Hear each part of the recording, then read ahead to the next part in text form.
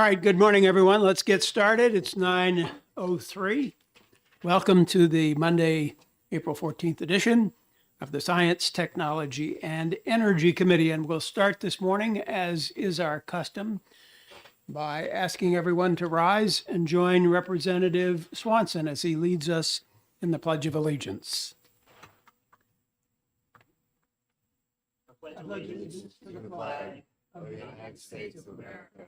And to the republic for which it stands, one nation under God, indivisible, with liberty and justice for all.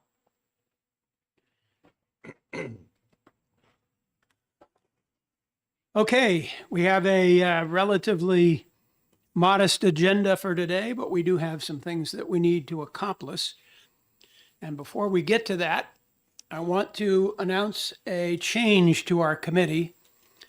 Representative Tom Ploget is no longer a member of this committee. And we have a new member to take Representative Ploget's place. And that representative is sitting in Representative Ploget's old chair. And his name is Representative Samburan de Chenier. I think.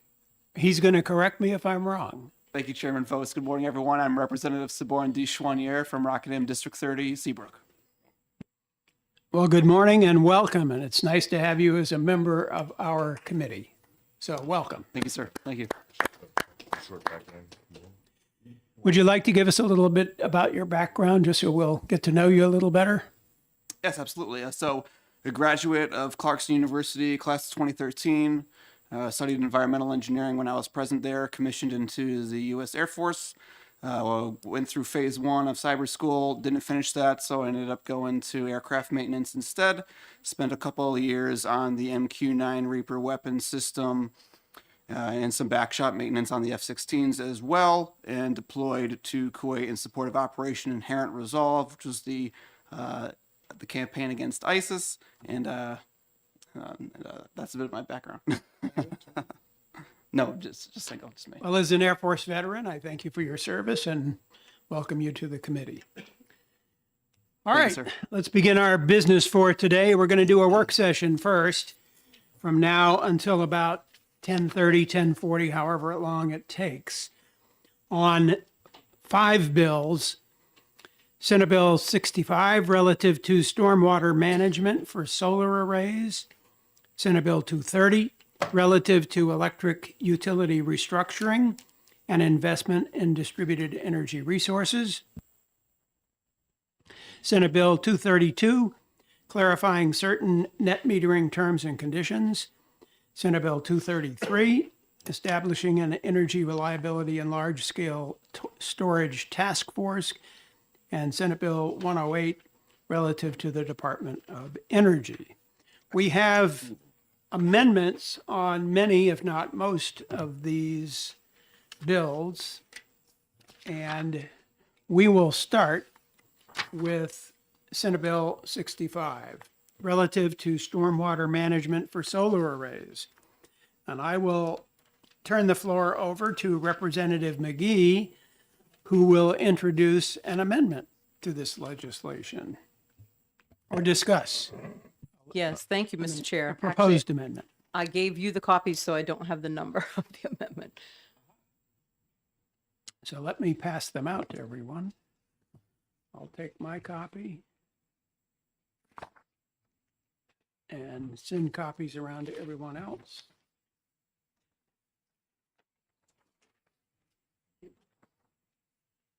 Here's the Thank second you. copy. Oh, thank you. Okay, Representative McGee, the amendment number is 1594H. Yes, thank you, Mr. Chair. This is an amendment that the chair and I discussed over the weekend, and we're co-sponsors on the amendment. It basically includes an additional sentence that was requested by New Hampshire Lakes Association and other members as well, that there be an exclusion for projects that are located within the shoreland areas pursuant to RSA 483B from permit by notification and shall instead require such projects to undergo the standard alteration of terrain permit review process. So they just wanted us to include that language. And so that starts on line 7 with the word these and concludes on line 10. So that's the change that the amendment makes to the original language of section 1, terrain alteration. That's it. Thank you. Any questions about the amendment? Representative Harrington. I'm just trying to make sure I got it clear. What I have down here is OTPA with Lakes, New Hampshire Lakes Amendment. I'm trying to clarify, was their amendment that no solar panels be within 250 feet or that anything within 250 feet undergo the full process? Do we know that one way or the other? I don't have the letter from the shoreland protection folks right in front of me. Actually, letters from multiple organizations, and they were requesting the same thing, that the process, that it be specified that the process that be used is the alteration terrain permit review process. So they wanted that specific language in here. And Answered my question. and my understanding is that there aren't any projects that have been cited within the shoreland protection areas. So would be a rare occurrence, but they just wanted this protective language in there. So Representative Harrington, to answer your direct question, it doesn't prohibit these projects from being located within these shoreland, protected shoreland areas, but what it does prohibit is the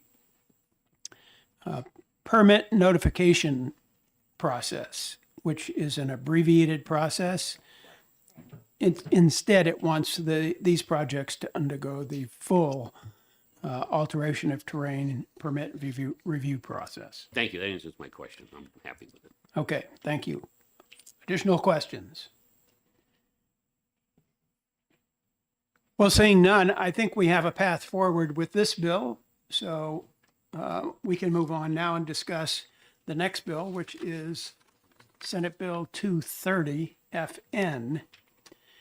And this bill is relative to electric utility restructuring and investment in distributed energy resources. During the public hearing on this bill, we determined that with the prime sponsor, that the definition added of advanced nuclear resources to House Bill 710 was superior to the one in this bill, which makes Section 1 of this bill not necessary.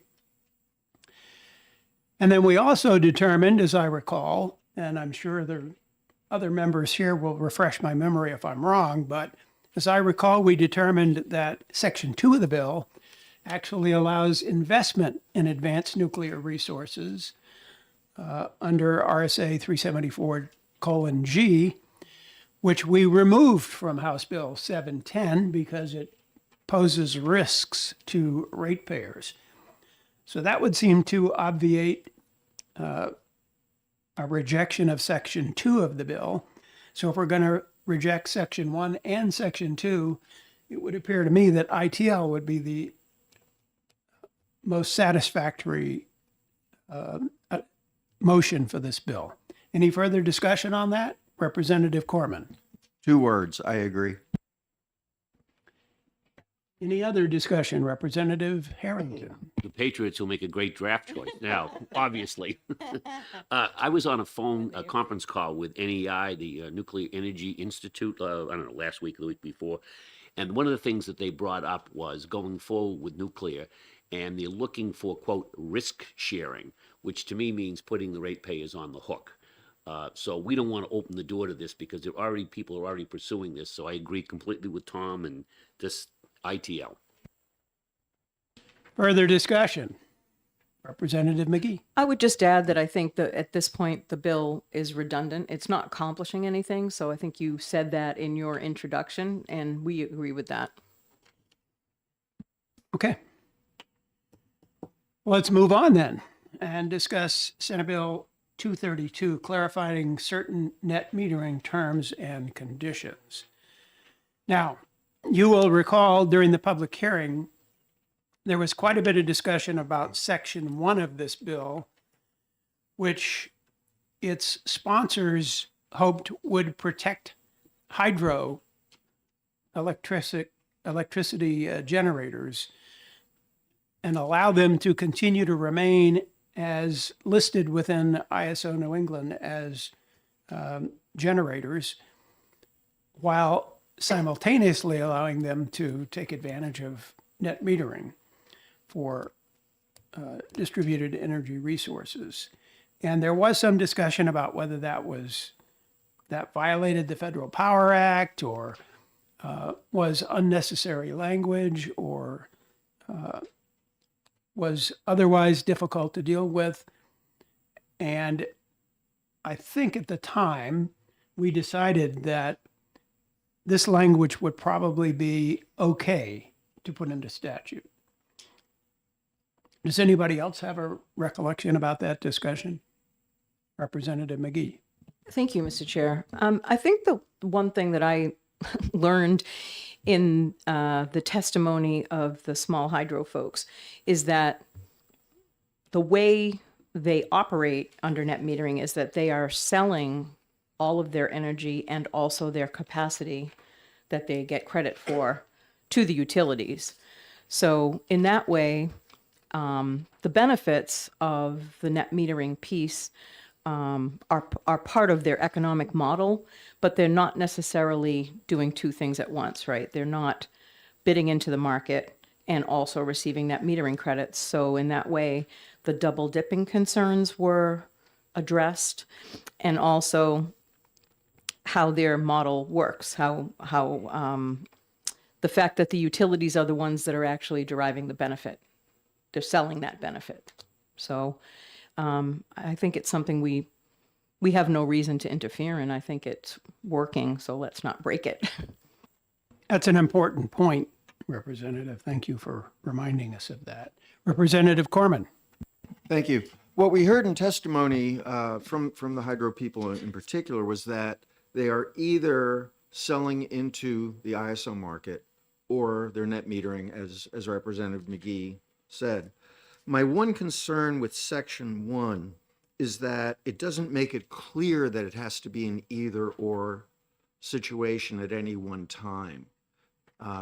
What the power producers told us was that they want to be able to remain listed in the ISO market in case they couldn't net meter or weren't going to net meter, because relisting could take a year, but that they weren't going to be doing both at the same time. So my concern is that the language of Section 1 doesn't preclude them from doing both at the same time. And maybe we need to add something saying that they don't have to delist as long as they're not actually actively selling into the market at the same time that they're net metering. Well, I'm going to take advantage. Representative Harrington, you want to comment on that? Boy, it's going to be a great draft. I agree with Representative Corman. I think that since we're bringing this issue up, we ought to clarify that part because it wasn't there before. My second comment is on the part in the lower part, starting at line 22, where it talks about changes in net metering, grandfathering, and all this stuff. And the reason I question that is because no one legislature is held in abeyance by a previous one.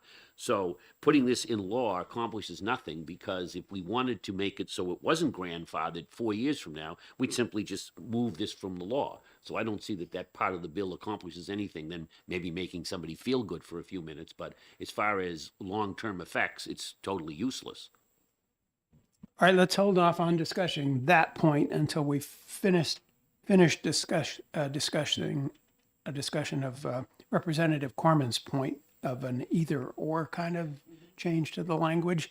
And I'm going to ask Ms. Heidi Kroll from the Granite State Hydropower Association to come up to the microphone and let us know whether language that makes this an either or situation is necessary, or if the language that's in statute is adequate. Could we have your opinion on that, please?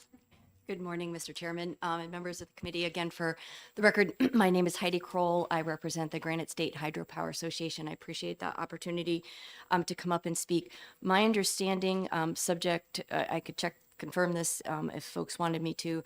My understanding is that there are a number of checks and balances around that, both with the utility participating, having these generators, deeming them eligible to participate and be on the net metering tariff, that's part of the requirement. I believe it's already also probably stated in the rules as well. The PUC, and now that's the DOE, has rules around net metering, and I think it's explicitly there as well. And of course, we agree, we're not looking for double dipping. There never has been double dipping. But I do think that there are checks and balances around that.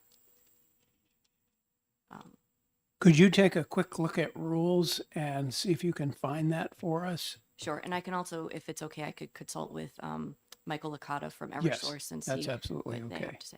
Yes. And we'll continue our discussion of other parts of the bill while you check into that. Yes. Okay, Thank thank you. you. Representative McGee? My question was, there was also reference to there being a federal prohibition on participating as a generator in the wholesale market while net metering. At least there was reference to that, which I never saw any evidence of, but I was wondering if there is any prohibition in doing both at the same time. Not in being considered a generator in the whole that participates in the market, right? Like your status as a small hydro being a generator that the ISO is aware of as an asset. So I think what I can say about this is that the way net metering is taking place in New Hampshire with respect to, I can speak for the hydros, that this is common practice, at least throughout New England, in terms of how this is handled. And I'm not aware of any sort of conflict with federal law around how that's being handled. And again, getting back to the, this issue of being clear in the law versus other places, I do believe that there are requirements in the tariff as well as in the rules that basically say you're in either one or the other, can't be in both. Yeah, and just to be clear, I wasn't trying to say that there was a prohibition in terms of we were doing something wrong. Mm-hmm. What I was trying to say is that the idea that you would be able to do both simultaneously, I think you're restricted from that. Yes, right? I'm not aware of any circumstances under which that could occur. Okay, Yep. thanks. Yep. Okay, thank you. Thank you. So we're now going to discuss Section 2 of the bill. Representative Swanson. Thank you, Mr. Chair. I was going to ask her for a question. You'll be back. So I'll hang on let to you go your to question. section 2, and I'll defer right now. Okay, thank you. So Section 2 of the bill, we have a couple of options. I have an amendment that removes Section 2 of the bill altogether, as was suggested a few minutes ago by Representative Harrington. And I also have an amendment, as does Representative McGee, that changes the wording of the lines of the text on lines 22 through 25.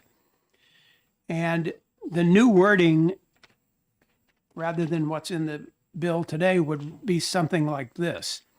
The Public Utilities Commission and the Department of Energy shall not make retroactive changes to net metering tariffs that were in place as of January 1st, 2025 for existing customer generators, group hosts, or municipal hosts, or change the participation qualifications or grandfathering terms so that they would be disqualified.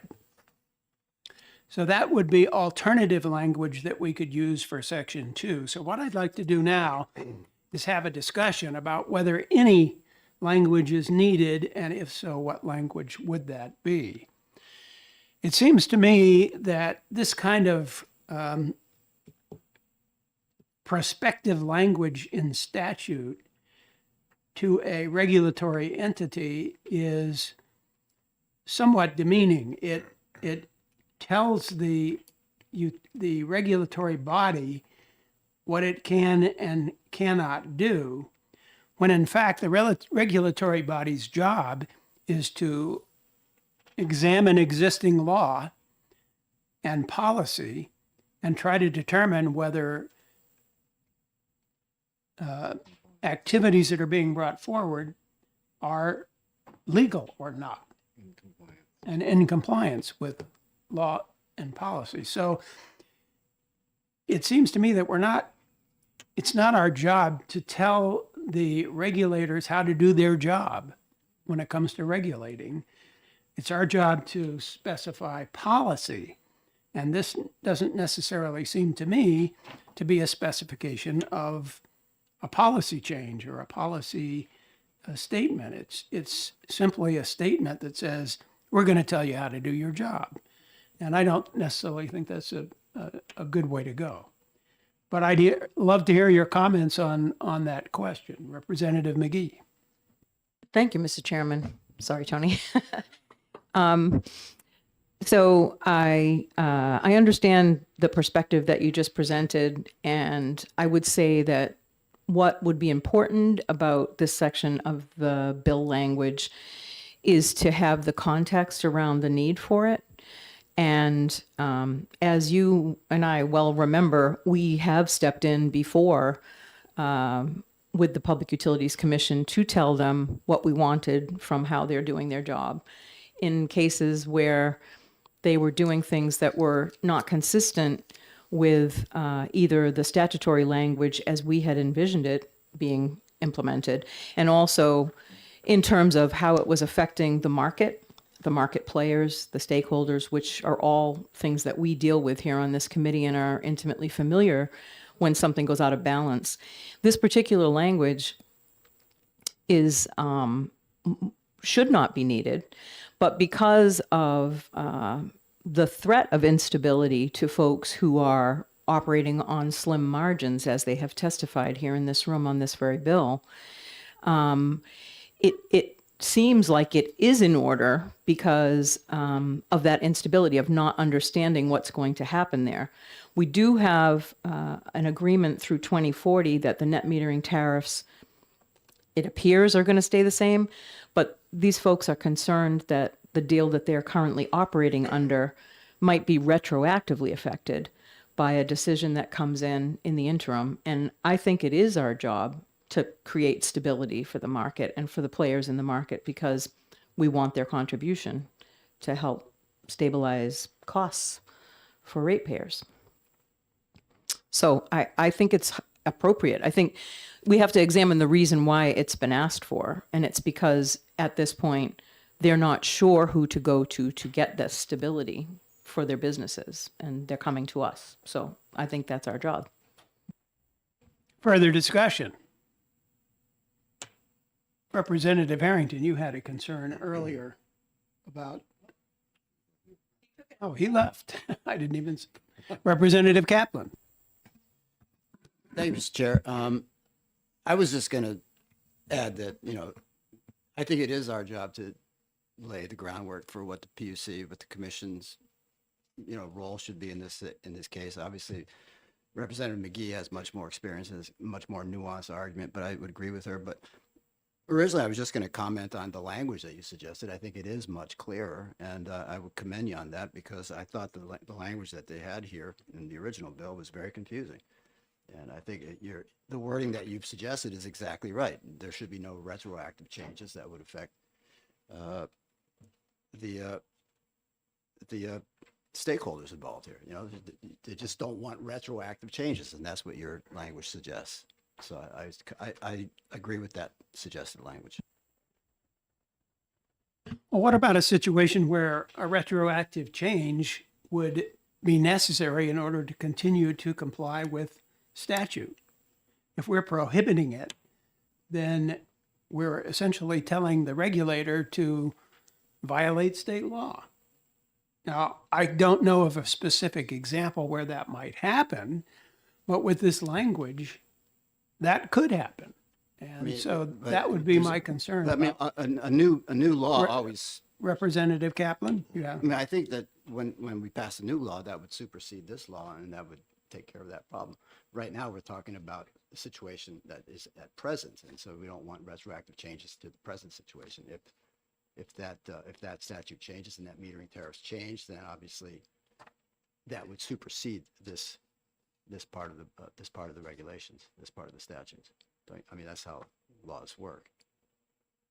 Understood, but circumstances change and specifics change with regard to applications for projects. And if we should find ourselves in a position where an applicant has made a request for a project and following the current statute would not be applicable to that project, staying in conformance with policy, then the regulator ought to have the ability to make changes as necessary. So that's why I'm thinking that maybe this language goes too far. Representative McGee? Thank you. Well, I mean, the language is very specific in that they shall not make retroactive changes to net metering tariffs that were in place as of January 1st, 2025. So it wouldn't affect future projects coming into the system. It's just trying to stabilize the existing participants. I think that's how I read it. It takes care of that. Okay, further discussion. Representative Mattson?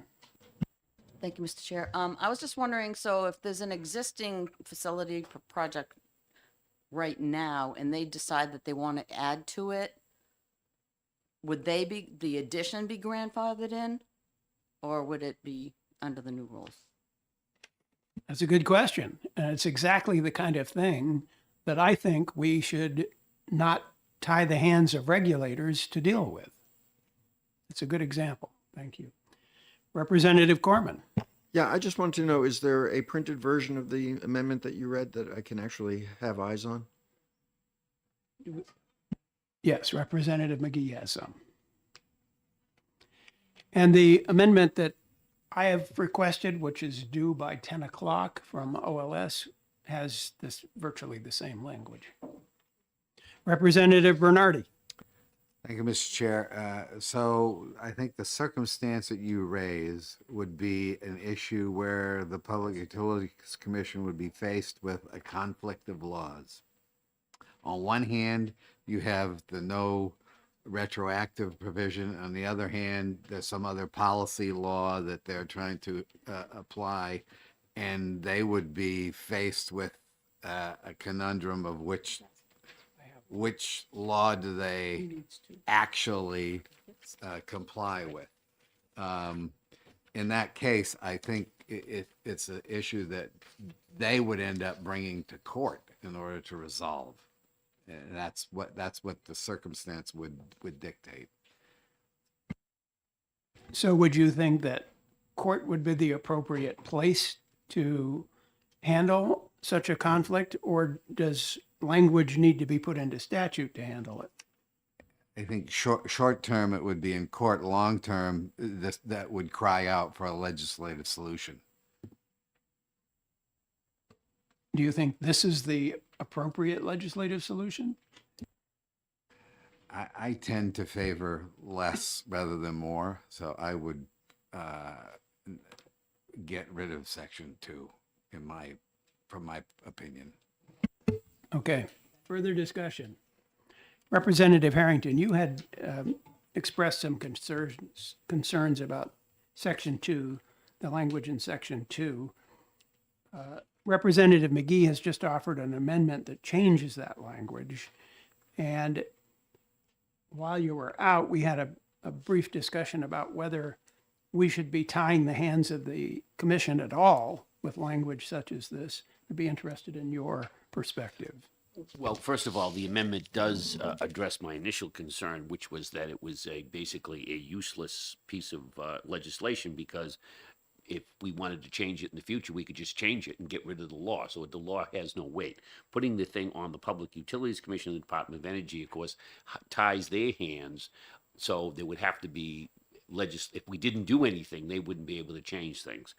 But I I think this is getting down a little bit into too nitty gritty of regulating the DOE and the PUC as far as what they could and could not do. Things could change 5 years from now, 10 years from now. Certainly, if you go back 10 years ago, things were a hell of a lot different than they are now, as far as electric markets and net metering and so forth. So I would be opposed to saying that statutorial they couldn't do something, because if something came up, it could take easily a year or more to get a statute change to allow them to fix something that needed to be fixed.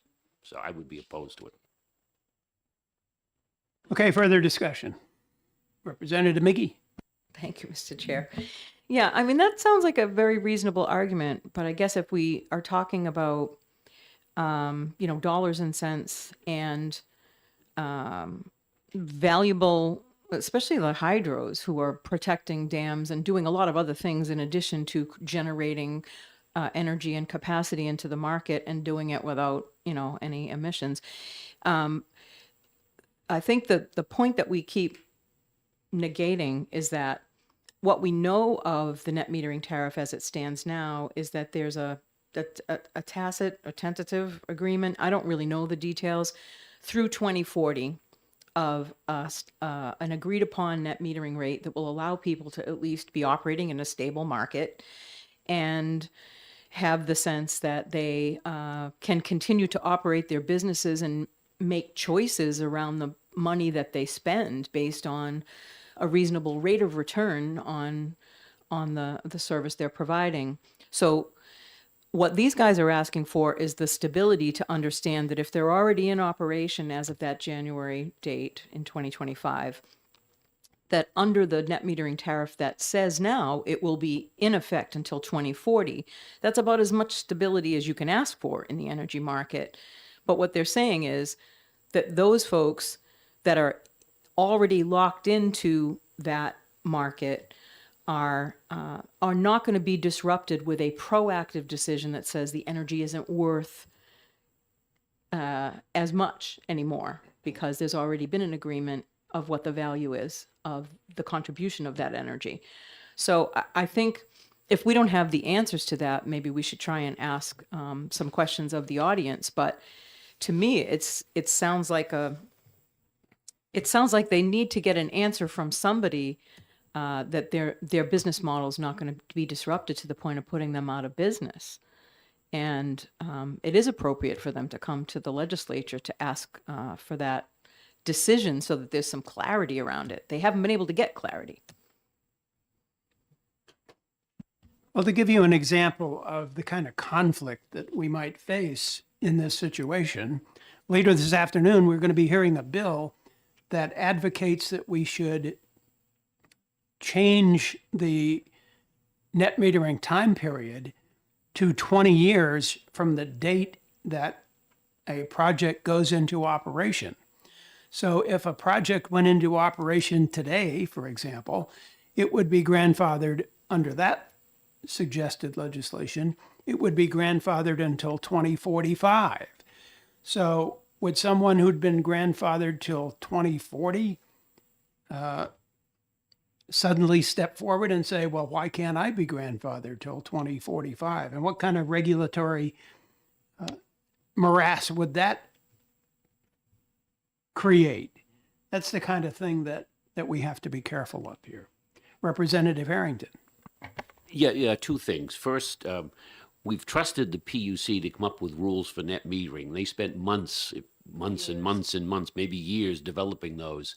And now they're out there and no one's talking about overturning the rules. We're saying they did at least an acceptable job. But now we're saying 10 years from now, if they decide circumstances change, we don't trust them to make that change in the correct manner.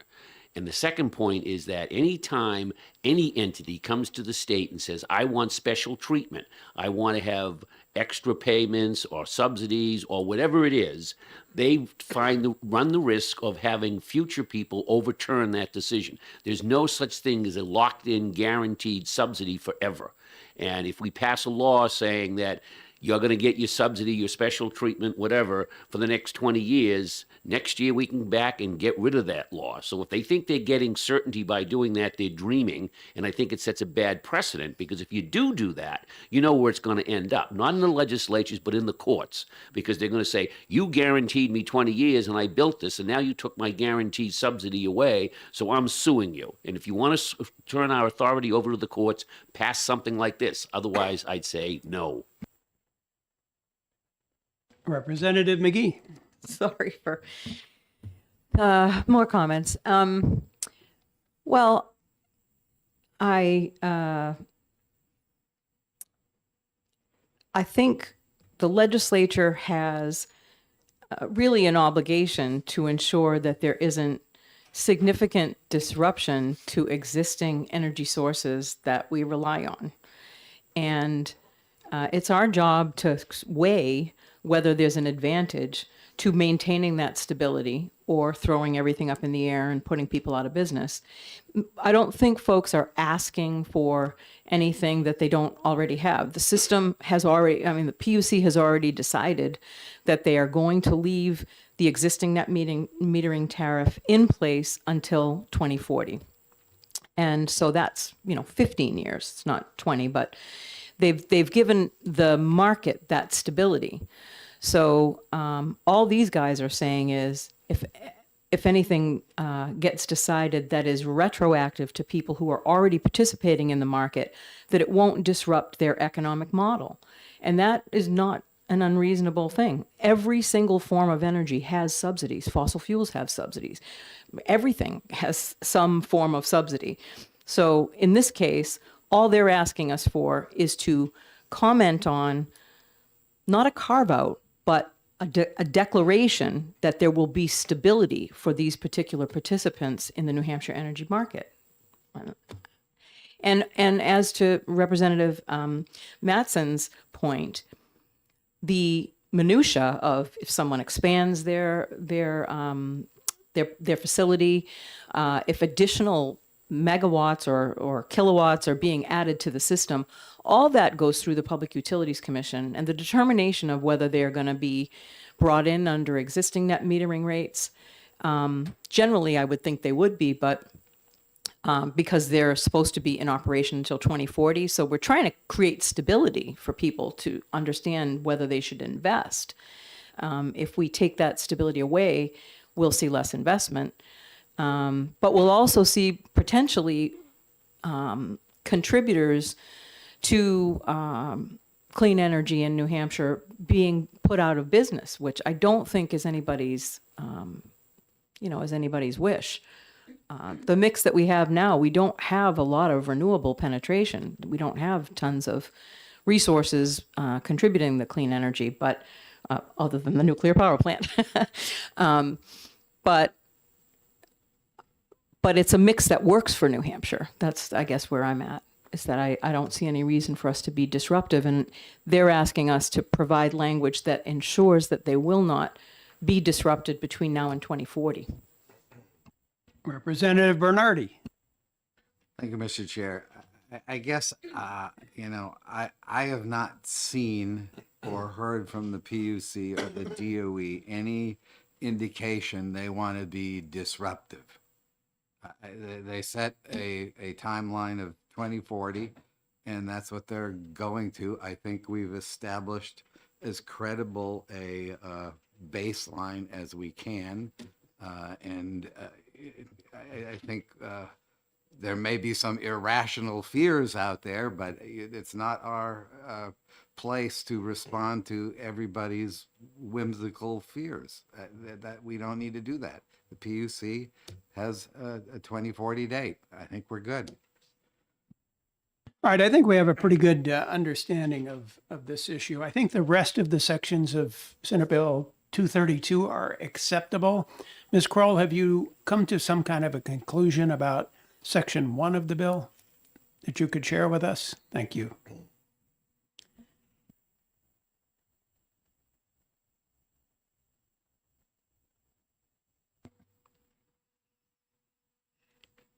Thank you, Mr. Chairman. literally, this is real time here. Michael Licata has drafted some language that I am awaiting feedback, and I think his attorneys he's waiting for feedback from them as well. So I will read it to you just so you know the direction that we are thinking. Let me just find it here.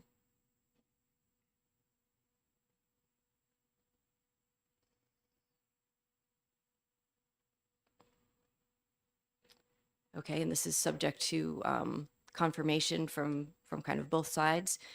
So at the end of section 1, there would be language that would read, renewable energy generators participating in ISO New England electricity markets must transfer ownership of energy capacity and ancillary services entitlements and any associated revenues and proceeds to the interconnected electric distribution utility to become eligible for net metering tariffs. So that is what we are contemplating at the moment for potential language, but we have not had the lawyers weigh in on this yet. I like it. I'm sorry. Representative McGee. My question would just be, I don't have any problem with that in the instance that that's what people are doing, but is that what all generators are doing? Is that they all sell to the utilities, or do they have customers other than the utilities? And if they do, would that prohibit it? So it would be those that are participating in the ISO New England market before participating in net metering. So I do think that there are certain generators that never list with ISO, such as I think some solar, for example, never lists with ISO, and so they wouldn't have this, I believe. And this, again, this is why we want to have the lawyers kind of take a look at it.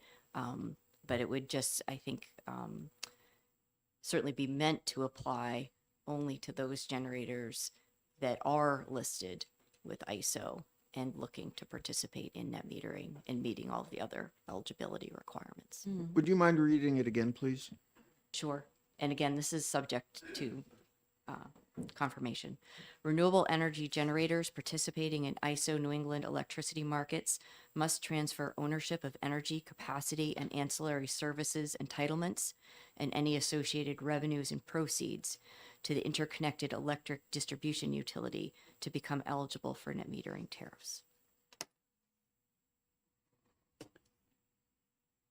Okay. So that is what we are looking at. There's only, as memory serve, if memory serves, there's only 40 or 50 generators that would fall into this. This is kind of gray a area uniquely anyway. hydro issue. Yep. And just back on your conversation around section 2, if I might make a comment there on that. It seems like you've settled on removing it, and that's something that we can live with. We haven't all decided that. Okay, there was discussion around that. I think from the hydro's perspective, the concern had been around obviously changes being applied retroactively. From what I understand, the way the current law is written, for facilities that were net metering and participating under the tariff that came into effect prior to 2017, statutorily, there's the 2040 assurance in the law. It does not apply in the law for facilities that, so that was called, that very first tariff, net metering 1.0, was called the standard tariff. And there is language in law about the 2040. If you are now working or operating under the net metering tariff 2.0, that is not referenced in the law, and that doesn't technically the PUC has said the 2040 will apply, but the law doesn't say that. And so in some correspondence we got from Josh Elliott from the DOE, he kind of pointed us to this section and said, you know, maybe look here. And so I realized, you know, a lot of moving pieces here, but so the current law reads, standard tariffs that are available to eligible customer generators under this section shall terminate on December 31st, 2040, and such customer generators shall transition to tariffs that are in effect at that time. And again, it's referring to the standard tariff, which has a very specific meaning in the law. Potentially, as an alternative to Section 2, we could mirror that language and simply say alternative tariffs that are available to eligible customer generators under order number 26029 shall terminate on December 31st, 2040, and such customer generators shall transition to tariffs that are in effect at that time if they have not already voluntarily transitioned to a new tariff. And you may recall, and I'm sure the chairman does, we have the way the current system works, if a new tariff comes into place, an entity or generator can move to that tariff voluntarily, but they can never go back. Once they've made that move forward, they can never go back. So it is more narrow, and it mirrors current language that we have in law and kind of really zeroes in on I think, the primary concern of the hydros. So I offer that to you for your consideration, but I respect whatever decision you decide to make. So it's 10 minutes of 10, and we want to have an executive session on this bill after 11, and OLS requires an hour to get a bill submitted and returned to us. Do we have time to put this together? I would be happy to hand my sheet of paper over to someone if they wanted to have it drafted as an amendment. I don't have experience with OLS, so I I can't speak to their speed, but I would be happy to, if this is something the committee wanted to consider, I would be happy to help facilitate. Could you work with either Robin in the admin office or Davis Allen in the back to generate a typed copy of your proposed amendment language for Section 1 and Section 2 and try to get that put together in the next 10 or 15 minutes? I will do my best. Okay, thank you. Thank you. Representative Corman. Thank you. An alternative strategy, if we can't get the amendment in time for 11, would be to recess the exec on that particular bill and then take it up in the afternoon. Potentially, we could do that. Yep. I'm not sure if we can recess and then resume that quickly, but I'll check. Make sure we can do that. Okay, I see that. Representative Harrington. Reiterate what I just said. Codifying a PUC decision, first of all, I don't think is a good idea. There's hundreds of them out there. And we're going to start looking at those, which ones we're going to selectively put into law, I think is a lesson of futility. But regardless, we put this in, and then the certainty that they're looking for is false, because next year, the year after, 5 years from now, the legislature could simply come in and say, we're taking it out. And I reiterate, if we did that, we certainly have the authority to do it, but I'll guarantee you someone will take it to court, and then the courts will make a decision on what the energy policy and not the legislature. So I think this is a big step in the wrong direction. Okay, thank you. When you get that document put together, let me know. Okay, thank you. One of us will walk it over to OLS on our own. Let's move on. Senate Bill 233, establishing an energy reliability and large-scale storage task force. I have an amendment that changes the substance of the task force idea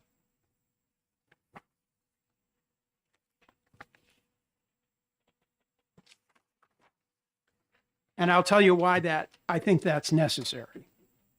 So the day after this bill was introduced to the committee, I went to a chairs and vice chairs meeting, and Paul Smith, the House clerk, announced to the meeting that all Senate bills had been distributed to committees. And we all had all our Senate bills. And everybody was happy to hear that. And then the speaker said, if any of those bills that you've gotten from the Senate create a study committee or a commission, I don't want you to move forward with those bills. So I raised my hand and I said, Mr. Speaker, I said, yesterday we heard a Senate bill that creates a task force. And when I asked the prime sponsor what the difference between a task force and a commission was, he stated, there is none. And Speaker Packard immediately said, kill it. Well, I think this subject, because it addresses reliability, is too important to kill. So I did some brainstorming, talked with Sam Evans Brown of Clean Energy New Hampshire, and came up with the idea that we should add the substance of the task force responsibilities to the Grid Modernization Advisory Group, which is an existing group that's already established via statute. So I have submitted an amendment that adds the four tasks that the task force would have grappled with to the tasks that will be done by the Grid Modernization Advisory Group. That is the substance of the amendment, which is amendment number 1592H, which I just passed out to you. And so I think this is an elegant solution. It allows us to not lose track of the importance of reliability and the importance of energy storage without creating a new commission or study committee within the legislature, which the speaker assures me he's having tremendous difficulty staffing. So I think this is a good solution to this problem, and I'd be interested in your reaction, Representative Bernardi. Thank you, Mr. Chairman. So I like the concept. Embedded in the bill, or the task force bill that we looked at, was some timelines to advance some reports and interim reports. Do you envision this modernization advisory group having the capability of kicking out some selected reports on these items with due speed?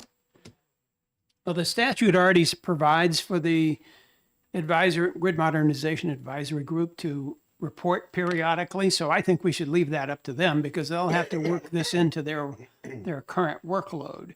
I don't think it's necessarily appropriate for us to be specifying this part of their workload as requiring one report while other parts of it require a different report. So let's just leave that up to them.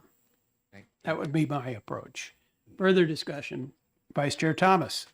Thank you, Mr. Chair. I agree. I believe this suggestion for an amendment takes care of a lot of issues, and without more committees being formed, and it gets to the heart of what this bill was anyway. So I think it's a good move. I would support that. Representative McGee? Yeah, I concur with all that. It seems like it makes sense to have it in the Grid Modernization Advisory Committee because those folks are supposed to be looking at grid reliability, and storage fits right under that. So I don't know why we didn't think of it before. Maybe it's because the constituents that were coming in here were just battery focused, and so they wanted their own bill and their own task force. But I think it makes perfect sense to use the existing body to have them just expand what they're looking at to answer those questions. I also discussed this amendment with Jim Andrews from Granite Shore Power. He was one of the strongest advocates for the original task force idea, and he agreed that this was an elegant solution to that task force issue. So he's on board with it as well. Representative Harrington? Sorry about that. First of all, I think this is a good idea. Why create a new commission that we don't need? I agree with them completely on that. The only thing I would say, if we're going to address this issue, maybe there's a couple of other things we should look up, and that is most of these issues that we're talking about are regional. I mean, we like to think we're New Hampshire and we're here by ourselves and we can make our own policies and laws, but the fact is we can't. The electric grid is all of New England with the exception of a little bit of Maine, which is actually electrically part of Canada. So we need to work with the other states on any type of policies on reliability of the grid. And I think since we're modifying this, this would be a great time to put that in there, to say that they're tasked with dealing with ISO New England, NESCO, and other states. And I would also recommend, because of that, something that's going to be legislative involved in the other states, that we add a House or a Senate member or both to this advisory group, because right now there isn't one. And if for nothing else, I think they could bring some reason to, that idea is never going to fly, don't bother with it because it'll never pass the House or it'll never get implemented. I just think that not having anybody there from the Senate or the House is a gap, and not having a regional approach to it is a big mistake, because anything we come up with as a whole in New Hampshire, unless we go forward and move out of ISO New England, is going to be useless. So we need to make sure that they're doing it regionally. I understand your concern, but I think it's covered by existing legislation. Don't forget, we've already directed the Department of Energy to advocate forcefully for our state policy in these regional organizations, such as the one you mentioned, NESCO. And they are legislatively charged by this legislature to do that advocacy. Furthermore, the Grid Modernization Advisory Group is underneath the Department of Energy. It's supervised by the Department of Energy and administratively supported by the Department of Energy. So I think your concerns are already addressed by the fact that the DOE is involved, number one, and two, that the DOE is charged with advocating for us on a regional basis. Follow up? Follow up. Yeah, looking at the law, it talks about the following voting members, one of which is the DOE, and then the consumer advocate, and then there's a whole list of people that are outside of government.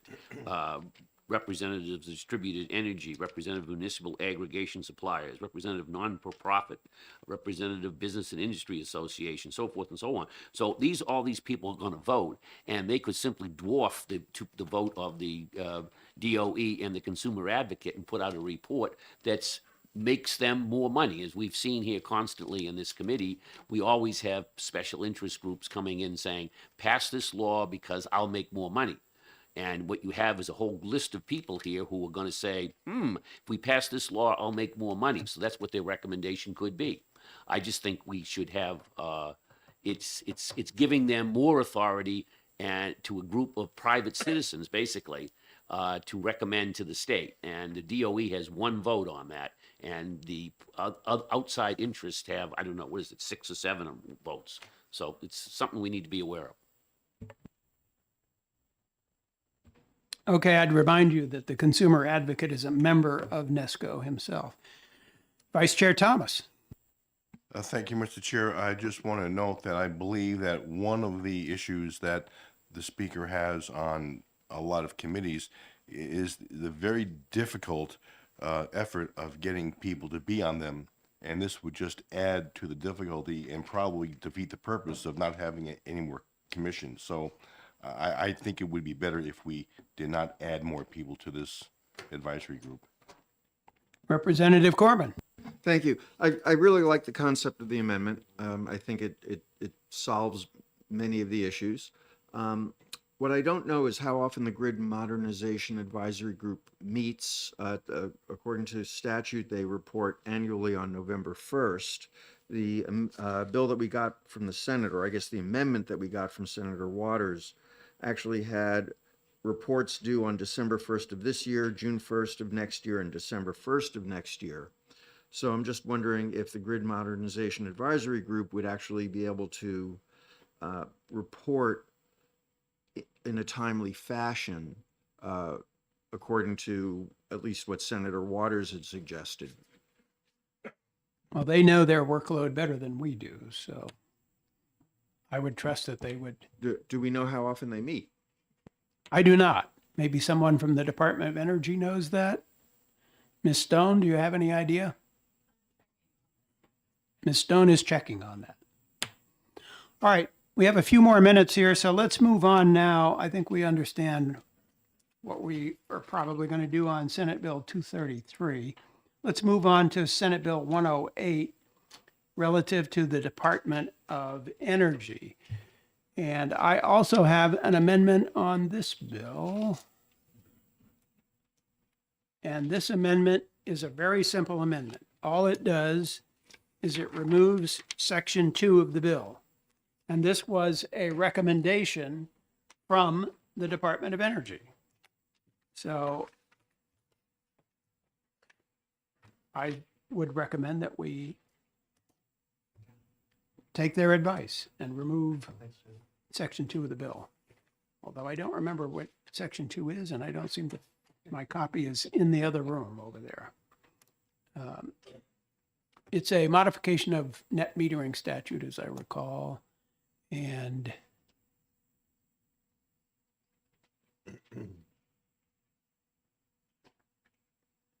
does anybody have a copy of the bill? No. Good. Thank you. I got one. Thank you. Oh, yeah. So Section 2 deletes a whole bunch of language that is no longer relevant because it's obsolete or outdated. And it starts on line 8 of the original bill, and it goes on page 1 of the original bill and goes all the way to page 2, line 21. So it deletes a significant portion of the bill. But the Department of Energy told me that they thought the language wasn't necessary. And with regard to leaving the existing language in statute, even though it's kind of obsolete, they said that happens all the time in statute. So they felt that in order to make this bill uncontroversial, that the easiest thing to do would be to remove Section 2 altogether and then pass the rest of the law, which I think everybody who testified during the public hearing indicated seemed to be reasonable changes to existing statute that clean up some ambiguity in existing statute. So that's what I propose we do on this bill, and I'm interested to hear what reaction you may have to that idea. Representative McGee? Thank you.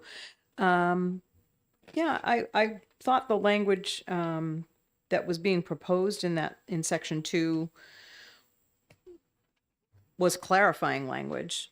So I'm surprised that they want to pull it back because it seemed like it was certainly a lot more clear than what they've struck through, which was extremely detailed and convoluted language, I think. So again, what's the main reason for them not wanting the language? That I think, didn't they give us this original language that's bolded here? I'm not sure where the original language came from. But the reason they thought that we might want to delete it is because there was some controversy about the language on page 1, starting on line 30 and going over to line 4 of page 2, language about net metering tariffs shall be identical with respect to rates, rate structure, charges to the tariff under which a customer generator would otherwise take default service supply. Standard tariffs shall be made available until such time as commission-approved alternative net metering tariffs approved by the commission become available. So some of this language is a little bit contradictory to what's in Senate Bill 232. And so they thought, we don't really need this language that much, so why not just remove it?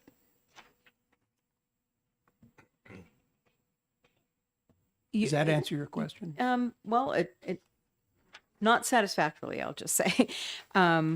It seems to me like this language is consistent with 232 in that it's also seeking to make clear what happens under certain circumstances so that the rates remain consistent. So I don't know if there's anybody here that can speak to this from DOE. Maybe Ms. Stone, you could. Yeah, she looks like she could. Excuse me, one of the people. Yes, Representative Harrington. The PUC objected to this as well. That was the reason for the Department of Energy saying, "Oh, okay, we'll take it out." They were strongly opposed to it, if you remember. On Yes, what basis? thank you for Can you reminding tell me us? of that. They thought it was usurping their authority to do their job. So, Ms. Stone, did you have a comment you wanted to share with us? Sure. Thank you, Meg Stone with the Department of Energy. So this was just meant as clarifying language from the department. However, the PUC did raise some concerns about it, and we thought it at this time just dropping that section would be easiest. Then we can work with them on something that is okay for everybody and move forward with that maybe next year or. Do you have any detail on what their exceptions to it? I don't. There might be someone here who could speak to that from the PUC. Because I just want to say, in reading it, it says each net metering tariff shall be identical with respect to rates, structure, charges, to the tariffs under which a customer generator would otherwise take default generation supply service from the distributed utility or the distribution utility. So standard tariffs shall be made available to eligible customer generators until such time as the commission approves alternative net metering tariffs approved by the commission.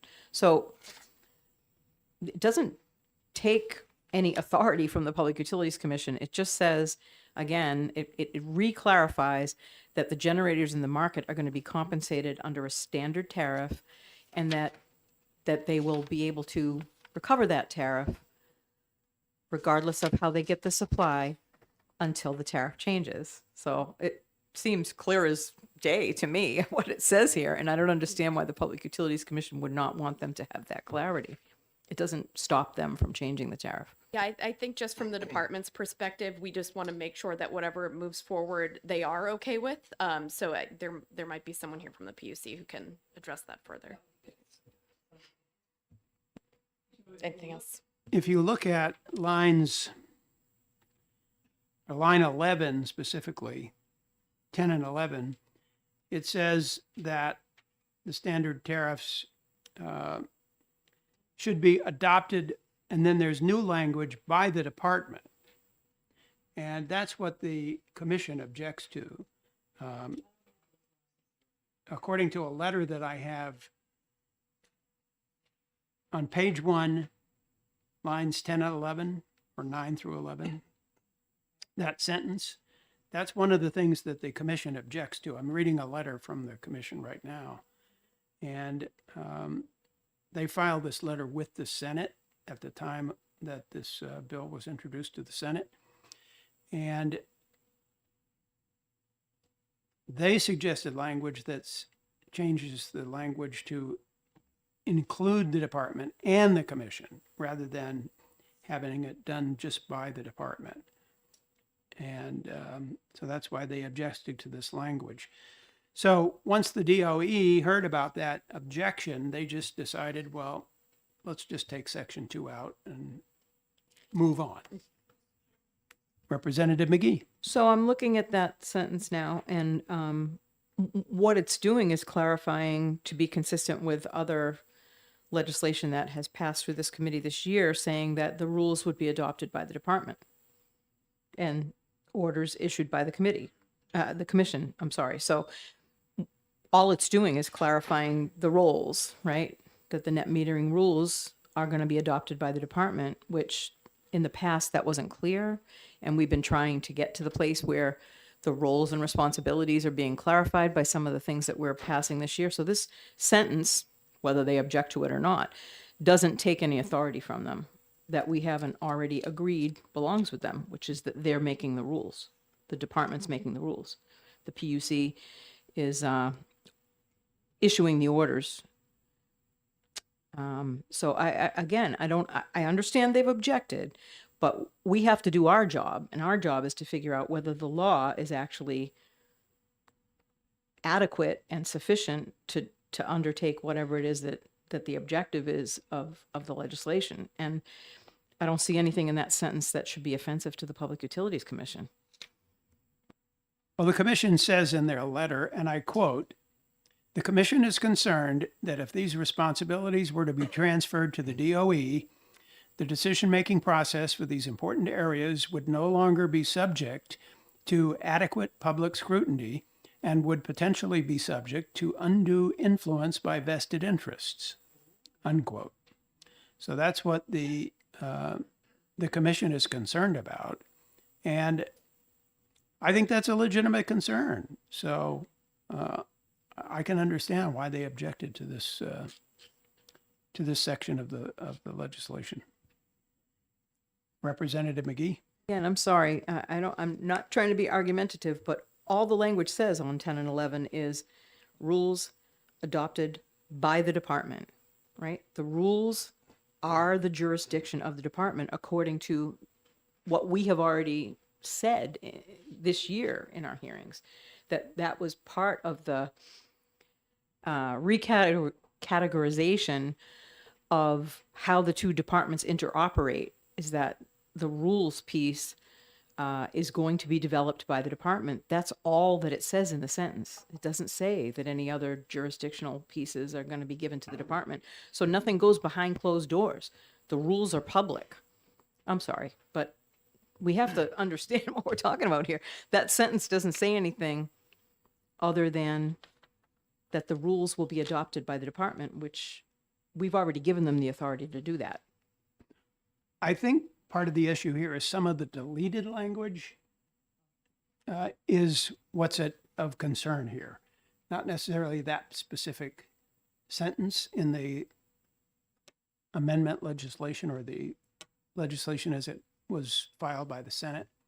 So I think the easiest course of action here would be to take section 2 out, since the department and the commission both favor that approach. I think that's probably the approach that would work best in this situation. Okay, I will stand down. Representative, before I recognize Representative Swanson, Ms. Kroll, what's the status of generating some text? Please. You know, you're going to put it to work today. We're going to make you earn your salary today. Thank you, Mr. Chairman. So Robin here in the office is corresponding with OLS, and I asked or suggested that OLS have 2 amendments. So one is going to be your amendment that takes out section 2, but amends section 1 with the language that I read to you earlier.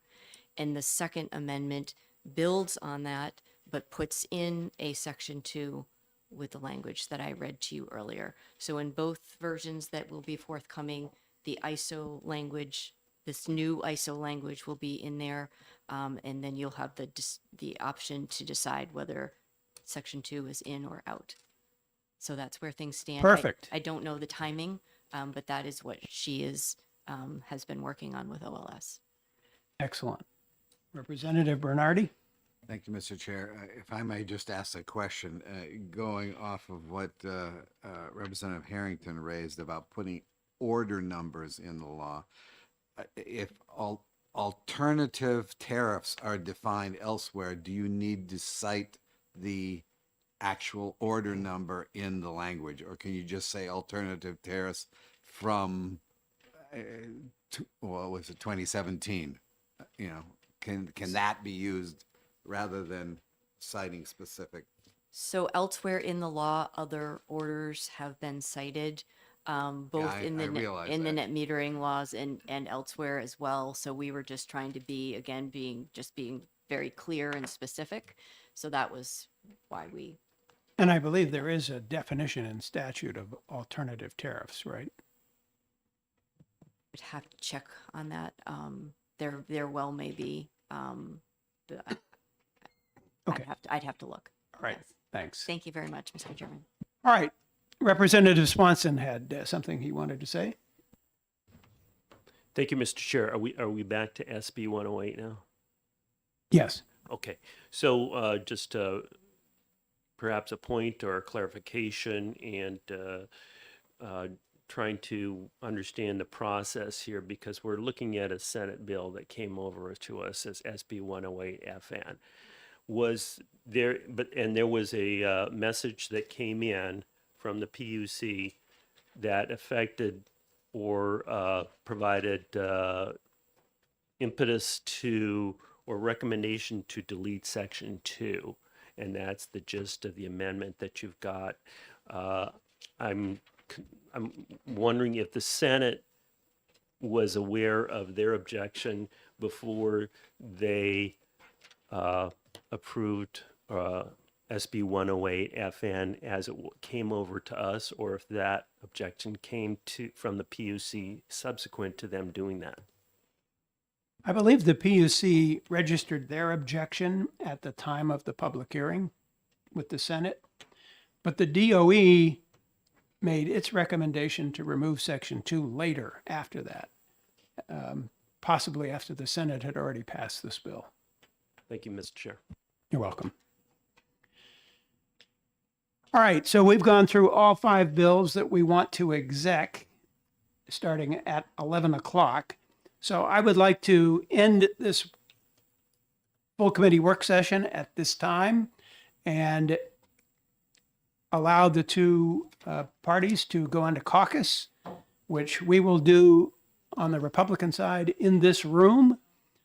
So I would ask everyone here who is not a member of the Republican caucus to exit the room at your convenience so that we can have a little discussion. And we'll see you all back here at 11 a.m.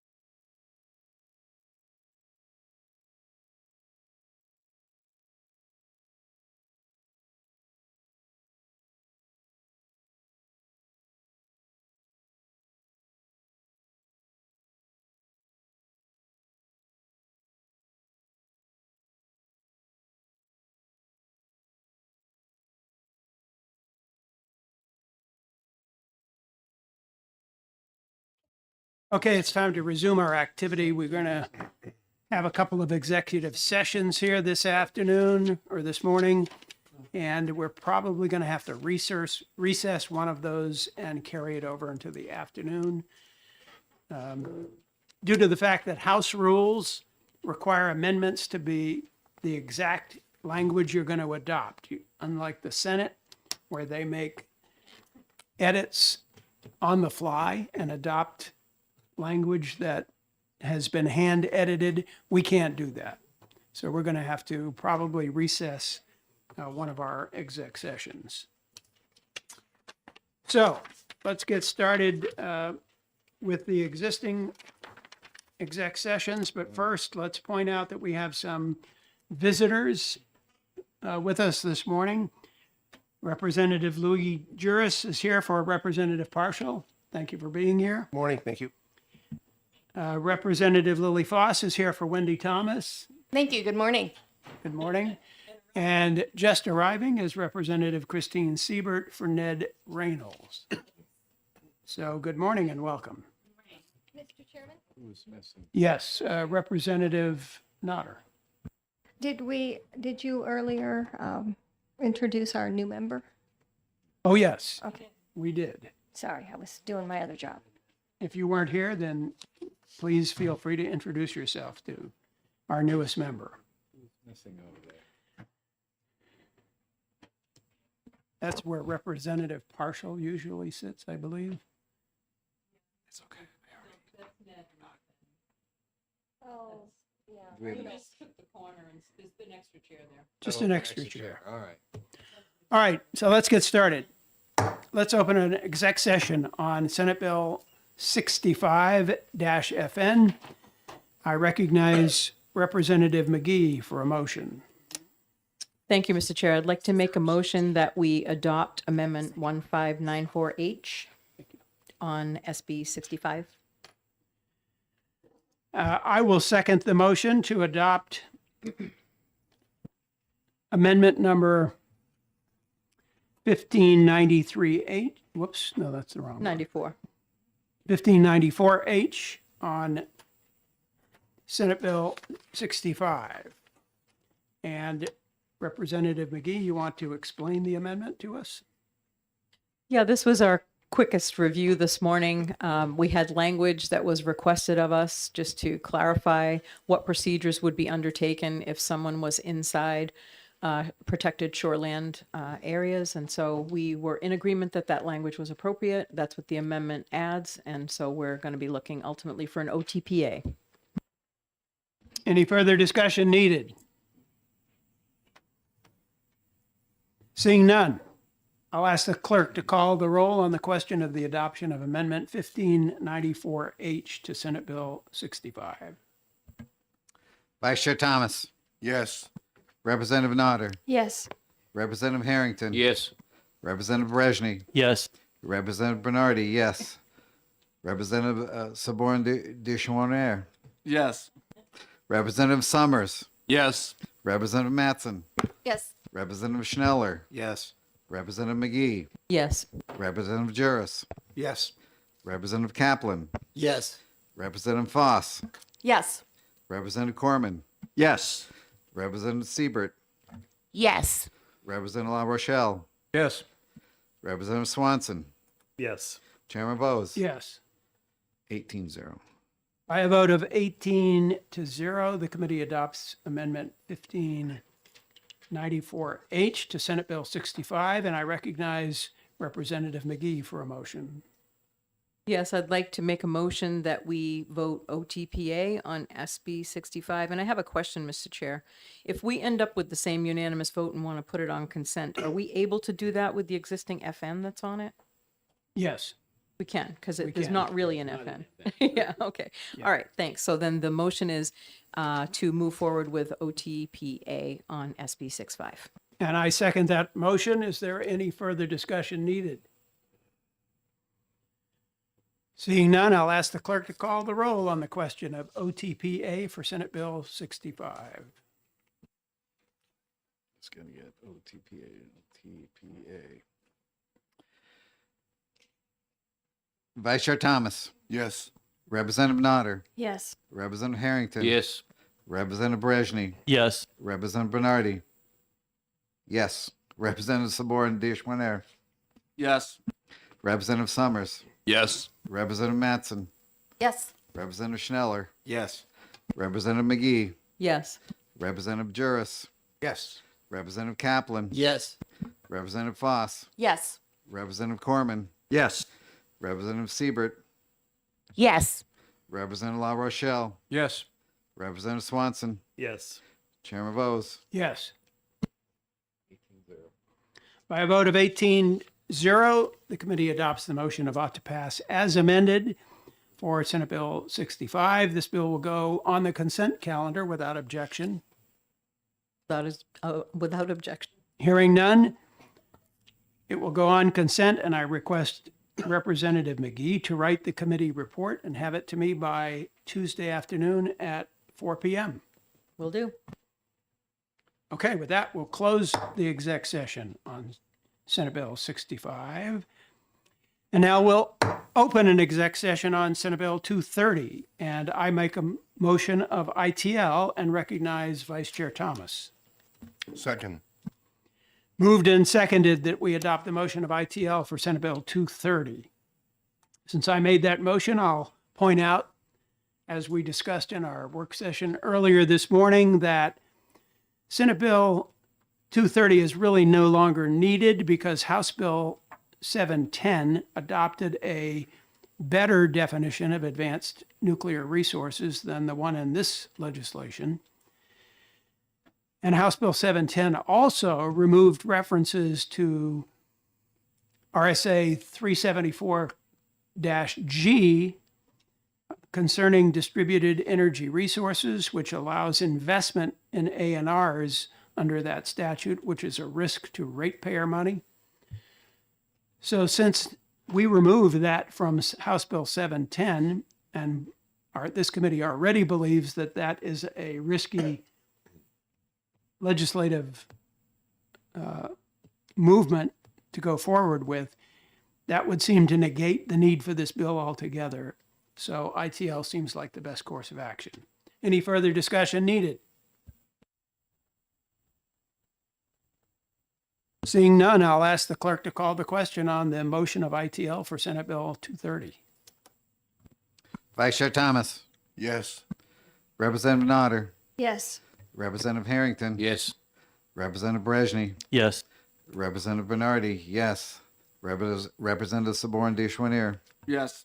Representative Summers, Yes. Representative Matson, Yes. Representative Schneller, Yes. Representative McGee, Yes.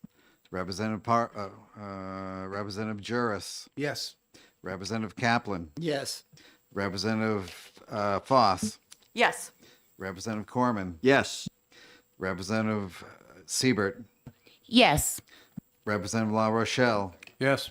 Representative Swanson, Yes. Chairman Bose, Yes. 18-0.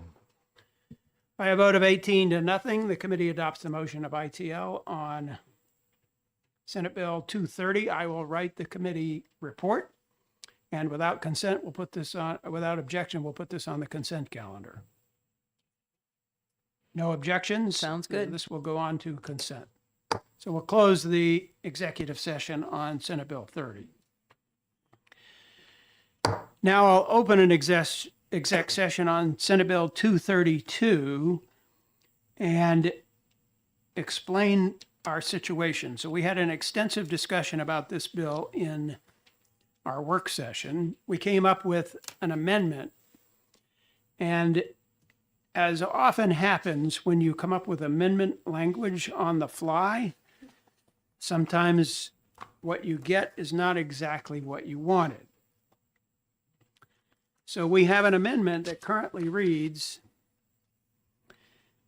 to be eligible for net metering tariffs, renewable energy generators in ISO New England electricity markets shall transfer ownership of energy capacity and ancillary services entitlements, along with any associated revenues and proceeds, to be interconnected to the interconnected electric distribution utility. That's what we have an amendment in hand to do. However, it's been pointed out that transfer of ownership is not the language that we really should have here. So what it really should say is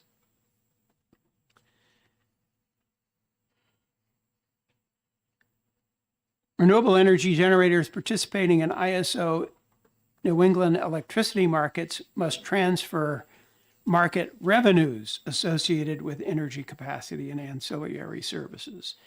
So we need to strike the word ownership and insert instead market revenues associated with in a new amendment. So given that reality, yes, Representative Corman. Thank you. Maybe I missed it, but when you read that amendment, I didn't hear the part about it applying to net metering. Was that in there and I missed it? Because I know that's what Ms. Kroll read, that it would be applying to net metering. Yes, I didn't read the whole amendment. I just read the one sentence that needs to be changed, and it does apply to to be eligible for net metering tariffs. Renewable energy generators in ISO New England electricity markets shall, and then the new language will be transfer market revenues associated with energy capacity and ancillary service entitlements, along with any associated revenues and proceeds to the interconnected electric distribution utility. Thank you. That sounds good. So we're going to have to go back to OLS to get that language change made. We will do that during our lunch break. So I am going to now recess the exec session on Senate Bill 232 and set a time certain to resume the executive session at 1 o'clock this afternoon. So, exec session on Senate Bill 232 is recessed until 1 o'clock. Now, we will move along. Next, we'll open an exec session on Senate Bill 233. And I will recognize Representative Bernardi for a motion. Thank you, Mr. Chair. I move to pass with Amendment 1592H. Chair recognizes Vice Chair Thomas. Second. Moved and seconded that we adopt the motion of OTPA with Amendment 1592H. And Representative Bernardi is recognized to explain the motion. So as we discussed this morning, this basically embodies the work of the task force, which was the nature of SB 233, into the grid modernization group as their tasking, the grid modernization advisory group as their tasking. So this eliminates the need to create another organization. It just broadens the scope of an existing group that should realistically deal with these tasks. Okay, discussion. Representative Corman. Thank you. One question asked this morning was how often the Grid Modernization Advisory Group meets, and I think Ms. Stone was going to get us that information. Ms. Stone, do you have any information on that? Please enlighten us. Thank you.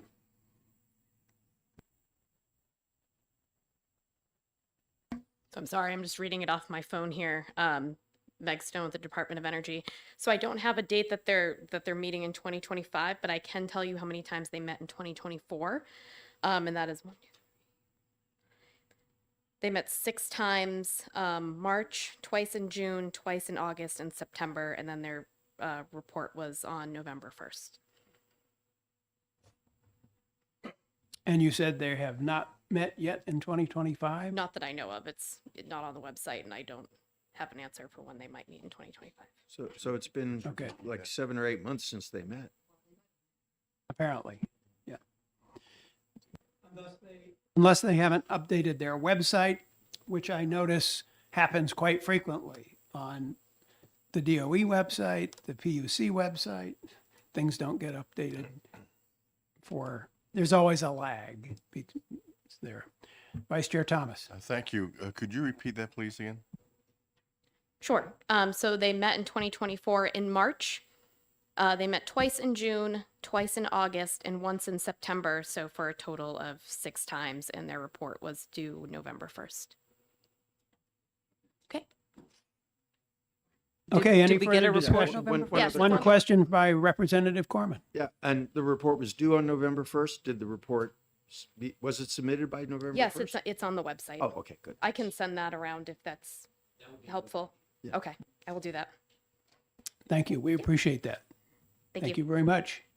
Further discussion? All right, seeing none, I'll ask the clerk to call the roll on the question of the adoption of Amendment 1592H to Senate Bill 233. Vice Chair Thomas, Yes. Representative Nodder, Yes. Representative Harrington, Yes. Representative Brezhny, Yes. Representative Bernardi, yes. Representative Saborin Dishwanier, Yes. Representative Summers, Yes. Representative Matson, Yes. Representative Schneller, Yes. Representative McGee, Yes. Representative Juris, Yes. Representative Kaplan, Yes. Representative Foss, Yes. Representative Corman, Yes. Representative Siebert, Yes. Sorry. Representative La Rochelle, Yes. Representative Swanson, Yes. Chairman Bose, Yes. 18-0. All right, so by the vote of 18-0, we adopt Amendment 1592H to Senate Bill 233, and I recognize Representative Bernardi for a motion. Thank you, Chair. I move ought to pass as amended on SB 233 FN. Recognize Vice Chair Thomas. Second. Moved and seconded that we adopt the motion of ought to pass as amended by 2025-1592H, Senate Bill 233. Any further discussion needed? Seeing none, I'll ask the clerk to call the roll on the question of ought to pass as amended. Vice Chair Thomas, Yes. Representative Nodder, Yes. Representative Harrington, Yes. Representative Brezhny, Yes. Representative Bernardi, yes. Representative Saborin Dishwanier, Yes. Representative Summers, Yes. Representative Matson, Yes. Representative Schneller, Yes. Representative McGee, Yes. Representative Juris, Yes. Representative Kaplan, Yes. Representative Foss, Yes.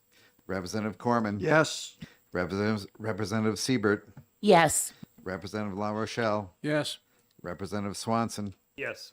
Chairman Bose, Yes. 18-0. By a vote of 18-0, the committee adopts the motion of ought to pass as amended on Senate Bill 233 FN. Without objection, we'll put this on consent, No objection. and Representative Bernardi will write the committee report, which I need by 4 o'clock on Tuesday afternoon, please. And with that, we'll close the exec session on Senate Bill 233.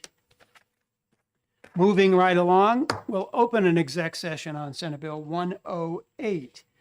And I will make a motion of OTPA and introduce Amendment 2025-1585H and recognize Vice Chair Thomas. A second. Moved and seconded that we adopt amendment, I'll just read it to you. It says, amend the bill by deleting Section 2 and renumbering the original sections 3 through 11 to read as 2 through 10, respectively. That is the extent of the amendment. All it does is remove Section 2 from the bill, which the Department of Energy recommended that we do in order to avoid any controversy over the adoption of the rest of the bill, because there was an objection to Section 2 by the Public Utilities Commission. Is there any further discussion needed? Seeing none, I'll ask the clerk to call call the roll on the question of the adoption of Amendment 1585H. Vice Chair Thomas, Yes. Representative Nodder, Yes. Representative Harrington, Yes. Representative Brezhny, Yes. Representative Bernardi, yes. Representative Sabor and Dishwanier, Yes. Representative Summers, Yes. Representative Matson, Yes. Representative Schneller, Yes. Representative McGee, Yes. Representative Juris, Yes. Representative Kaplan, Yes. Representative Foss, Yes. Representative Corman, Yes. Representative Siebert, Yes. Representative La Rochelle, Yes. Representative Swanson, Yes. Chairman Bose, Yes. 18-0. By a vote of 18-0, we adopt Amendment 1585H. I now make the motion of ought to pass as amended on Senate Bill 108 and recognize Vice Chair Thomas. Second. Moved and seconded that we adopt the motion of ought to pass as amended by 2025-1585H. Any further discussion needed? Seeing none, I'll ask the clerk to call the roll on the question of ought to pass as amended. Vice Chair Thomas, Yes. Representative Nodder, Yes. Representative Harrington, Yes. Representative Brezhny, Yes. Representative Bernardi, yes. Representative Sabor and Dishwanier, Yes. Representative Summers, Yes. Representative Matson, Yes. Representative Schneller, Yes. Representative McGee, Yes. Representative Juris, Yes. Representative Kaplan, Yes. Representative Foss, Yes. Representative Corman, Yes. Representative Siebert, Yes. Representative La Rochelle, Yes. Representative Swanson, Yes. Chairman Bose, Yes. 18-0. By a vote of 18-0, the committee adopts the motion of ought to pass as amended on Senate Bill 108. Without objection, this bill will go on consent. No objection. I will write the committee report and have that to myself by 4 p.m. on Tuesday. I'm impressed. Okay. What happens if you don't?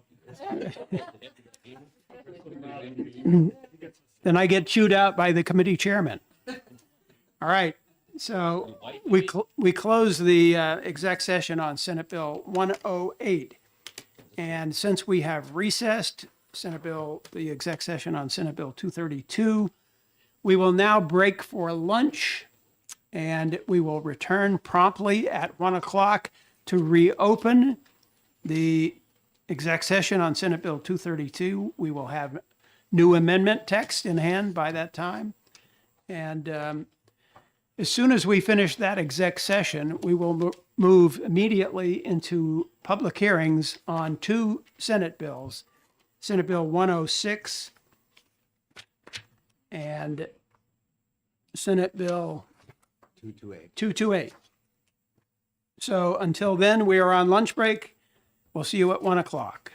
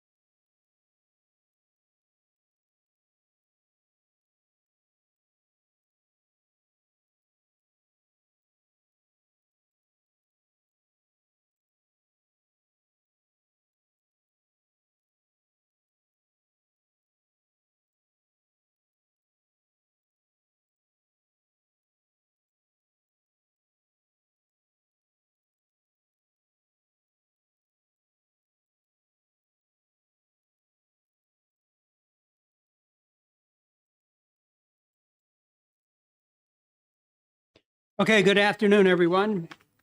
Sorry to be starting a little bit late, but we've been chasing down amendments from OLS this morning. So we're going to have a couple of public hearings here in just a few minutes. But before we do that, we have to resume a executive session on Senate Bill 323, or 232, sorry, that we started earlier today. And we had to suspend that executive session due to some amendment language that we needed to obtain. We have done that, and so now we are going to resume our executive session. And I am going to move on Senate Bill 232, the motion of ought to pass as amended, and offer to the committee amendment number 1602H, 2025 1602H. And I'll recognize Vice Chair Thomas. Second. Moved and seconded that we adopt amendment 1602H. So what does this amendment do? The main change to this amendment, or the only change to this amendment, starts on line 8 with the words "to be" and runs down through line 12. The sentence reads, "To be eligible for net metering tariffs, renewable energy generators in ISO NE electricity markets shall transfer market revenues associated with any energy capacity and ancillary services entitlements, along with any associated revenues and proceeds, to the interconnected electric distribution utility throughout the term of participation as a customer generator." So that's the language that was vetted at our earlier work session and exec session earlier today. And I hope that this language does the job of getting us to where we need to be with regard to Senate Bill 232. Now, the second part of this amendment is line 14, which says, amend the bill by deleting section 2 and renumbering original sections 3 and 4 to read as 2 and 3. So obviously, if we adopt this legislation or this amendment, that would delete section 2 of the bill. However, we have another amendment that we can adopt after this amendment, if we so choose, that has language that we discussed in a work session earlier. So at this point in time, I would like to find out if there is any further discussion of amendment number 1602. Representative Corman. Thank you. Yeah, I like the part in section 1 of the amendment. I think it says what we wanted to say. I would prefer not deleting section 2 of the bill as we received it, but replacing the language with the amendment that we have this morning. But I am not, I wouldn't completely reject the amendment 1602 out of hand if we can't figure out what to do with section 2. So in other words, I find 1602 acceptable. I would just prefer to have amended language in section 2 as well. Okay, further discussion. Representative McGee. Yeah, thank you, Mr. Chairman. And so am I to understand that the second amendment that we are to consider is one that saves section 2 and modifies it in some way? Yes, it is amendment number 1600H. And so that would be, if we adopt that sequentially, then does line 14 of the amendment that we're currently talking about adopting get deleted? Because it says delete section 2. If we adopt both of them, how does that work? Well, if you adopt 1600 after you adopt 1602, then 1600 would be in addition to 1602, as I understand it. Does anybody know anything different in that regard?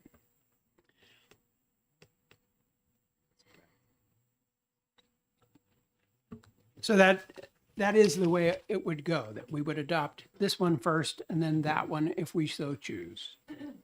Further discussion. Representative Corman. Yes, so Representative Berejny and I were just discussing, can we adopt multiple amendments? Is that allowed? I know you can on the House floor. Yeah, I'm So- wondering about in committee, can we?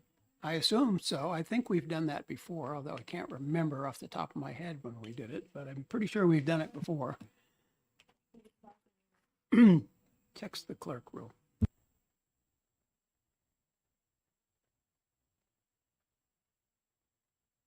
So we're going to check with the House clerk to make sure we can do this. In the meantime,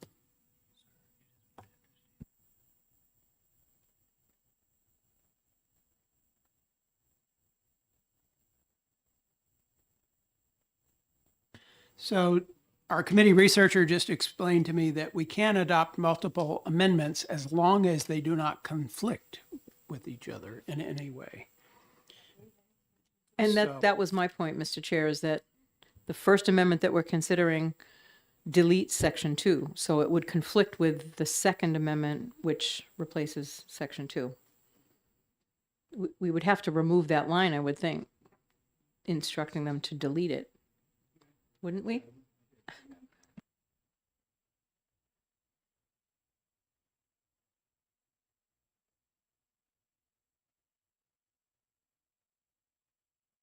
Or could we look at both amendments and just then consider one? Could we get 1600, please? Yeah. Well, we had discussed that extensively in our work session, and many of us don't favor that language to begin with. So I haven't I'm- even seen I would- 1600. We have 1593 from this morning, but I haven't seen 1600.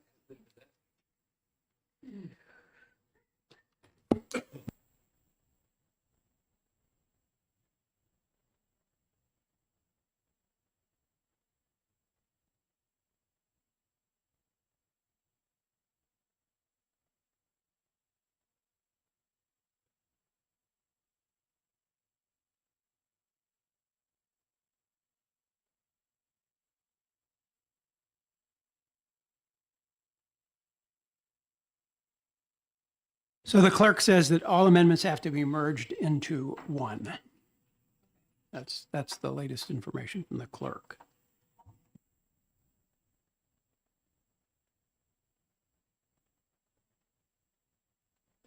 All right, so we're going to have to recess again, I guess, and put this off until next week. Not what I wanted to do, but looks like what we have to do.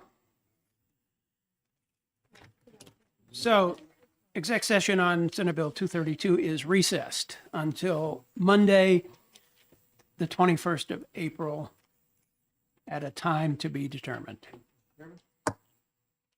Representative Corman. Thank you. Just so I understand the game plan going forward, we would be then preparing another amendment that would combine 1602 and 1600 for our consideration. Is that what you're suggesting? Yes, that would be one option. And that's what's holding us back, is having that amendment in hand? Yes, Thank you. because the clerk informs us that we have to merge amendments together. Okay, with that taken care of, now let's move on to the portion of our program for today that is consists of public hearings. So let's open a public hearing on Senate Bill 106, and I'll call the prime sponsor, Senator Tim Lang. Welcome. Thank you, Mr. Chairman. Thank you. Committee members, I am Senator Tim Lang. I represent District 2, which is the Lakes region. You have before you Senate Bill 106. Senate Bill 106 is pretty simple. So it does two major things. The first is it increases the cap for renewable installations on industrial and commercial facilities from currently 1 megawatt to 5 megawatts. And number two, it makes those new installations financially viable for industrial and commercial facilities by extending the net metering program on a rolling basis to these installations. So why should we do this? So if you follow the news, President Trump has made it clear that his national policy is to bring more manufacturing back to the United States. This is good both for an economic reason as well as a national security reason. In order for New Hampshire to be more competitive to bring these jobs back, we need to adopt policies that make New Hampshire make economic sense for manufacturing and industrial host persons. New Hampshire businesses face some of the highest costs in the nation for energy. Over the past decade, energy prices in our state have risen 60% compared to the national average of 26%. This places New Hampshire among the 10 most expensive states for electricity alongside states like California and Hawaii. Industrial and large commercial facilities are the biggest users of energy in our state, meaning that they have to both absorb these cost increases and have limited ability to mitigate this expense. The heart of this bill is self-generation. The large energy users who use this bill to build up to 5 megawatts will likely consume the vast majority of the energy they produce all behind the electric meters. The net metering aspect of this bill only kicks in during those very limited instances where they have excess electrons that need a place to flow to. The manufacturers and end users you will hear from today can talk more in detail about their business energy uses and consumption. One of the common themes you'll hear is that high energy costs are a burden for businesses, particularly manufacturing and industrial users, limiting their ability to expand, invest, and hire here in the state of New Hampshire.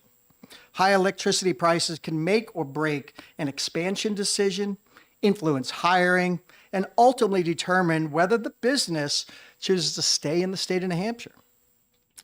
Senate Bill 106 helps solve that problem by giving businesses greater control over their energy costs, enabling them to plan for the future with more financial predictability.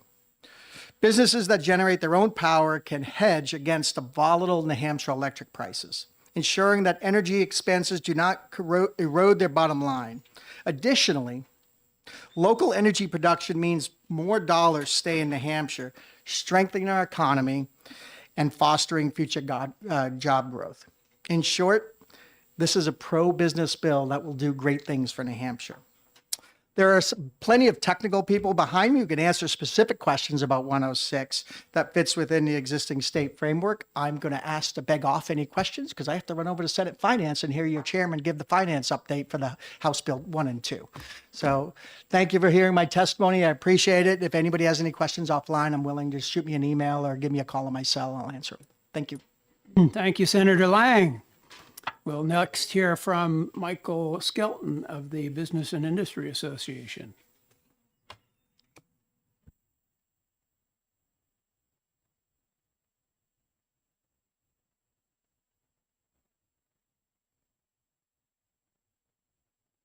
Good afternoon, Mr. Chairman, members of the committee. Mike Skelton from the Business and Industry Association of New Hampshire. By way of background, we're New Hampshire's statewide Chamber of Commerce, state manufacturing association, and leading nonpartisan business advocate. We represent more than 400 employers and businesses across the state that collectively employ more than 100,000 individuals and contribute more than $5 billion to our state's economy. Pleased to be here today in support of Senate Bill 106.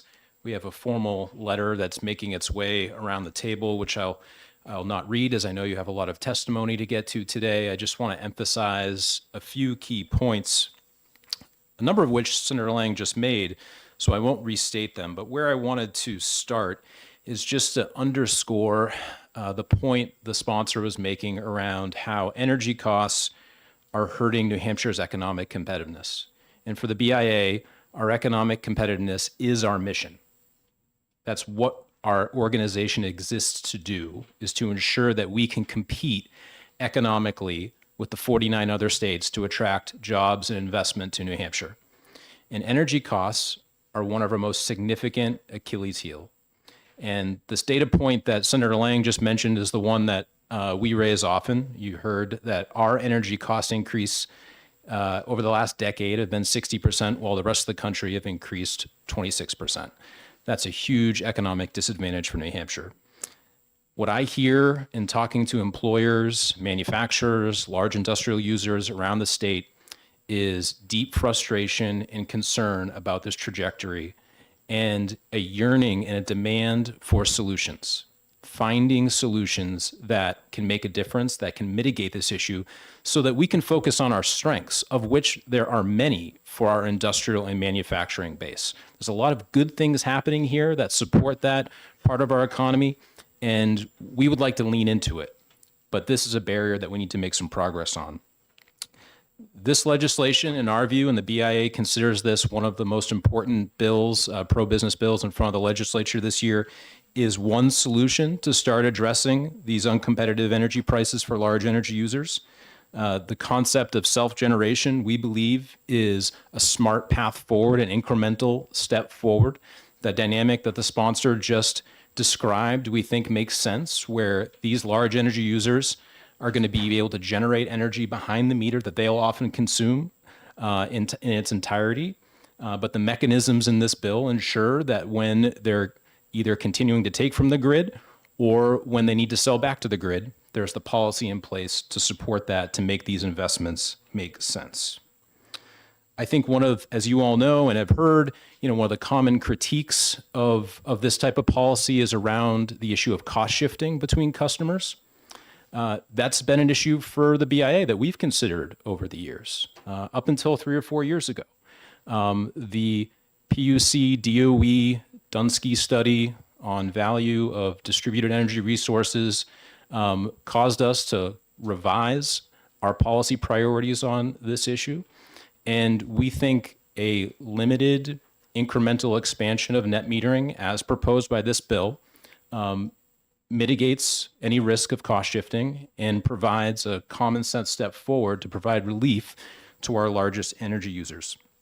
Now, I want to be clear, this is not a silver bullet solution. This is not going to address all of our concerns on energy costs in New Hampshire. Our overall policy priorities of an organization have been clear for a number of years. We need an all the above approach to addressing energy costs, all forms of technology. And so this policy is not mutually exclusive to continuing to pursue those other sources. But we have to be cognizant of the fact that we've been in a cycle of losing generating capacity as a state, and we need to build more infrastructure. We need to build infrastructure that generates energy and that we can make use of locally. And that's what this technology allows us to do, and it can be deployed rapidly. And I think that's something we need to strongly consider, given not only the cost issues, but the reliability concerns that I think are starting to creep into the minds of our large energy users and customers, given the trajectory of this issue in our state and in the region. I also think there's been a framing of this issue that's misplaced of it being corporate welfare. And again, I think that critique is misplaced. Policy and incentives to achieve economic growth are a good thing. And I think that's what this bill does. And I look to what are other states doing that have been effective and successful. One example that I think is worth considering is that of the state of Texas, which installed more solar in 2024 than any other state in the country. In Texas, they have exemptions for property taxes for solar infrastructure, they have state rebates, and they have net metering policy. I don't think those are welfare. That's policy and incentives to support economic growth. And I think we can look to successful examples like that here in New Hampshire. So with that, again, I know you have a lot of testimony to get to today. I'm happy to take any questions. And we would also be happy to work with the committee and stakeholders on further discussion on the bill to see that it continue to move forward. Thank you. Thank you. Appreciate your testimony. Representative Bernardi has a question. Thank you, Mr. Chair. So what prevents businesses from building up to 5 megawatt solar installations right now? Ensuring that there's the right policy in place so that it makes business sense. And again, looking at across this economic competitiveness, other states around the country are putting in place policies like this or one similar to it to make this type of investment make sense. Our argument is, why shouldn't we do that here in New Hampshire? I think you're going to hear from some of the businesses and employers and end users today about their operational realities. And in order for this to make sense, there needs to be a policy framework in place to support it. Follow up. So I understand then, without a policy, you believe that they can't build out a solar installation right now? It's not a matter of can't, it's a matter of does it make economic sense for their operations? Will it deliver on the value that they are? And these ultimately are businesses that are not in the power business, the electricity generation business. They're in the business of what they do. This is a strategy to mitigate an issue that is eroding their economic competitiveness. Every manufacturer that I talk to would much rather be focused on manufacturing the good that they're focused on. But they're also interested in preserving their ability to economically exist in New Hampshire, which is why any solution to address energy costs is high on their priority list. Representative Summers has a question. Thank you, Mr. Chairman. Thank you for taking my question. I know you mentioned Texas in there, and Texas it actually has the plans going forward with the AI implementation of off-grid power centers that are created by that company to generate the power specifically for that company off-grid. We had passed a bill just recently in the House that allows for the implementation of off-grid.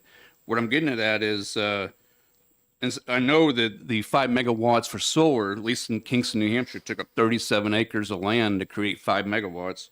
So what's looking for, or what's the benefit of, instead of, why don't they look towards going off-grid power to create power for these, or look forward to off-grid power for these generation purposes, instead of looking for like subsidizing from the state, where the state should have to subsidize for it, instead of them doing it on their own. And it would create, according to the state of Texas, as you mentioned, a economic beneficial, because their power would be off-grid, so they wouldn't be regulated like the plans we have here. Thank you for the question, Representative. As I said in my testimony, I don't view any of these strategies, policies as mutually exclusive. I would recommend we as a state pursue abundance when it comes to energy capacity and availability. So whether it's net metering, whether it's the policy that you've described, whether it's new sources of technology, whether it's a new natural gas pipeline, whether it's transmission importing Canadian hydro, whether it's nuclear, I think all of it should be on the table. All the above means all the above. But when it comes to this policy, it's before us right now. It's rapidly deployable, and it's going to make an impact to the businesses that need it and can use it today. Follow up. With the way this bill is written, though, does this not state basically the state subsidize for that economic beneficial for these companies?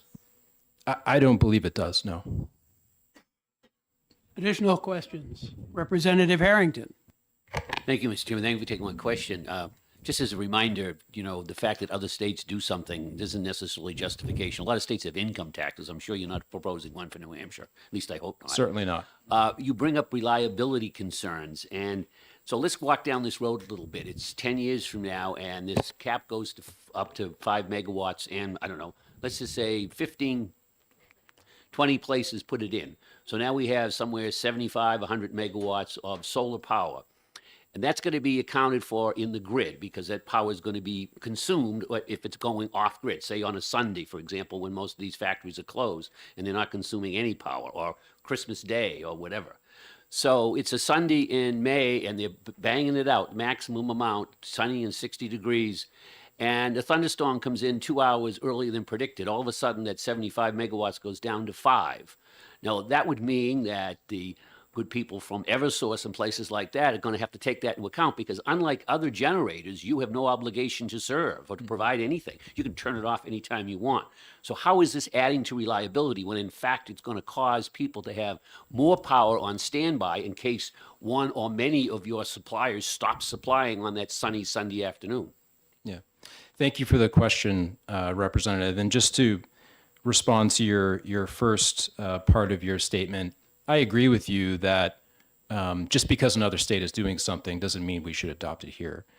What I do believe, though, is that we need to look at our economic competitiveness compared to every other state in the country. And if other states are out-competing us on certain variables, we need to find a solution to do that here. And part of that is looking at what's working elsewhere and what may fit our business climate, which has led us to this conversation. I share your concerns around reliability. I think that's a growing concern, has been for many years. I'm confident, and based on the experts that I've talked to, I'm not an expert on the regional operation of the electric grid. I think this policy fits within the context of reliability. But more to the point, getting back to the comments I was offering the representative response to his questions a few minutes ago, this is why we need to build more generating capacity of all types. We shouldn't have a scarcity issue related to generating capacity. We should be seeking abundance, more than we need. And so that shouldn't be the dynamic that causes us to question this policy. We should be really thinking about building more infrastructure of all types. Follow up? Follow up. Yeah, I'm still trying to get back to you bringing in all these other things about building this and that and so forth. Those are separate issues, really, because this bill is not going to be being passed based on whether we build a new gas plant or we don't build a new gas plant. What I'm trying to get an answer to is you're talking about bringing on maybe 50, 70, 100 megawatts of totally unreliable power that has no obligation to serve. A company that goes 30 Sundays in a row and consumes no power and puts their 5 megawatts on the grid can decide tomorrow we're going to work a double shift, so we're consuming all of that power. And if the thunderstorm comes in early, they're going to lose maybe 10, 20, maybe 75 megawatts.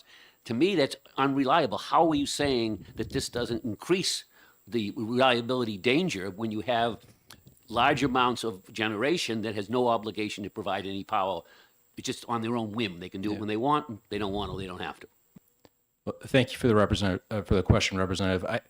I think we may just have a difference of opinion of how the bill may function in practice, and there are others who perhaps can speak to that later on. But I just don't see how adding more generation capacity to what we have today, that's going to be locally sourced, placed within our largest energy users, would introduce more risk to reliability. I just don't see how that's practical, and I don't see that in practice in other places that are utilizing similar strategies. I can explain to you how that works. So you add lots and lots of intermittent generation to the grid that you can never depend on any of it being there when it's needed. That is what contributes to a lack of reliability. Now, you said you're not an expert on reliability, but the North American Reliability Corporation, which is staffed with lots of experts about reliability, have said for the last 3 consecutive years that grid reliability is being significantly decreased by the increased deployment of distributed energy resources. In fact, one of the NERC commissioners said just this past December regarding the reliability challenges in ISO New England, our own RTO, he said, quote, "It's a 5-alarm fire." Overbuilding resources does not provide reliability. All it does is drive up costs. So when you're overbuilding intermittent resources, you're forced to overbuild the backup resources to back up those intermittent resources. So you're just overbuilding your entire grid infrastructure, which is driving up costs for everybody. May I respond? Certainly. I appreciate the perspective, Representative, and not to put in a shameless plug, but we appreciate that you'll be appearing at our energy symposium in a couple of weeks. And this sounds like a great topic of conversation for that event, at which a representative from ISO New England will be there to give a regional market update. And I think reliability will be something that I'm sure they will be asked about and comment on. Based on what I've heard from ISO over many years, our over-reliance on natural gas is a root cause of the reliability concerns we've had facing this region. And that's a component of one, as generation has gone online, we're relying more on existing natural gas plants, and we have not built the pipeline capacity to support those gas plants. So again, I get back to the point. I understand your concern and there's clearly a lot of technical work from experts at ISO and other places to ensure that the grid is reliable and dispatchable. But I don't see how we're at a risk of overbuilding infrastructure when we've been doing nothing but taking infrastructure away for the past decade. Additional questions? Representative Bernardi. Thank you, Mr. Chairman. I'd just like to comment on the gas issue. Our gas that we get, because Massachusetts and New York have banned pipeline expansion or further natural gas coming in, has forced us to go more and more to liquefied natural gas, which has to come here by ship. And because of the Jones Act, it can't come from American ships. It's got to come from foreign ships. It's got to come from foreign countries. So we end up paying 3 to 5 times the amount of what a pipeline gas supply would provide. So if I would like you to join us in having the Department of Justice bring suit against Massachusetts and New York to get a pipeline reestablished and more gas coming into what do you consider about that issue? No need to join, Representative. We've been a proponent of expansion of gas pipeline capacity for years. And as I said earlier, these solutions are not mutually exclusive. We need more infrastructure. But the fact that we have become over-reliant on natural gas and we have this real-world limitation of the ability for the gas to get here that is out of our control is one of the reasons why, in evaluating this policy and this legislation, the BIA has determined we need more local in-state resources that are under our control. Representative Corman has a question. Thank you, Mr. Chairman. And before I ask my question to Mr. Skelton, I have a question of the chair, which is, I think I know the answer. Is the Department of Energy planning to testify on this bill? Yes. Okay, good. Mr. Skelton, getting back to the bill itself, it requires that an industrial user consume at least 33% of the generation on an annual basis, and that doesn't apply to low and moderate income customers. Do you view that as a problem, that they would have to consume at least a third of what they're producing? Do I view it as a problem? No. And I think some of the businesses that are going to be speaking here today, and perhaps some of the ones that the committee may be interested in speaking with throughout this process, can allude to the fact, and I believe the prime sponsor mentioned this, that the intent here is that these businesses are building this infrastructure behind the meter. They have very large energy needs, but they ebb and flow. In the aggregate, they're likely going to be consuming most, if not all, of what they generate. This policy exists for when those occasions they need to send the electrons somewhere.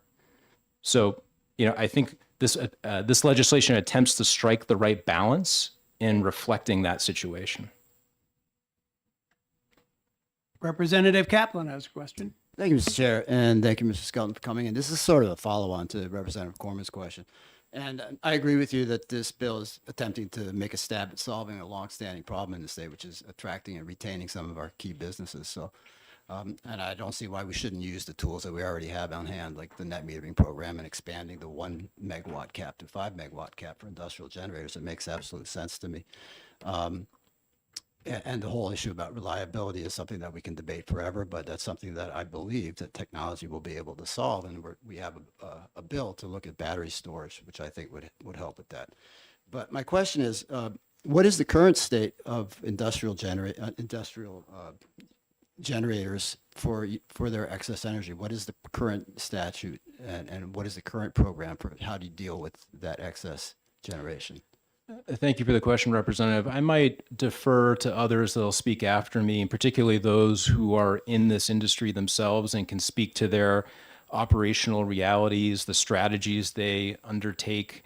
But I would just again reemphasize, the best part of my job is I get to drive around the state and visit with manufacturers and companies and large industrial users. I get to go into a lot of workplaces where people are innovating and building cool things.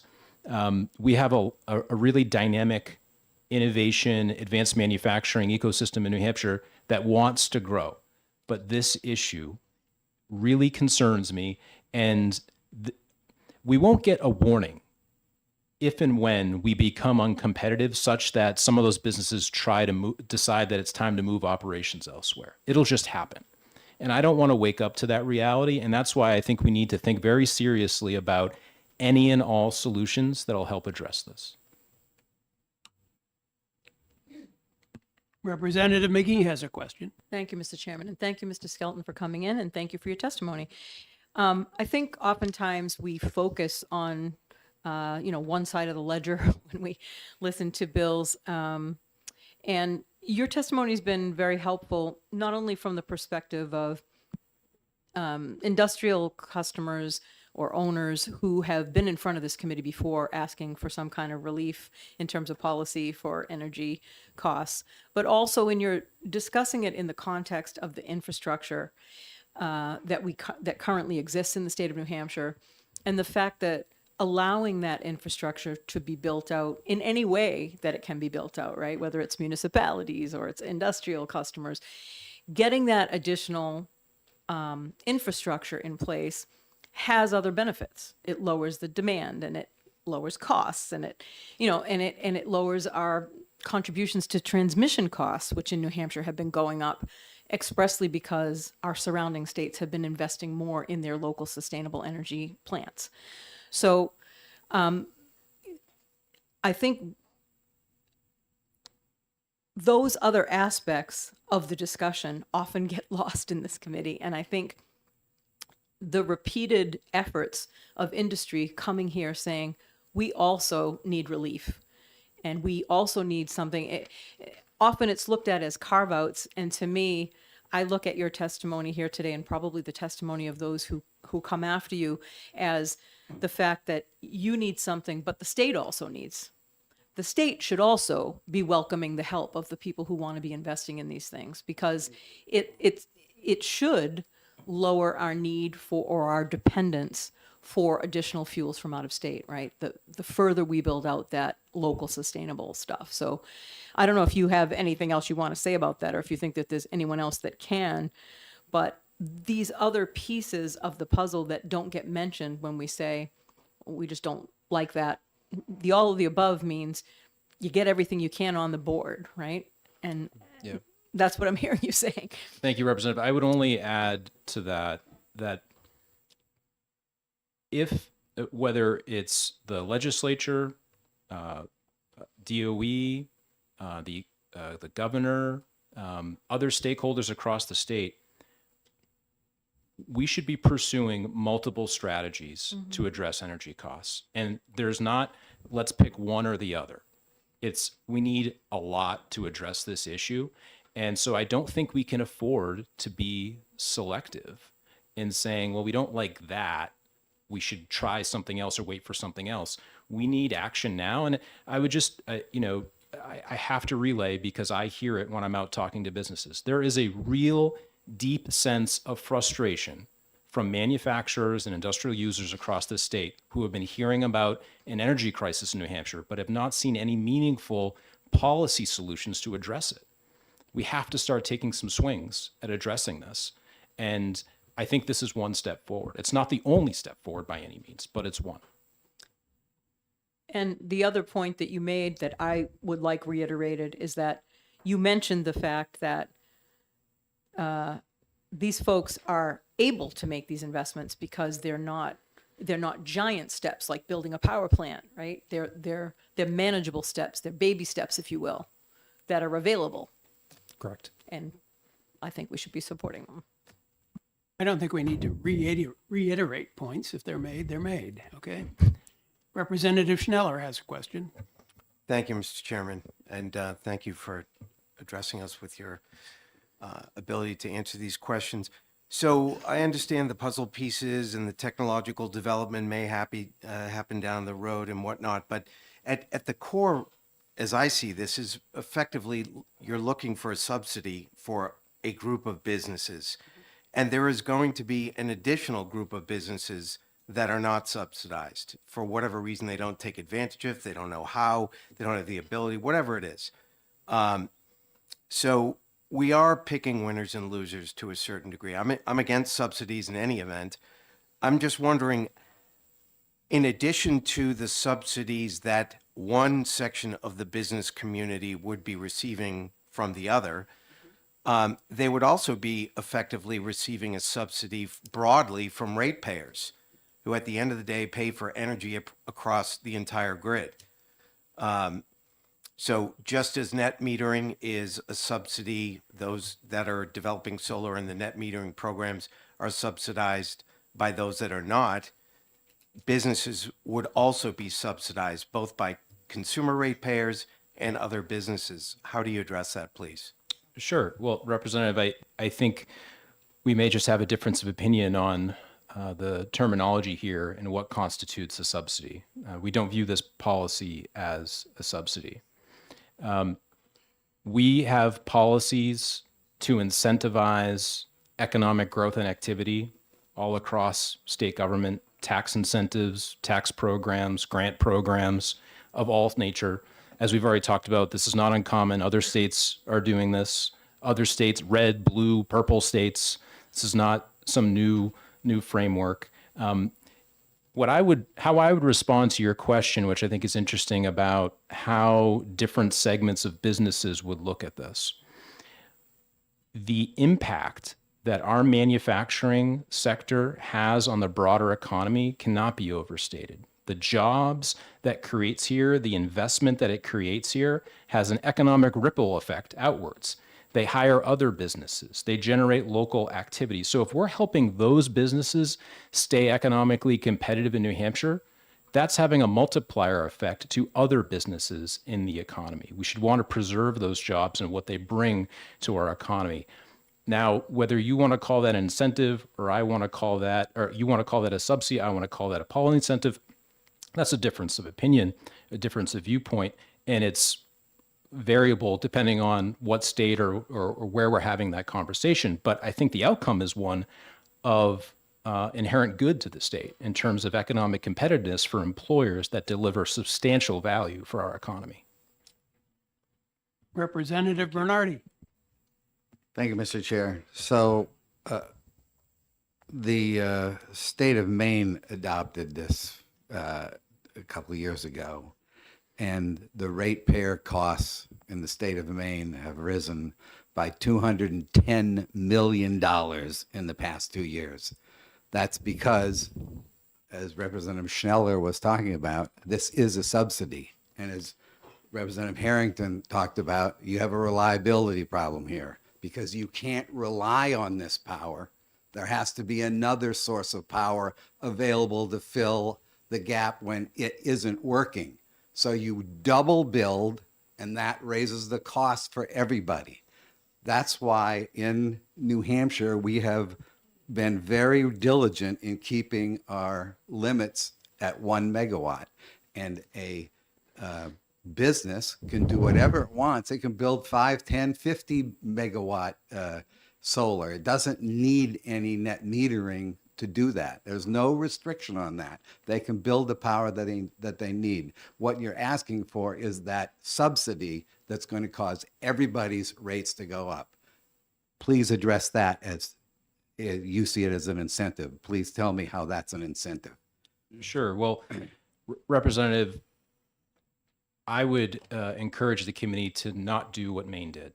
And I think the issue here is execution, not the policy itself. As I said in my testimony, let's look at Texas and Florida. Those are economically growing states that are deploying this same technology.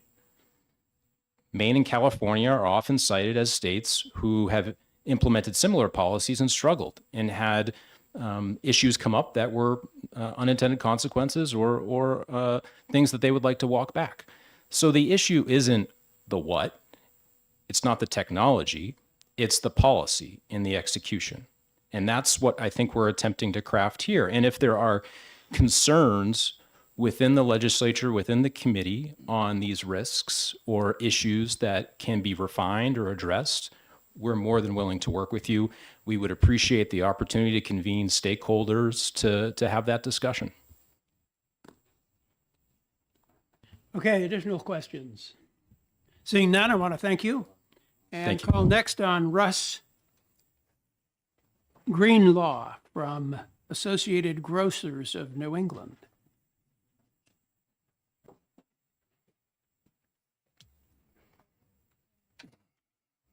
I don't know if no, I don't have to press the button.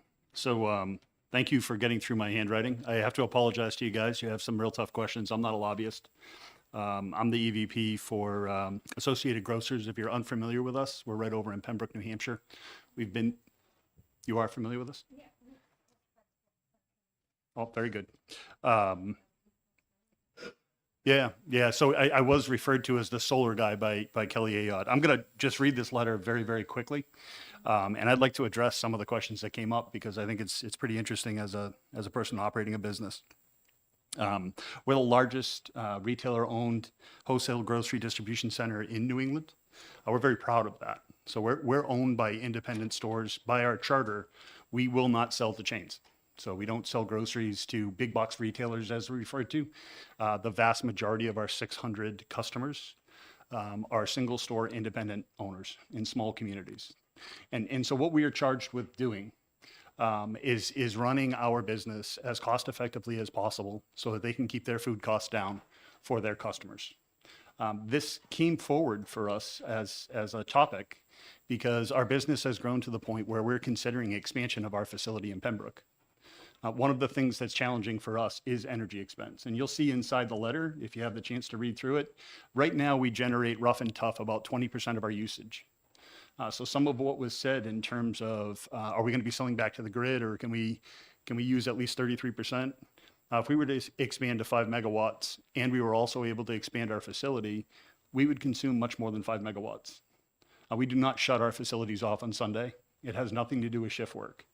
Our 500,000 square foot facility will probably grow out to be about 575 to 600,000 square feet, depending on our due diligence. It's basically a large refrigerator. It consumes a ton of power. One of the business realities we were talking about, the consistency, usage days, the consistency of power.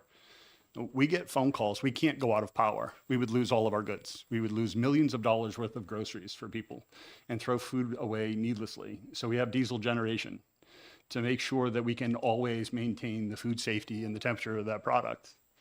We get calls during peak usage days asking us to go off grid. When we do that to try and help protect the amount of power that's available, we cannot use the solar. It doesn't work that way.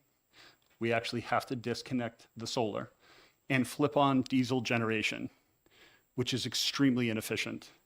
We're asked to do it quite frequently. So when you ask about what those usage days look like, what they look like for us is on absolute max demand for us, we actually disconnect our solar and flip on diesel generation so that we can protect the grid so that those homes can continue to have power. And then we wait until the middle of the night when we're told that it's okay to turn it back on because it's basically a big light switch and it puts pressure on the grid. And so as we considered expansion of our facility, and I asked the question, I'm relatively new and I'm helping lay out some long-term planning for Associated Grocers. Why are we not generating more power? If we're being asked to get off of the grid at peak times, why aren't we generating more? And so somebody asked about subsidies and all of that and corporate welfare, and that hurts me a little, to be very honest with you. I serve a board of directors. I serve 600 stores that are customers who ask me to keep their costs down. I've never taken a handout from anybody in my life, and I wouldn't ask for it for my business. I cannot go to my board and go to my constituents, all of those customers, and say, I'm going to go and invest $5, $6, $7 million without a very, very quick return for your business. And by the way, I can go right across the street to another state and do it cheaper. And so when I brought this forward to the board, when we were talking about warehouse expansion, the chairman of the board looked right at me and said, then change the law. Go get involved. I met with every single gubernatorial candidate. I invited the DOA in. Senator Lang, who was here a little bit earlier, was kind enough to come over. I've met with as many people as I possibly can. And one of the quotes that I got during this process was that we've written a procedure, a policy, law, whatever it is, to try and restrict bad actors, and it's hurting people that are trying to do the right thing. There is no nefarious intent in here. I'm not trying to take your money. I'm not trying to level 37 acres to make 5 megawatts and put up a light bulb and charge back to the state of New Hampshire. I'm actually trying to improve things for our community. You won't have to build up the grid around me. When you need me off, I can run off of the power in the sky. And when it's not on, it's the middle of the night. The times I need the most power is the time when you need me off the grid. And we don't shut it off. We can't. If it's a rainy November, my electricity bills are just higher. We're not trying to get off grid. I'd love to be able to get off grid. And in terms of all the other solutions, we've looked at them. We've got about 27 acres behind us in Pembroke. We've looked at biogeneration so I can take food waste from all my stores and bring it in and build a plant. Evidently, there's something like that being built in Salem. But I will say this to you. We have choices. I serve a board of directors. I serve 400 member stores and 600 total stores that expect me to keep their costs down. And that's what I get charged to do. I very much wish to do it the right way. And if we can do this, if we can find a way, or if you can, and so I am so sorry you guys have to deal with this stuff every day. Boy, this is a headache. I thought I had them. But if we can write the right policy, let good actors do good things. Let us go forward and get off of the grid. And Michael's commentary about an incentive, yeah, that's what it is. You're also asking me to come forward and spend $5 million of capital to get me off grid. I can do a lot with $5 million. Yeah, it cost me about $25 million to build the facility in another state. I don't want to do that. We don't want to do that. We've been in the Granite State since 1946, and we wish to stay here. Not just because it's the geographic center in New England, but because we are very aligned with what's going on inside of New Hampshire. So I'm sorry I didn't read the letter, and I hope I didn't misrepresent myself here too much. But I appreciate you hearing what I had to say, and I hope you will give good consideration that I think well written. You can allow good actors to do the right thing here. We're not trying to take anybody's money from them. We're trying to help fix a problem, which is one of generation, and it's extraordinarily expensive to be a big consumer of power in the state of New Hampshire. It's my number 2 cost, and it's not a small one. It's a very big one. Representative Harrington has a question. Thank you. Thank you for taking my question. Getting back to the reliability issue, as I'm trying to figure out how you work. You say you switch off grid to DG sets when asked for by the electric company. I'm assuming there's some compensation involved in this. You're not doing it out of the goodness of your heart, are you? Yes, we are, sir. You just pay the extra money and you don't get any benefit at lower rates or anything from the electric company. Absolutely. Yeah, no, there's no compensation for that. We pay for the diesel we generate. We're asked by the power company that it's a critical situation, so we shut off. Yeah, there's none of that, sir. Follow up? Follow up. Yeah, having to do with reliability. So you have your 4.9 megawatt solar put in if this bill were to pass. And it's, well, the first thing is we're switching to a winter peak, it looks like, in New England. That's what's been predicted by everybody due to the advent of thermal heat pumps and so forth and so on. So it's a day in December, it's snowing out, you have almost no solar production. Something has to make up for that 5 megawatt load that you're no longer producing because you're going to consume it off of the grid now. You're not going to produce your own. So where does it come from? Well, it comes from the grid, but I think our experience has not been that our peak usage or peak generation is December, sir. I think secondarily for us as well, because the vast majority of what we do probably, and I don't like to guess at numbers, but Excuse probably. me, just maybe you misunderstood me. I'm sorry. I wasn't saying I don't know when your generation is. I assume you do. I was talking about the system as a whole is going to be switching to a winter peak from a summer peak, which it is now. Not you. I'm sure you know when you use it. So what I'm saying is that when the demand on the system is high in the winter time, it's the time when you're not going to be producing 5 megawatts. You're going to be consuming an additional 5 megawatts. And if we multiply that times 10 or 15 or 20 factories and facilities, now you'd be talking 70, 80 megawatts that's being consumed still at the same rate, but it's not being produced. And someone has to make up that difference. Yeah. So I understand better now. Thank you. I don't understand the rest of it. Like I said, I take care of a supermarket and a logistics company. Our peak generation is during the summer, and that's the vast majority of our consumption as well. So when it gets to be December, because we're basically manning a very, very large refrigerator and freezer, our costs for generation go way down because our electricity consumption is not required because of what happens with the ambient air, right? So it becomes a little bit less of I can't speak to the other businesses or those other pieces. In our peak generation, peak usage is at the same time. Representative Corman has a question. Thank you. Actually, two. First one is, why is it that you have to shut off from the grid during those peak times? And I'll start with that one. Yeah, so because we're such a significant user of power, it's generally during the summer months, very hot, humid, and sunny days. My understanding outside our area of responsibility is that with air conditioning going in, it causes stress on the grid. And therefore, people are looking for a way to get some of the power consumption off the grid, and we're called and asked to do that. And then we oblige them. Right. Follow up? Follow up. Yeah, and what I meant to add into that is, but then why do you also have to shut off the solar? Oh, it's a process of my limited understanding of it. Forgive me, but my understanding is that it's a process of actually protecting the grid from the power going back into it, right? And that I think there are a number of circumstances where there is battery backups for like home generation and things along those lines, where you can protect it from backfilling into the lines. We would run the risk of charging up the line, if you will, and so we have to therefore shut it off, and we can't consume it at that point. I think some people that are a lot smarter about solar can explain that with a lot more technical adept. Follow up? Yeah, and the second question is, according to this letter, your array's offsetting only 20% of your load. Yes, sir. So why do you even need to net meter? So at that peak usage time during a day, right, in a hot August day, if you will, the sun is shining, we produce more electrons. I just picked up on that terminology, that need a place to go.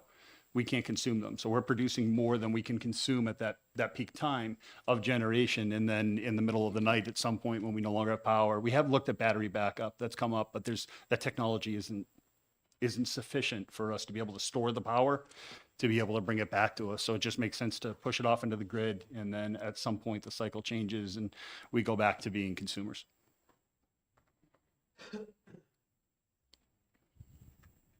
Okay, seeing no further questions, we'll call next on Hannah Campbell of the Balsams in Colebrook, New Hampshire. You came a long way to talk to us today. I did, thank you. And good afternoon, Chairman Vos, Vice Chairman Thomas, and members of the committee. I am Hannah Campbell. I currently work on the Balsams project. I serve as Vice President of Project Development, so a little bit of everything, and it depends on the day. I'm here today to express our support for SB 106, and I hope that what I have to say at least gives the committee pause that this doesn't just impact manufacturing or industries such as the grocers, but this spans all New Hampshireites and businesses.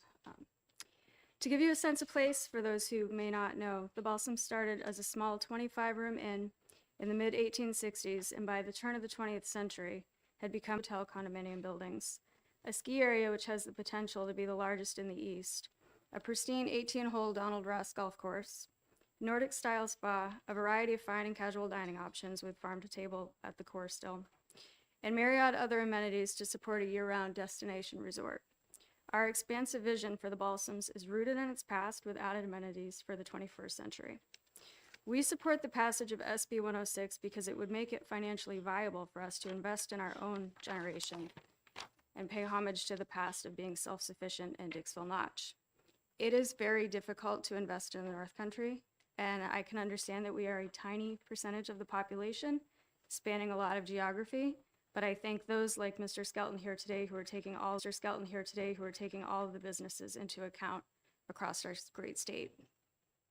Having the ability to generate up to 5 megawatts in solar would add to our quiver of resources and self-sufficiency. And thank you for considering the bill. I'm happy to answer questions. And thank you very much. Thank you. Questions? Seeing none, I want to thank you for driving all the way down here and testifying on this bill. Next, we'll call on Kyle King of Coca-Cola Beverages Northeast.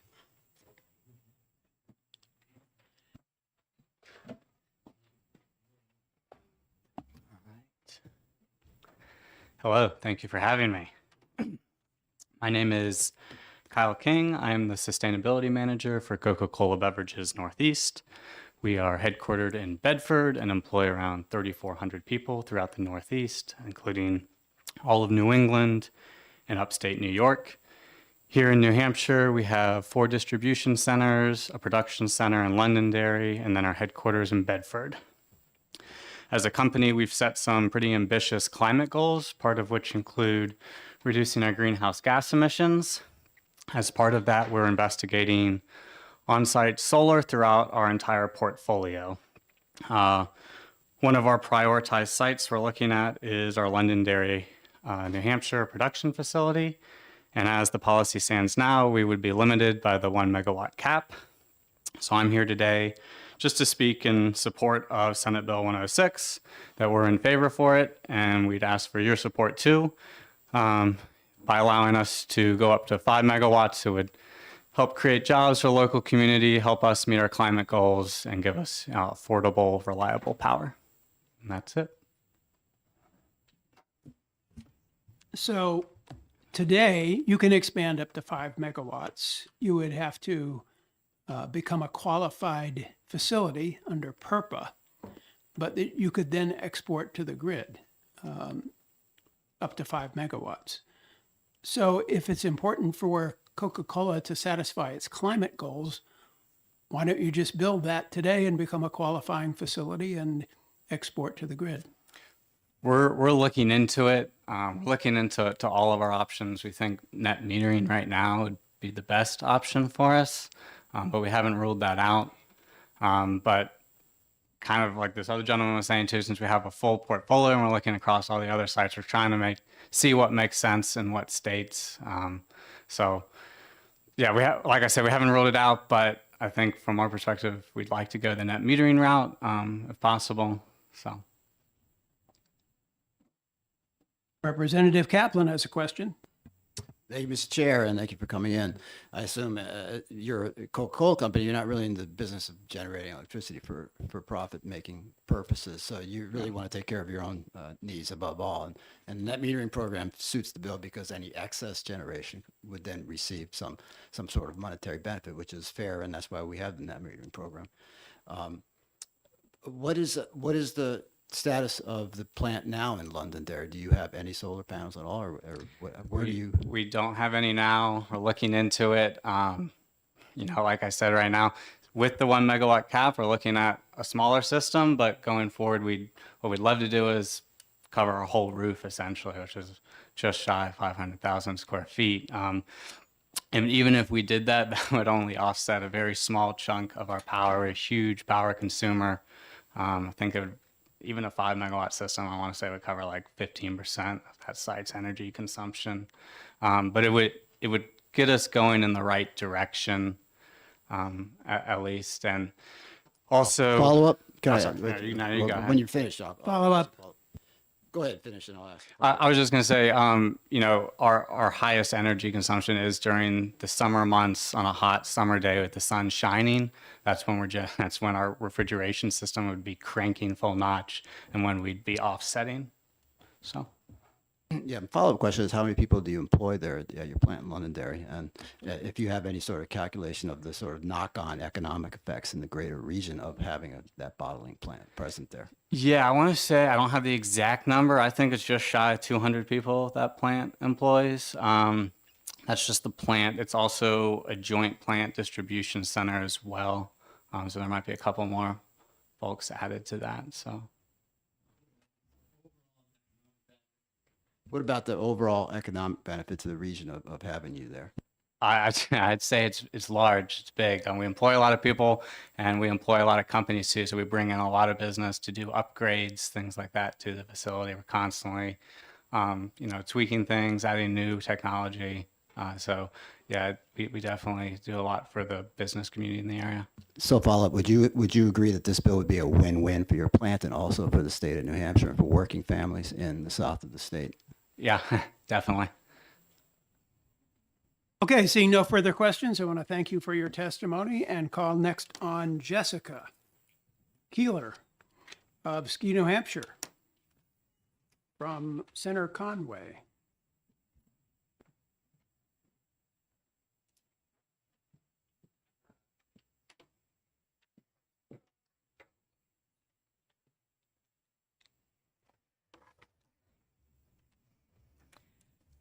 Good afternoon, Chairman Vos and members of the committee. Thank you for having me today. I'm Jessica Keeler, president of Ski New Hampshire. We represent over 30 ski areas throughout the state. We're here to support, or I'm here to support SB 106, and it really boils down to two primary reasons.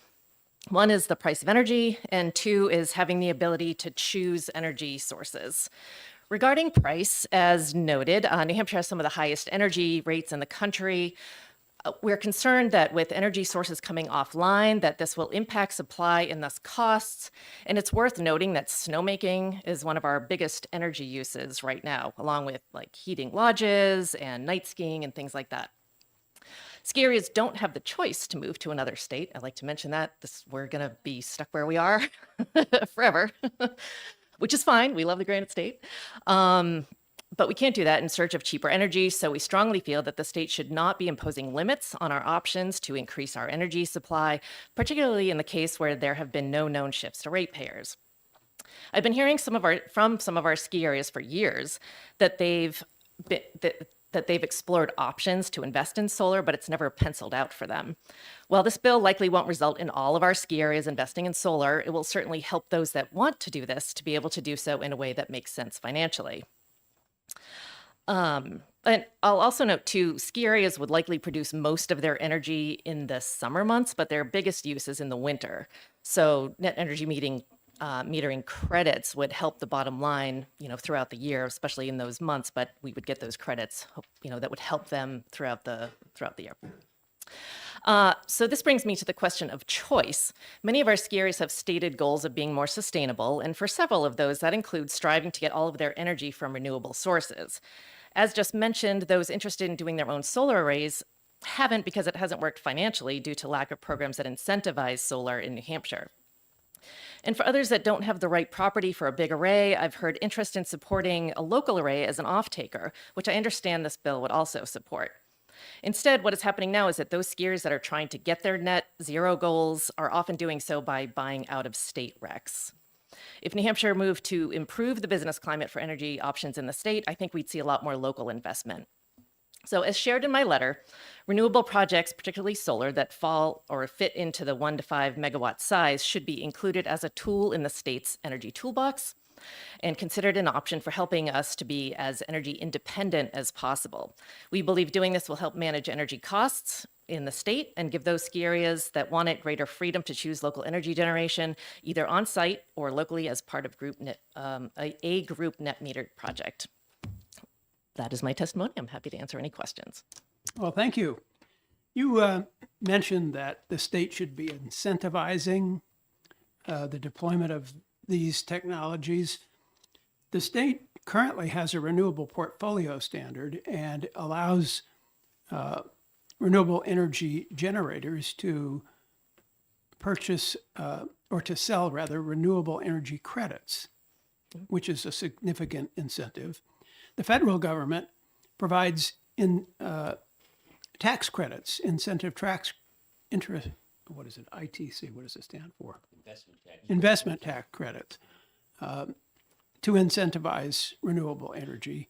The federal government also supplies other tax incentives for renewable energy. So I guess my question for you is, why do you think we need additional incentives if these incentives already exist? Well, I think it's for the reasons that have been discussed today already. Businesses, our ski areas, some of them, not all of them, are interested in either building their own arrays or participating in arrays as an off-taker. My understanding, and I think this is why the bill is here, is that net metering would help make it pencil out in the end. So they're not going to do that. We operate on pretty thin margins. For now, we're just really working off the grid. But this would enable us to have more options. And as we see more and more energy sources coming offline, why not add to the options that are available? So do you know why net metering helps these systems pencil out, as you stated? Well, gonna ask me to get technical. I think what we'd be looking at is if our ski areas were to invest in solar arrays, most of that energy would be happening during the summer months, not so much during the winter when we use it. So they would be giving back to the grid during that time and getting those credits from the net metering, which could then be applied to the bottom line for the whole year so that when we're using more of the energy in the winter months, it would help the overall bottom line. Okay. Representative Harrington has a question. Yeah, just so I get this straight, because we're talking about sizes here. You know, one size less than 5 megawatts. You're proposing in this bill that they would be paid the energy cost for default service, which is a little over 8 cents a kilowatt hour right now, 8.3, 8.4, something like that. Yet, if you were 6 megawatts and you were selling power back to the grid when you weren't using it, let's say in this case, you went out and you built a 6, 7, 8 megawatt facility to use for multiple ski areas, let's say the revenues, those would be sold at either the LMP, the locational marginal price, which averaged 3.9 cents a kilowatt hour for the whole year of 2024, or some contract price that someone willingly negotiated with you in order. Maybe they just love ski areas and they're willing to give you 6 cents a kilowatt hour. I don't know. But why should that people that go out and build a 7 megawatt place to take care of their own needs, and sometimes they'll have exportable power because of a seasonal thing like you, or they're not operating on weekends and holidays, why should they get less than half the money that you get simply because you're slightly less than 5 megawatts? Well, I think they're giving back to the grid, which helps everyone, if I'm not mistaken. Follow up. So is the person producing the 7 megawatts. It's exactly the same. The only difference is one has a maximum output of 7 megawatts when it's not consuming power, and the other one would have a maximum output of 4.8 megawatts, let's say, when it's not consuming power. One's going to get paid at double the rate of the other one. What's the justification? Yeah, I don't know. I don't know the answer to your question. Representative McGee has a question. Thank you, Mr. Chairman. Yeah, there are different categories, and anything over 5, is FERC, and it's a different category. But the question that I had is, in your letter, you mentioned that municipalities were allowed to make these choices starting in 2021, and there hasn't been any negative impact. A lot of times we operate in this committee as though there's a direct negative impact to us having renewable generation at the source that can be used on the distribution system. But basically, municipalities were given this up to 5 megawatts.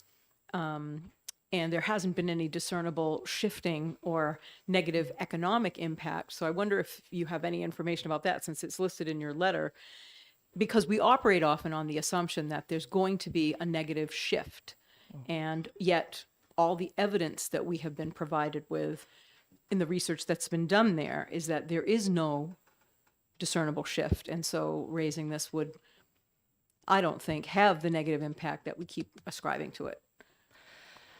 Yeah, I am inclined to think that if there had been a negative impact from municipalities doing this, that we would have heard it very loudly in the media and from those who are opposed to net metering in general. I think that it makes sense to add more energy to the grid, especially as we're seeing more and more energy sources come offline. Why not increase this? And I'm not saying this should be the only thing that we do. I think that we should be taking an all the above approach and not excluding solar and the potential for net metering from that toolbox. Representative Kaplan. Thank you, Mr. Chair, and thank you for coming in today. I'd just be remiss if I didn't mention that it's the ski industry that's being most impacted by climate change in our region, and God knows that it's an important and it's a traditional part of our heritage, and so it's great that we should allow ski areas to survive and thrive using clean energy, and so would you agree with that or not? I would agree with that 100%. We've seen shorter winters. It's not just us imagining it, where the winters tend to start later and they tend to end earlier. We had nice cold January, February months and, but it took a while to even get started. We were lucky we got going right before the Christmas holidays. And then in March, things changed. So yeah, we are definitely seeing the impacts of warming winters. I know that I believe Concord is actually the fastest warming city in the country. And, and that just is representative of the state, really. We're warming quickly. Winters are warming even faster than the rest of the seasons, and that's having a really adverse impact. So we want to see options for, managing energy. If we can get more clean energy into the mix, then that will hopefully be better for us and not just the ski industry, but everyone, really. Maybe we need to find out where Concord's thermometer is located. Huh? Any other questions? Seeing none? Okay, next we'll call on Amy Charbonneau from Continental Paving.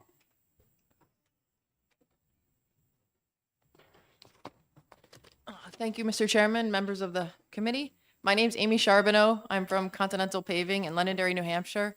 My family runs a construction company out of Londonderry. We employ about 325 people. Probably 98% of them live in New Hampshire. We've been in business since 1980. We are a large manufacturer of aggregates, asphalt. It probably doesn't seem like a lot of energy usage, but we actually spend about $1.5 million a year on electricity. So we've heard a lot of info, so I don't need to get into a lot of but I'd like to answer a couple of the questions that were brought up. So one was producing your own energy. So unlike the grocers, we're spread out all over the state. So we have 4 locations. I may have a pit that is now unable, it's reached its max. We've got everything out of it. It's in, say, Loudon, New Hampshire, and I have 34 acres that I could put an array there, but all 5 of my megawatts do not come from there. So self-generating our own power in one location is not possible. To be able to feed the grid, in a year's average, we use the 5 megawatts, but not in one location. So that self-generation and being off the grid is not a possibility for us. Like I said, we use about the 5. What we do is we work for the New Hampshire DOT, we work for the airports, we work for private, we work for public. A lot of what we do has 2- and 3-year contracts. The unreliability, that word just keeps coming up. But when the value of electricity is unreliable, it's very hard to bid on a job that's not going to finish for 2 to 3 years.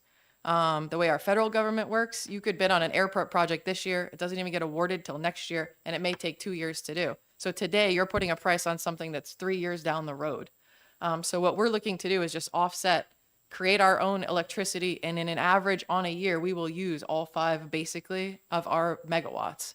But we have to be able to net meter to be able to make that all work in all of our different locations. In Londonderry, New Hampshire, there's not 40 acres to build an array. But in Pembroke or Loudon, there is. And we use Unitil, we use Eversource, we're all over the place. So between the contracts, reclaiming pits, it's a huge opportunity for us. As a family business, we're competing with some of the largest construction companies in the world. And the reason why we are successful is my father has this token line of low-cost producer. And that is how we can compete with companies where corporate headquarters are in Ireland. We have to be the low-cost producer. We have to find something new every year to be able to offset all their advantageous ways of being gigantic and corporate and getting low cost of all sorts of things. So we're just a family business trying to compete with gigantic companies. Feeding the state of New Hampshire, keeping the cost of your roads down is our goal. But we need some help. We need something that can give us that advantage. We've built our own natural gas lines. We've brought 3-phase power to all of our plants. We paid for all of that out of pocket, and it's paid for itself. But we're at the next thing. We need to now produce some of our own and offset some of the costs. So we're just asking for support in this bill. I'd like to touch on the subsidy thing. That hurts my heart very much. We've never taken 1 ounce of subsidy, no COVID money, no PPP money, no employee retention money, not a zero amount of subsidies. We work hard as a family for every dollar that we earn. We feel that the money that it may offset allows us to give our employees raises, allows them to have better health insurance. These are all costs that are going up that we like to pass on to our people. So we give raises every year. We cover their insurance. So you're supporting New Hampshire business, we're supporting New Hampshire people, but it's got to start somewhere. And if our costs just keep going up, we're unable to pass on those benefits to our employees every year. So I think the word subsidy is misused for at least what we do. If there's any questions, I'd like to, the 20-year term that's in there. So again, as a family, you're investing $10 to $15 million in this project. So if there's no term limits, that's a hard thing to, you got to have somebody support you. A bank doesn't want that. There's a lot of unknowns. So the term limits that are written into SB 106 help that in the long-term goals and be able to get something like that done. It's not a small token to be able to build something like this. A business has to be serious about putting up to 5 megawatts of solar. Any questions? Okay, Representative McGee has a question. Thank you, Mr. Chair, and thank you for coming in today, and thank you for your testimony. We talked earlier about how folks on this committee, basically, we have differing views in terms of what net metering is, does, and how the value operates. But I wanted to ask you a question because I thought your testimony was quite compelling in terms of, as our prior business owners mentioned, you're willing to invest in the win-win scenarios, right? You're trying to do good, and you're also trying to keep your costs low because it's an imperative for your business, correct? Correct. And the net metering proposition, though, is not all incentive because it's actually a valuation for the energy that's being generated. That energy is being supplied, if you will, right? And also the benefits of that energy being clean is why there are renewable credits associated with it, because we want to kind of let people know that that's another benefit we're trying to generate more of, right? Correct. So it's a value proposition. It's not that we're just incentivizing something to make it more valuable or something that we want people to adopt more of. We do want people to adopt more of it, but it's not like it's a one-way street. It's not like we're just throwing money at this project. What we're trying to do with net metering is make sure that people can secure the value that they're providing. Basically, we're helping you to help the whole system. Correct. I mean, the federal government has incentives. They do for everything. I mean, that's what they do. So, but those are unknown and uncertain. If we get that, I think it's a bonus. But to be able to offset our own power and pay a substantially different value for the same power that you're using is just drastic. That just changes your cost of functioning on a daily basis. So as far as tax credits and all that go, I think that's a whole different topic, and that's on a federal level. But when you're paying, anybody that buys a lot of power is going to be in a contract, and the contract has, you're buying X amount of power for so many times, and 10 cents of however it's all measured. But if you can even lower that to 8, or you lower that to 6, that now you're cost saving for your business, and you're just reducing the cost of what it takes to run your business every day when everything else is going up. We also do they call us and we shut the power off. The ISO goes around, and I would imagine they offer us we think is a ridiculous money to be able to just shut our power off. So it is happening. We just want to produce our own and add to it. They are wasting money just to sign up and be on the list, because when that smokestack of the coal power plant is producing, you're going to be called, and they're going to ask you to shut off your power. Anybody who lives in New Hampshire and drives up 93 knows that. Can I have a follow-up, Mr. Chair? Of course. Thank you. So you seem to be pretty well versed in what you're explaining to us. And we've had comment that if we allow this industrial addition to net metering up to 5 megawatts, that we will be helping some businesses and maybe disadvantaging other businesses, or these other businesses will have to supplant the fact that we're helping these businesses. Do you have any thoughts around that zero-sum game kind of approach to this? I do, because I feel that if you were my father and my uncle invested in their business, and why shouldn't they be able to be advantageous because of that? They bought land. They saw a future. They didn't waste their money on anything. They invested. And now that the fact that they can buy one of these and help their business and other people can't, and it doesn't mean that they did anything wrong. It just means that if you can do it, why should we not be something that we are capable of doing? If we have a way to reduce costs for our business and compete better in our state, Massachusetts, there are a ton of construction companies coming up from Mass. Right? Work is slow in Massachusetts. So now as New Hampshire residents, we have to compete with way more people coming out of Massachusetts for work. We have to find a way to do it. And I personally love when New Hampshire businesses get New Hampshire work. We will bid on things that we don't even want because we want to keep Massachusetts companies out. We want New Hampshire working in New Hampshire. And this gives us a reason and the capabilities to be able to do that. We also can't move. It's just, we want to be in New Hampshire and we want to keep it New Hampshire. Like your highways, I know this is in the transportation committee, but all your highways of all of 93 being expanded, there was only 2 companies in Massachusetts that worked on that whole highway. Okay. Those were all New Hampshire businesses building that highway, trying to compete in the state. And they saved the state. It was estimated to be $1.2 billion to build that highway. And because of New Hampshire low cost bidding, that highway costs about $800 million instead to build. It's gigantic. Okay, but these things like this allow us to be able to do that. Representative Harrington has a question. Thank you, Mr. Chairman. Thank you for taking my question. So right now, you can install net metering up to a megawatt and get the default service price. How much do you have installed at your facility? We haven't done it yet. We're ready to invest up to the megawatt, but the site and the cost, you have to get up to the 5 to be able to offset the cost of building the entire array.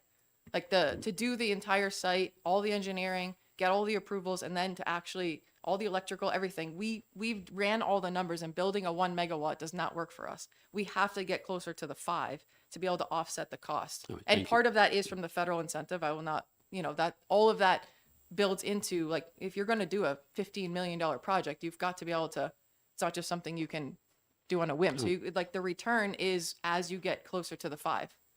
All right, thank Follow you. up. Representative Swanson has a question. Thank you, Mr. Chair, and thank you for providing your testimony. I'm trying to frame what you're saying into my own context, and I would like you to, see if I can get an affirmation on what's going on, because I built a solar system with backup battery for my house, but I spent a lot of money up front. And even though I'm going to get some racks and I do net metering, but it will take years, probably decades, before I get a return on investment on that. Do you have upfront costs? I mean, when people say subsidies, it sounds like, well, you turn the key and you're making money. What is your estimated return on investment time with this net metering? So if the federal system stays the way it is, it was between 5 and 10 years. Now, when you say return on investment, that's getting back to obviously what ROI truly means. Now, remember, we're still spending $1.5 million a year on electric. So in the end, we're just trying to reduce what we spend on electricity as a New Hampshire business. So if I was just I was just a homeowner and I was investing and trying to just make money with the net metering, it would be a 5 to 10 year return. But I'm using my 5 megawatts. All I'm trying to do is reduce my cost. But yes, it does take a long time.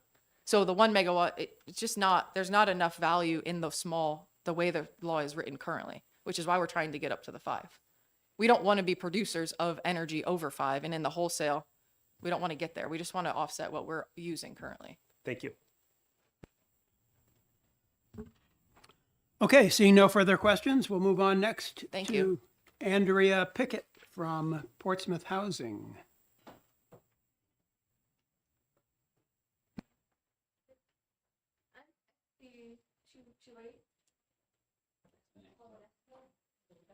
What's that? Wrong bill. Oh, sorry about that.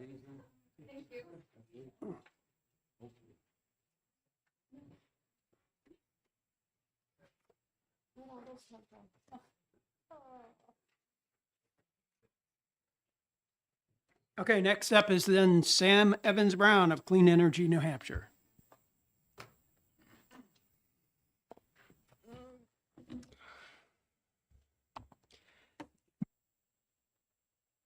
Thank you, Mr. Chair, members of the committee. I have written testimony that I'll hand out as well, but there are a few points that I wanted to emphasize just based on what I've heard out of the committee. The term subsidy has been thrown around in this hearing room quite a lot, and I want to be crystal clear. The New Hampshire net metering tariff is not a subsidy. It is just compensation that is rewarding distributed energy resources at the rate which recognizes that load close to generation having generation close to load is valuable. And it's more valuable than having centralized generation sources that need to be wheeled long distances across the transmission system and the distribution system and require a substantial amount of infrastructure to serve that load. And that is what the net metering program recognizes, and it's what it has recognized it throughout its entire existence. The question is exactly what is the right cents per kilowatt hour amount to reimburse distributed generation at. And that is why we commissioned this value of distributed energy resources study, which not only found that the compensation levels, particularly for these large generators that we're talking about today, is just and reasonable, but in fact, we are undercompensating them. So to that point, Maine has been referenced here. So don't do what Maine did. This bill would be to do what Maine did, and that is categorically false. The Maine net energy billing program guaranteed a compensation rate of between 18 and 21 cents per kilowatt hour. The New Hampshire large customer generator net energy metering program is the default service rate, which is about 8 cents a kilowatt hour. It is half as much or less than half as much as what Maine is paying. We would not see the type of cost shifting that Maine has seen if you were to pass this bill. It's just math. So it's important to remember that net metering is a term that gets applied broadly to tariffs that exist all across the country. They're different in every state. Often they're different in every utility service territory, but that does not mean that all of those tariffs are the same. New Hampshire has a very modest, very frugal net metering rate that, as I've said, the best evidence shows is actually undercompensating these generators, which would suggest that the subsidy is in fact flowing in the opposite direction. That in fact, because these generators provide more value than what they're being compensated for, it's reducing the rates for other ratepayers. So that's what the best evidence shows. This is not a subsidy. The next thing I want to talk about is reliability. The ISO New England has actually found that behind the meter solar has bolstered the region's reliability. The reason being that the times of the year where the New England grid is most stressed are winter cold snaps. The resource that we rely on for reliability during those periods is tanks full of bunker fuel, essentially. We burn oil in dual-fired generation plants that can burn gas or oil.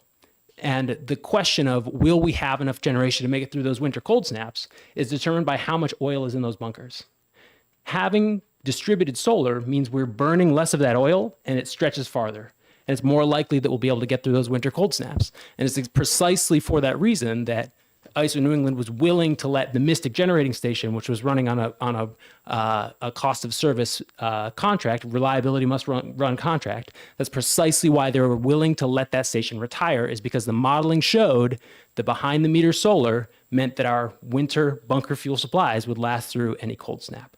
So this behind the meter solar, in fact, bolsters system reliability. Lastly, I just want to point out this cost question. If you were to supply, if you just think about your home, if you had to power your home with a single diesel generator, it would be an unaffordable situation. Versus if you had a diesel generator that was able to run for a set amount of time, but you had solar panels that were offsetting the load of that generator during the sunniest part of the day. The same is true of the grid. It is not the case that a gas-powered grid alone is the lowest cost solution.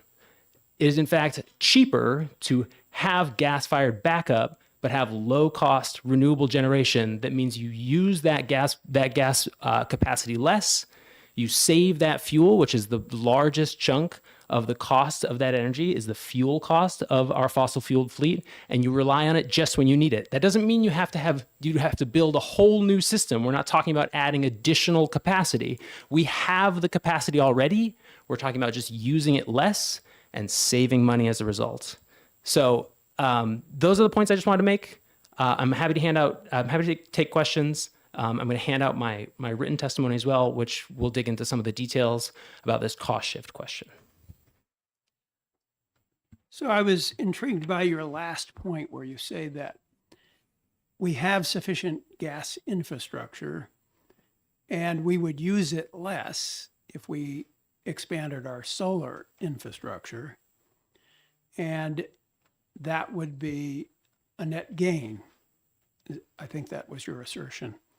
So my question would be, if the gas infrastructure is used less, then how do the owners and operators of that gas infrastructure make enough money to sustain their operations? Thank you for the question, Mr. Chairman. The answer is the capacity markets. So in New England, unlike many deregulated markets across the globe, has a capacity auction. Those capacity auctions, as you know, happen once a year for capacity obligations 3 years in the future. That revenue is what the gas fleet would use to be able to cover their bare minimum maintenance obligations to keep that capacity online and ready to fire up when needed. And so if we increase our solar infrastructure and the gas infrastructure gets used less and less, then the capacity costs would go up and up. Is that correct? It is possible that capacity, that the total absolute terms amount that we're paying into the forward capacity market might rise. However, the lion's share of our energy rates are set by the energy. There's essentially three markets. There's capacity, energy, and ancillary services. The energy markets are by a wide stretch the largest component of our electricity bills, and so even if capacity prices rise slightly, it can more than pay for itself by savings in the energy markets. Representative Harrington has a question. Just to follow up on that, the ISO put out a paper in the end of October that said basically, if we start going with this transfer over to more renewables, whether it be a lot more solar, offshore wind, et cetera, that we were going to have somewhere in the vicinity of 12 gigawatts of power, most of which only runs less than 1% of the time. So they'd be getting almost no revenue from the energy market. So it would appear that these resources would be setting a price for the capacity market, because they would be bidding in extremely high and much higher than anyone else would be allowed to, because they could show we're only going to run 1% of the time. And then that cost gets passed on to every generator in New England. And that, to me, would have a huge increase in capacity cost that would not be insignificant. Would you comment? Of course. I have not actually read the study in question cover to cover. My recollection of having read the executive summary is that they didn't do any economic forecasting. They didn't attempt to put a dollar amount on where the energy markets or capacity markets will be in 2050 or in the distant future. I personally have a great deal of faith in the markets, and that if there are generators that are able to provide that capacity at lower costs, those resources will clear and we will reach an economically optimal solution to this particular problem. I also think there's an enormous amount of innovation going on. And to the point of where does the capacity come from? The ISO New England capacity auctions the ISO New England interconnection queue is chock full of new battery resources that are trying to get built today, which I think will have an enormous impact in reducing the cost of the capacity auctions. Representative Kaplan. Thank you, Mr. Chair, and thank you, Mr. Eby, for coming in and enlightening us on these high-level questions. I have one. We constantly hear about the reliability issue and the fact that these intermittent resources are destabilizing the grid. So my first question is, what is the penetration of renewable resources in the New Hampshire grid at present? And second question would be, how high do you think that penetration could possibly go from here? I would actually struggle to come up with the exact number of the amount of generation within the political boundaries of the state of New Hampshire. I actually think it's not a relevant question because we are so intertied to the rest of the New England region. How about New England in general? So within New England, we're cresting around 11% renewable, and renewable also includes the burning of biomass. So those are not all variable renewables; those include firm resources, and it does not count imports from Hydro-Quebec, which are counted as imports and are in a different line. So all told, it's somewhere in the neighborhood of 20%. I think also that doesn't include behind the meter resources, which, New England has crested over 6 gigawatts of behind the meter solar. So I wouldn't know on the fly how to plug those numbers in. Okay. Representative Harrington. A quick comment. Right now, it's 5% of the being produced by renewables. Everybody's been singing the virtues of this, how it's going to save money and actually add benefit to the system and all these other things. What is so magical about less than 5 then? If 4.9 is good, isn't 10 even better, or 20 or 30 or 40? I mean, shouldn't I be able to go out and build something that's got 50 megawatts and get net metering if I consume a lot of the power, or I sell it directly to a factory or a couple of factories, let's say. So some of the time I'm consuming most of what I produce. Other times I'm putting it on the grid, but isn't bigger better? That's a great question. And the 5 megawatt cutoff is, in my understanding, is that it is somewhat arbitrary, but it is the currently accepted demarcation line between federal and state jurisdiction, with the understanding that anything 10 megawatts in size or greater, even if it's connected to the distribution grid, is going to have impacts on the transmission system. The transmission system is governed by the Interstate Commerce Clause and therefore is federal jurisdiction. And so I'm sure that we could come up with a much more technically correct way to address that constitutional question, but that is the somewhat arbitrary cutoff that we've chosen. Representative Corman has a question. Thank you, Mr. Chairman, and always good to see you, Mr. Evans Brown. During a time that, let's say, a lot of net metering is going on, let's say we have these industrial suppliers and they're putting a lot back onto the grid, how does that affect the clearing price? It lowers it. So this shows up in the wholesale markets as disappearing load. Less load means that the entire bid stack shifts to less expensive resources, and so this has a depressing effect on wholesale market prices.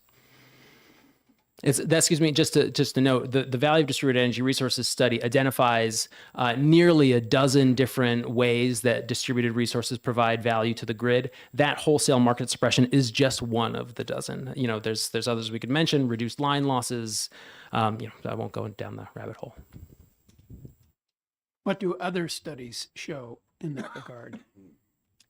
I mean, are we relying on a single study here, or? There have been dozens of value of distributed energy resources studies that have been done for jurisdictions all across the country. And by and large, they all find the same thing, which is that distributed generation has greater value than centralized large-scale wholesale bulk generation. The VETR study in this question was just done specific to the New Hampshire context, but all of the studies that have been done that I'm aware of have found the same effect.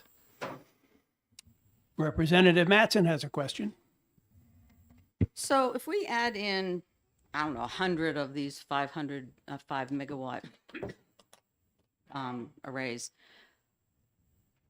what would the ratepayers end up paying for the net metering that they receive? Or what is the percentage? It's hard to answer that question with great certainty. The net metering tariff, it's not a guaranteed compensation. It fluctuates with the market. And if I could tell you what the energy markets were going to be in 2040, I would make a lot more money and I would not be sitting here with you all.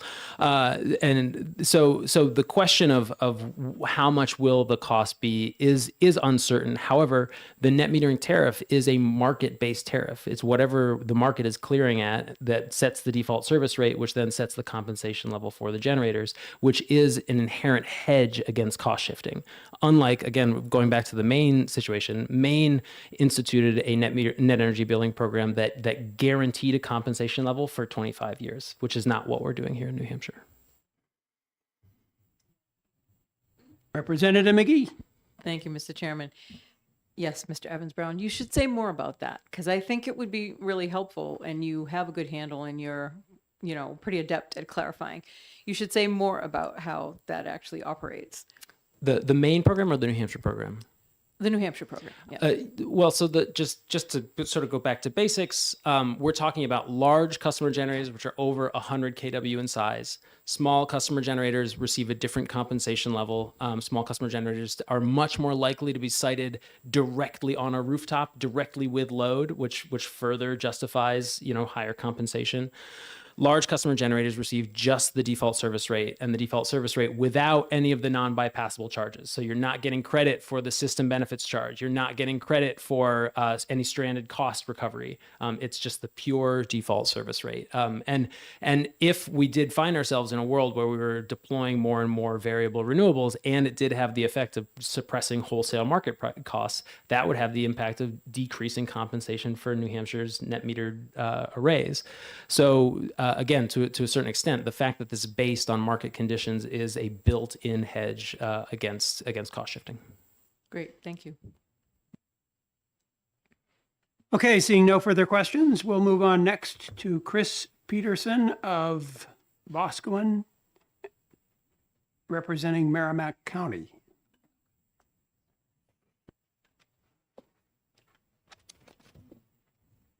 Good afternoon, Mr. Chairman and members of the committee. My name is Chris Peterson. I'm representing Merrimack County. I support SB 106, and I wanted to go ahead and bring to the attention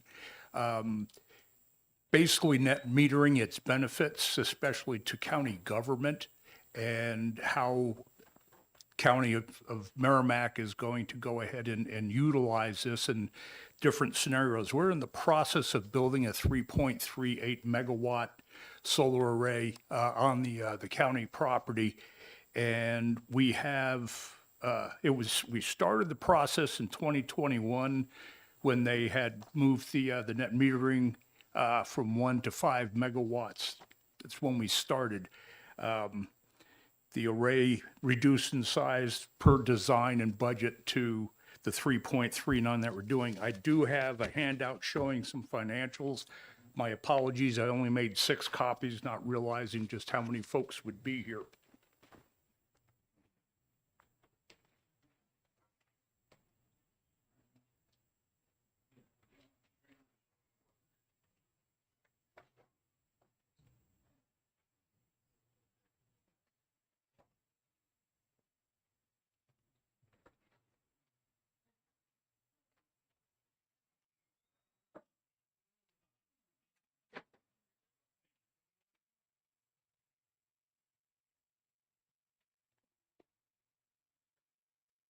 So when the county started this process, these the figures were drawn up by NextEra Energy. That is who our partner in doing the data planning and modeling of the project. The first sheet you see there is the our generation and net annual benefits prior to the PUC decision to stop the net metering program in 2040.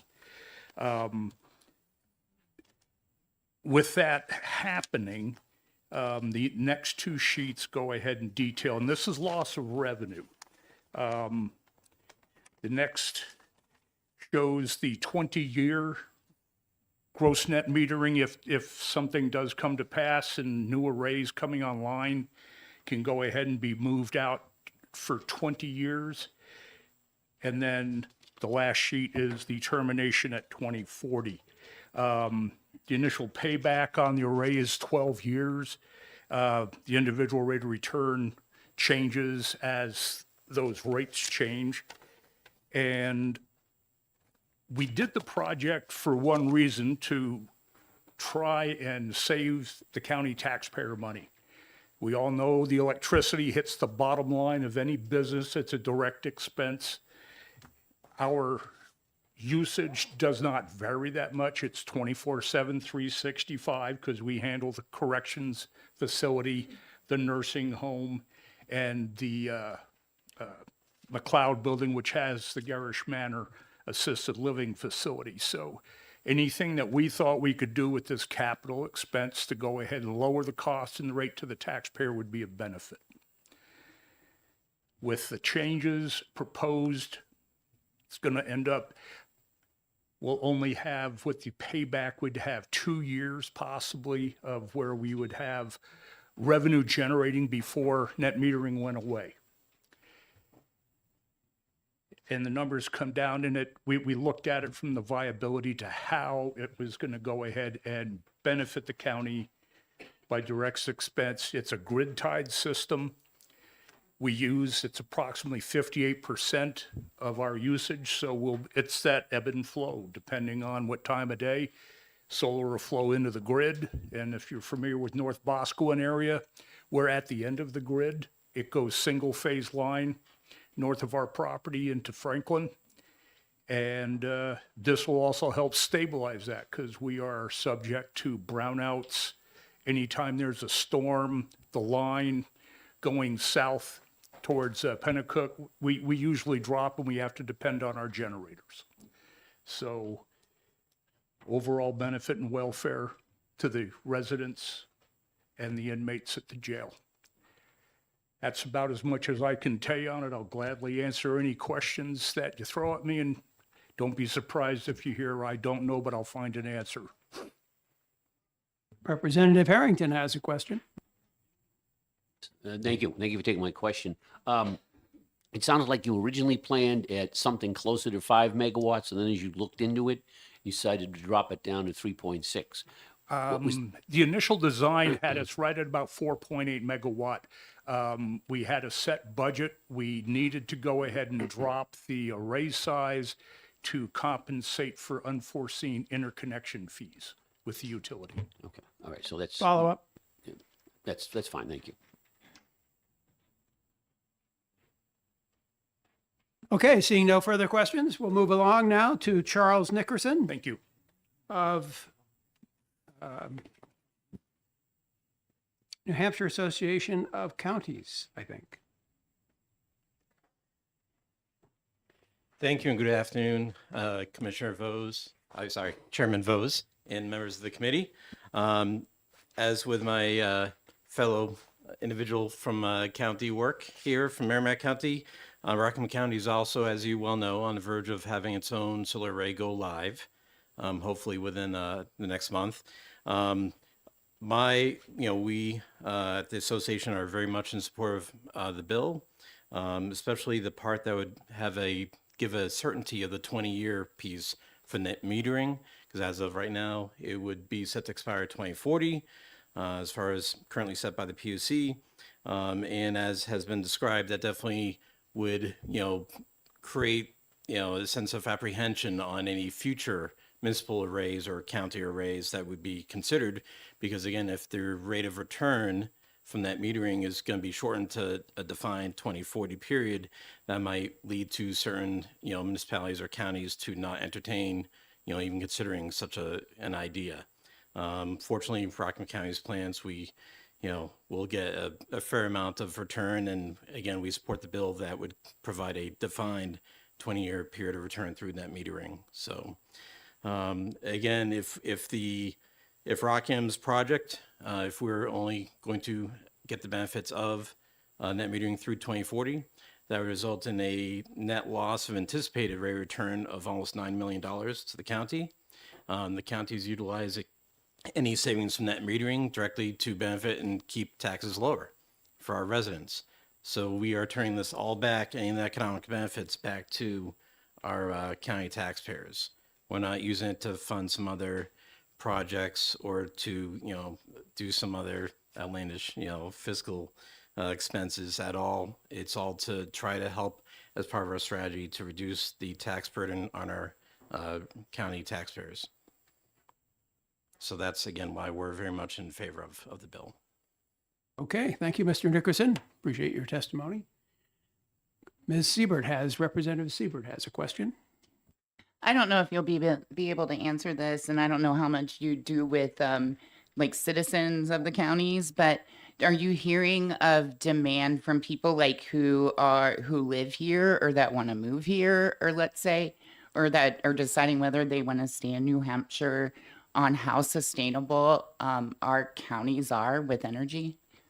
We haven't heard that from our general public. Unfortunately, when we do have public meetings at the county, we don't get that much interaction from the public. I wish we got a whole lot more interaction.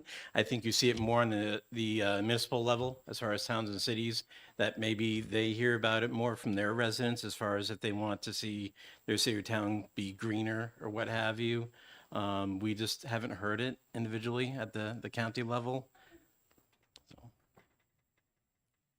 Okay, seeing no more questions, we'll turn to the last person who has signed up to testify on this bill, and that's Josh Elliott from the New Hampshire Department of Energy. Good afternoon. You get the last word. Good afternoon, Mr. Chairman, members of the committee. Realizing it's already after 3 o'clock, I will try to be brief. I know a lot has been discussed today. I'm going to try to distill down the department's views on the bills into a couple of different distinct buckets and offer a couple of observations. We are neutral on the bill. So there are three items, categories to consider as you're looking at this bill. There's technical questions, there's policy questions, and as well as an administrative question. So starting with the technical issues, I'm going to direct your attention to Section 2, line 18 of the bill. Refers to a group consisting exclusively of commercial, industrial, institutional entities. It's not clear what institutional refers to. There's, generally speaking, there's three different classes of electricity customers. There are either residential, or industrial, or commercial. There's various in between that, but institutional is not really a class. Section 4 of the bill, which is lines 8 through 16, there are a couple of issues and inconsistencies here. The entity that is described in lines 10 through 13 doesn't actually exist, even with the bills, if the bill were to go into effect. So it reads, facilities eligible for net metering tariff under this section for customer generators larger than 1 megawatt and up to 5 megawatts, et cetera, not acting as a group net metering host must consume, et cetera, et cetera. If you refer back to the definition of industrial host, which is in Section 2, you see on lines 17 and 18, 1 megawatt, less than 5 megawatts, used to offset the electricity requirements of a group consisting exclusively of, et cetera, et cetera. So this safeguard, if you will, or attempted safeguard in Section 4 refers to an entity that doesn't actually exist under the structure of the bill. So it only, so in summation, it only refers to entities not acting as group hosts, but by the definition of industrial hosts, those are the only ones that can exist. So there's an inconsistency there. There's also an eligibility donut. If you look in that same language on lines 11 through 12, oh, I'm sorry, excuse me. Page 2, lines 11 through 12, beginning about halfway through with an in-service date of January 1st, 2026. Et cetera, and then the effective date is 60 days after passage. So in theory, you could have a donut of where there's, assuming that the inconsistency was cleared up, that you would have this donut of where an entity would not necessarily be eligible for any of these restrictions until January 1st. If there were somebody were able to put together a project quick enough, they would be able to sort of go in under that donut and not actually be subject to any of those guardrails that this section attempts to put in place. In subsection B of that same section, lines 14 through 16, this again, we're dealing with this behind the meter consumption requirement. There's an error here. I don't know if it's deliberate or not. This leaves out the ability for housing authorities with master meters to actually participate. This was cleared up in a different section of statute.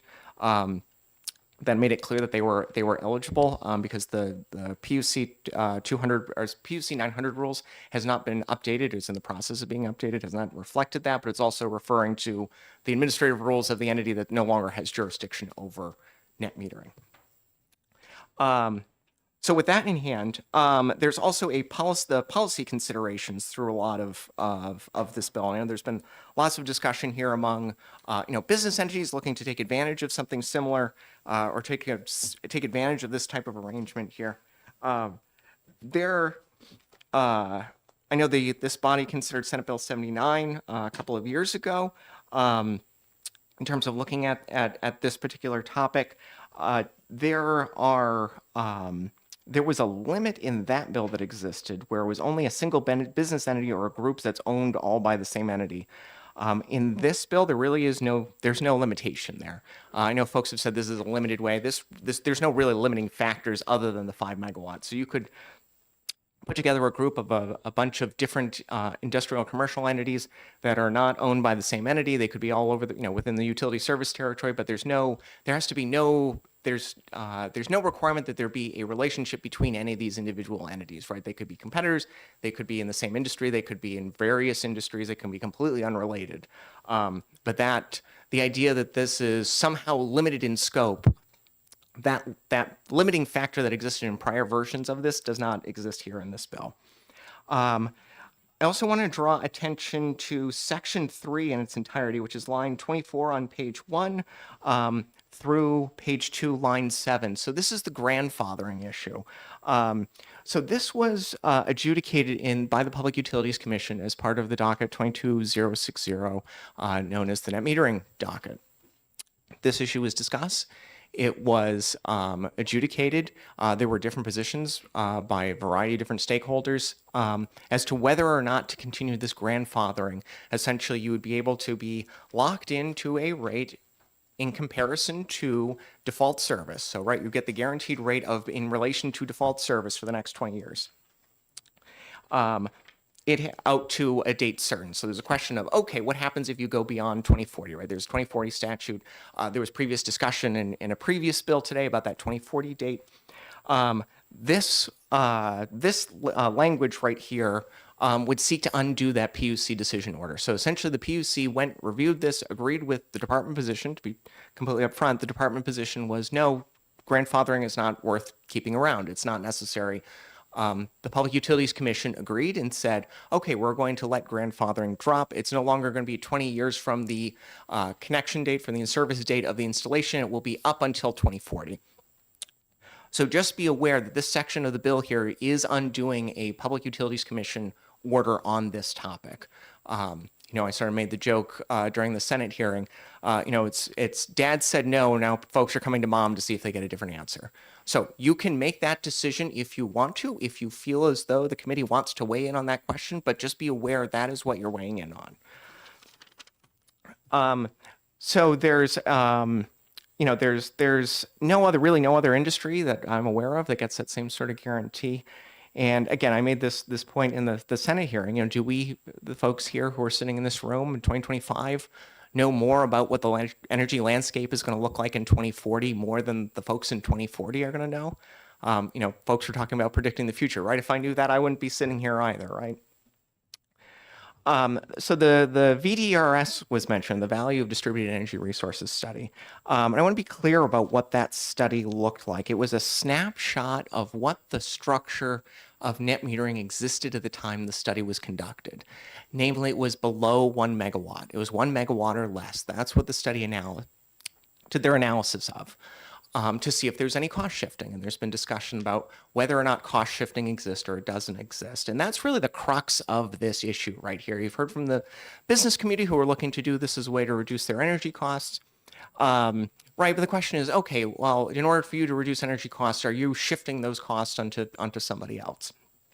And that's really, I think that's the fundamental policy question that everyone here wants to grapple with and make sure that we get this right. So a lot of folks have said, well, the VDRS said there's no cost shifting or it's undercompensating in certain areas.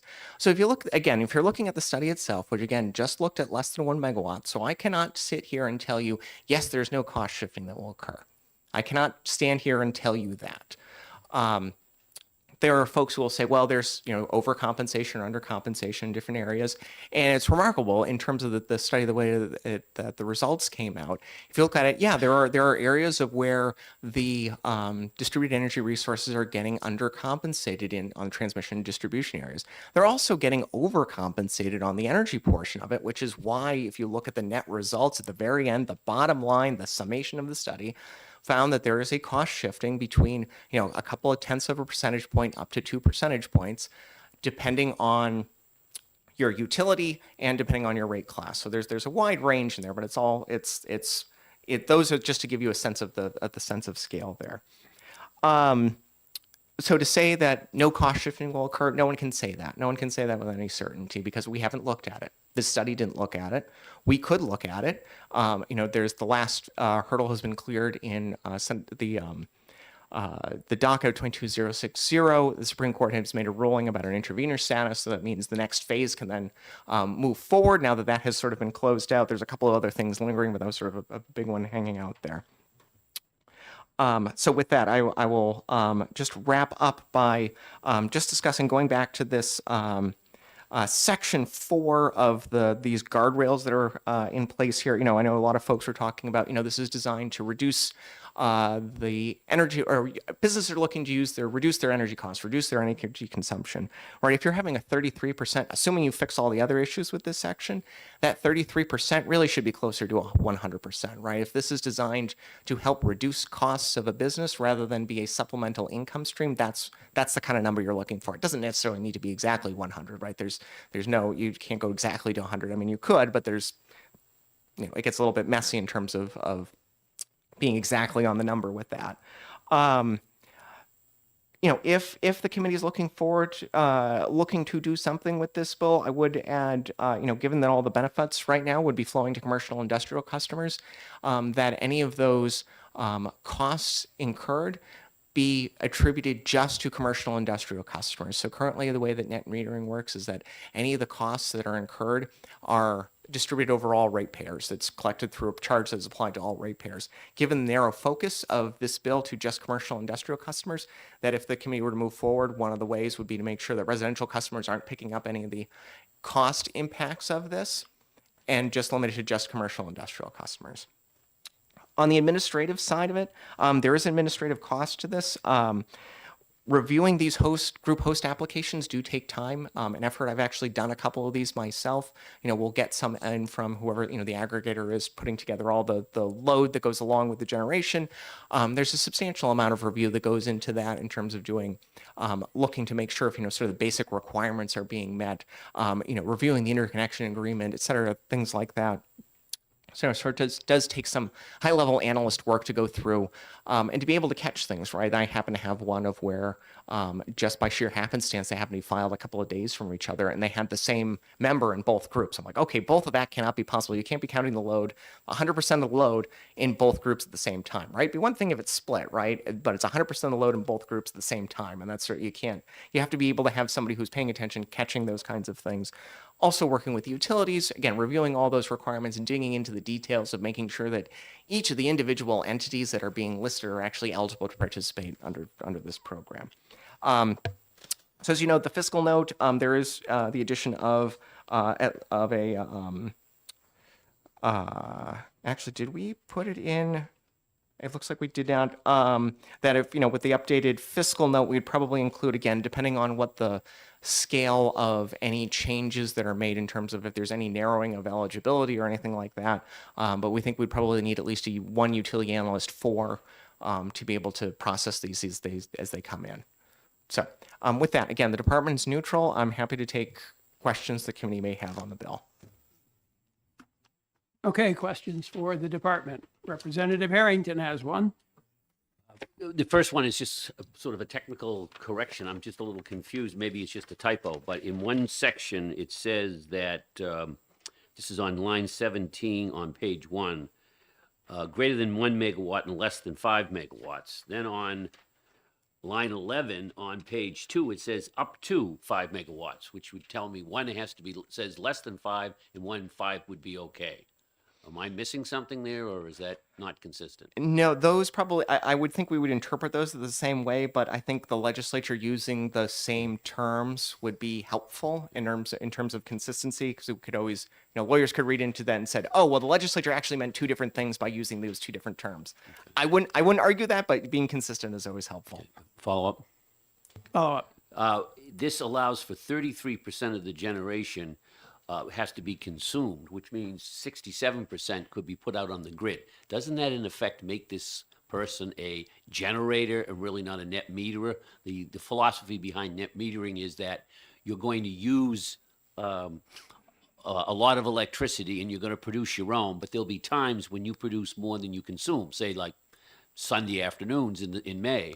But you'll consume more in December to make up for that when you're not producing much.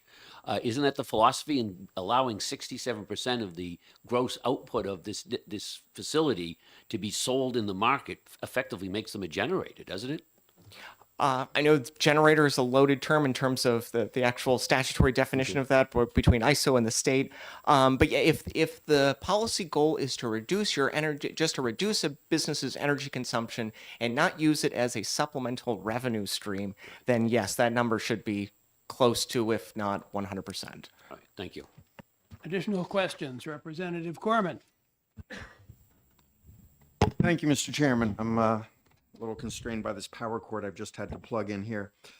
So actually, my question relates to Representative Harrington's question and about what you said earlier about that facilities in Section 4 don't exist, Section 4 of the bill. And what I'm looking at is sections 1 and 2 of the bill refer to RSA 362A, Section 1A. Section 4 of the bill refers to RSA 362A:9.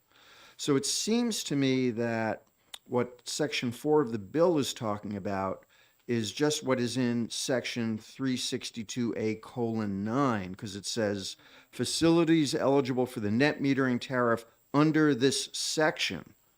So I'm wondering, is there really a problem here in terms of these things not existing? Under the section means 362A:9 and not anything else, as far as I know. So the RSA 362.9 is the entire net metering statute itself. Yes. 362A1 is all of the definitions that are used in the entire section. Right, but 362A is a chapter, not a section. 362A:9 is a section, and the text of the bill talks about under this section, not under this chapter. I can get back to you on that. I'd have to go to check again to just make sure to verify that. I want to make sure I don't have the statute, the whole RSA in front of me on that. This is why this section is kind of problematic as well, right? Again, even if it is referring, what else would it be referring to other than these two exemptions, both the municipal host and the industrial host? Because those are the only two things that would exist. Representative Kaplan has a question. Thank you, Mr. Chair, and thank you, Ms. Elliott, for taking my question.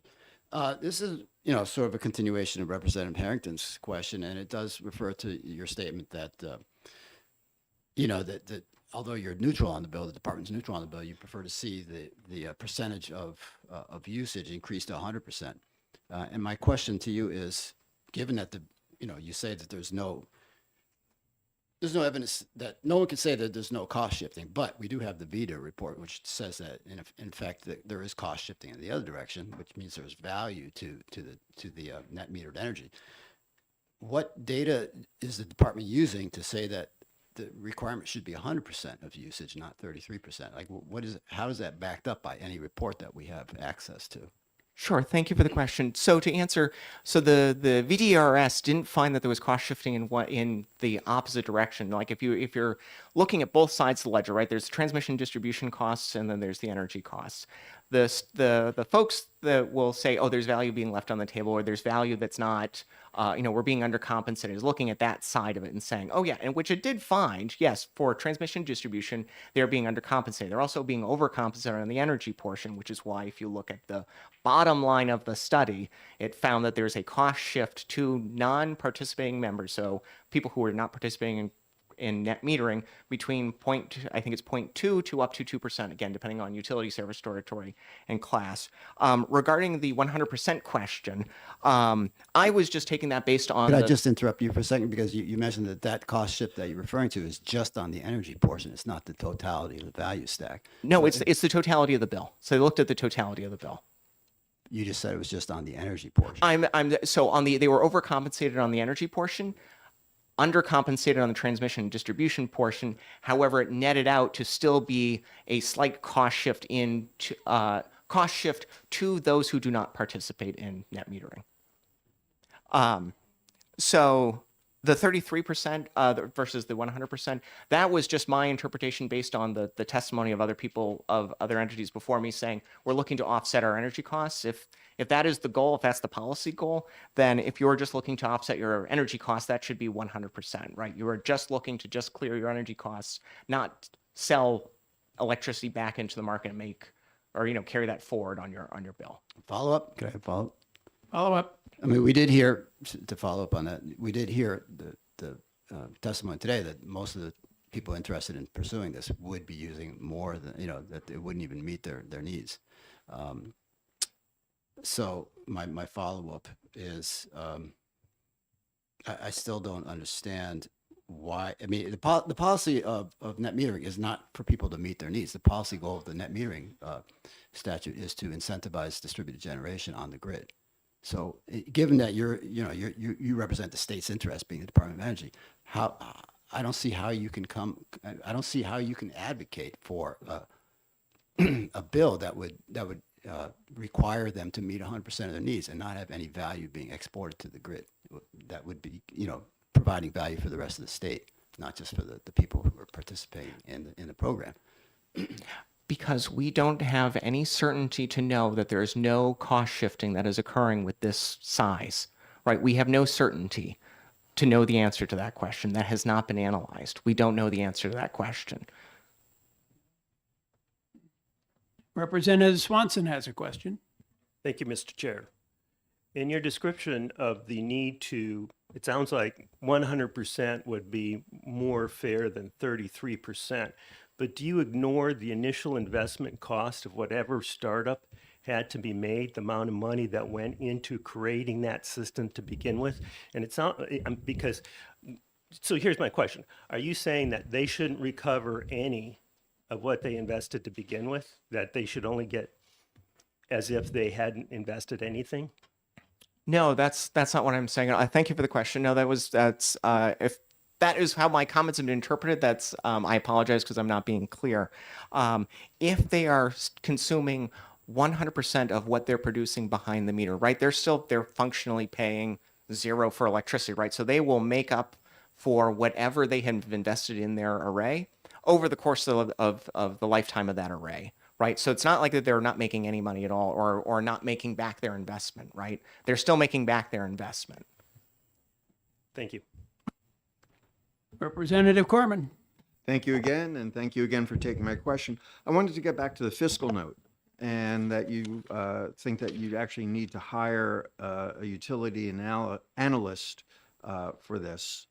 And I mean, that's a full-time position. If they're working 40 hours a week, 50 weeks a year, that's 2,000 hours a year. 37 and a half. Okay, well, a little less than 2,000 hours a year. 1950. 1,700, something like that a year. Is that really necessary? I mean, do you really need somebody working all those hours for what this is going to entail?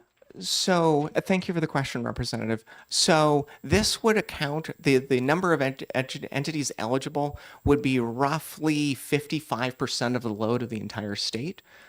Depending on how many actually, decide to participate. We haven't done projections on that. I can say with the municipal host ones, it's, certainly part of a full-time position who looks through those and analyzes those. They're not necessarily, you're not going to turn them around in, 20 minutes. They're not a cursory glance and you send them out, right?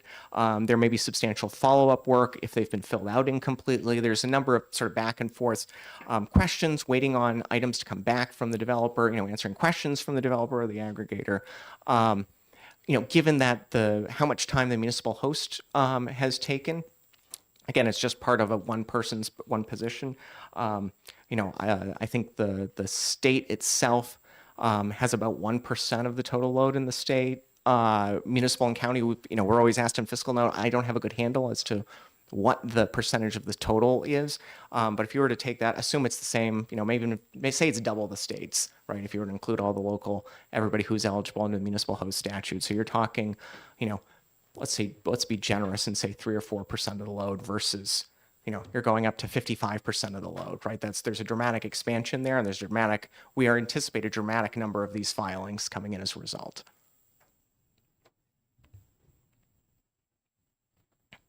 Okay, seeing no further questions, I want to thank you for that excellent testimony. Thank you. And since I have no more pink cards for this bill, I'm going to close the public hearing on Senate Bill 106. And since it is 3:30, we got to move quickly on to our last bill of the day, which is Senate Bill 228.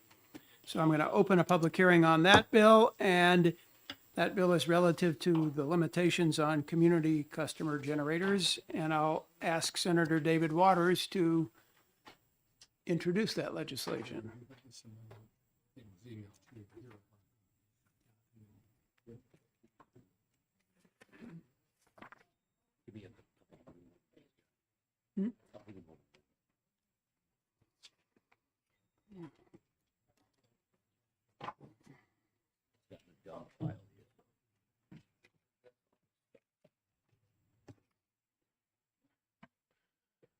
Thank you, Mr. Chairman. Good afternoon, members of the committee. I'm Senator David Waters, District 4, to introduce Senate Bill 228. This bill in the Senate, and since it left the Senate, has undergone continuing and extensive conversations, and so I'm presenting an amendment here, 1581, which is what I will speak to. But let me note, after some conversations in the last few days, I would recommend that you remove the entirety of Section 1 here, so that I would just really be speaking to Sections 2 and 3. So everybody have a copy?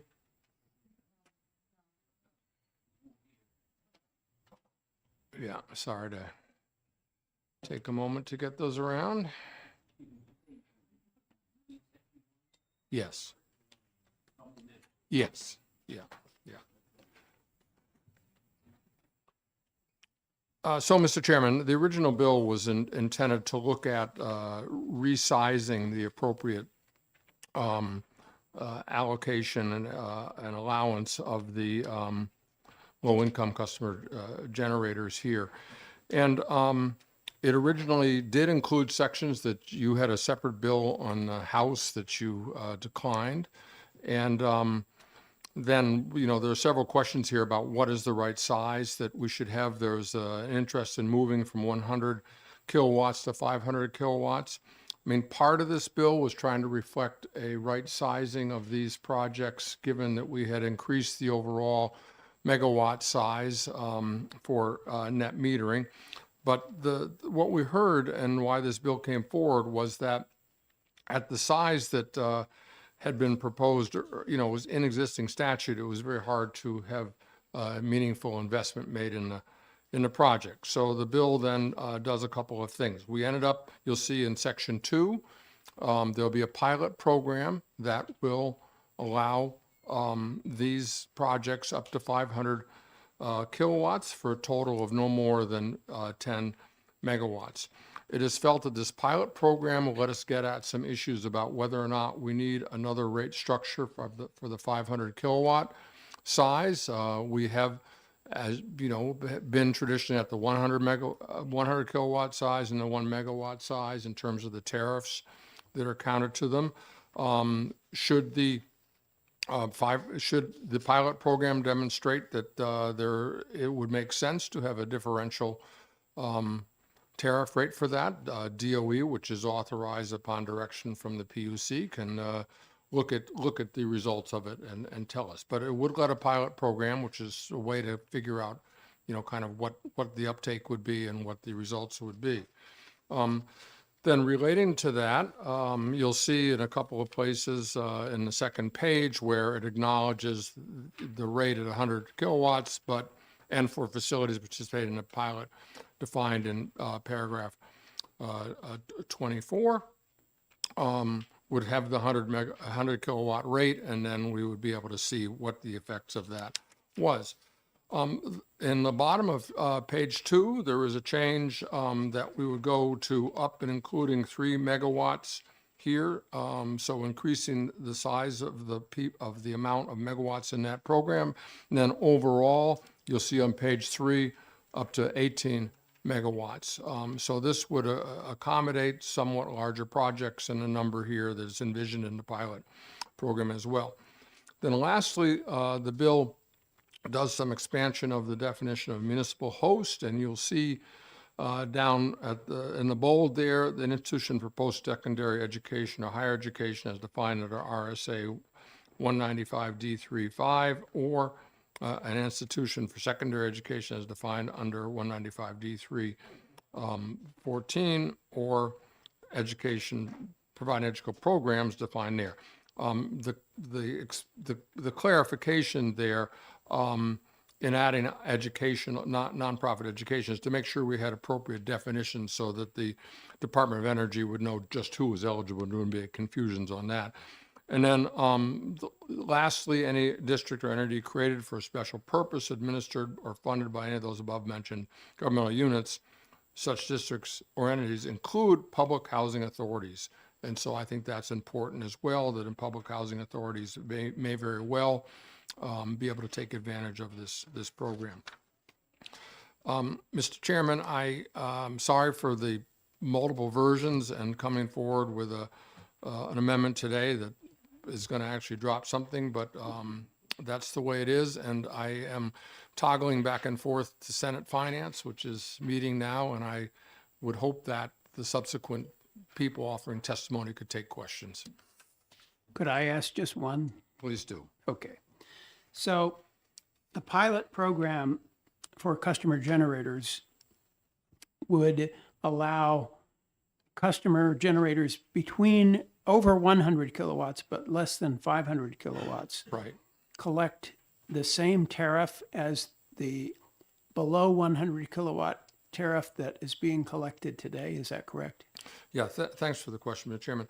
And this is what produced so much discussion, because it does seem to make sense that the 500 kilowatt is a place at which there would be more meaningful investment, and it makes sense for folks who want to do these projects. The question was, though, well, okay, we have a rate for 100 kilowatt, we've got a rate for 1 megawatt. What would be the right rate here? And we went around, all kinds of conversation about how would that be determined, and would we really, how would we really determine what that difference would be? So at that point is why we propose, let's do a pilot, because that's what we've done often when these questions have come up. It's relatively quite limited. If there's cost shifting, or if it's not appropriate for them to have that rate, it won't be a lot that they're being overcompensated for potentially. So I think by limiting to that size, I think we'll be able to get answers to that question, and the DOE would be able to kind of look at the results here and figure out if we then do need to set a different tariff for the 500 kilowatt.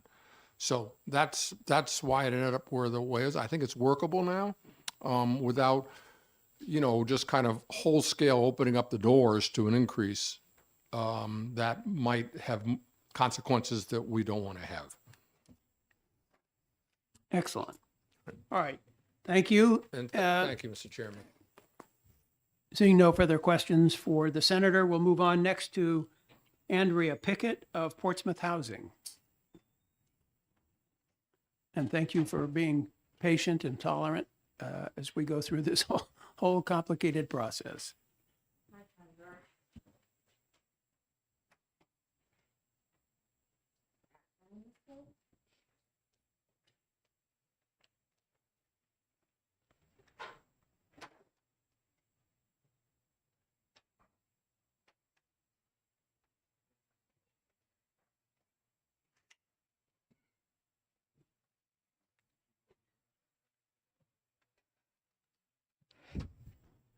Good afternoon, Chairman Vos, Chairman Thomas, and members of the House Science, Technology, and Energy Committee. Thank you for the opportunity to testify today in support of Senate Bill 228. My name is Andrea Pickett, and I'm here on behalf of the Portsmouth Housing Authority, which has provided housing assistance to families, seniors, and individuals with disabilities on New Hampshire's seacoast for over 70 years. We are the region's largest affordable housing provider, owning and managing 13 properties with more than 680 units and administering a housing choice voucher program to help stretch limited housing resources further.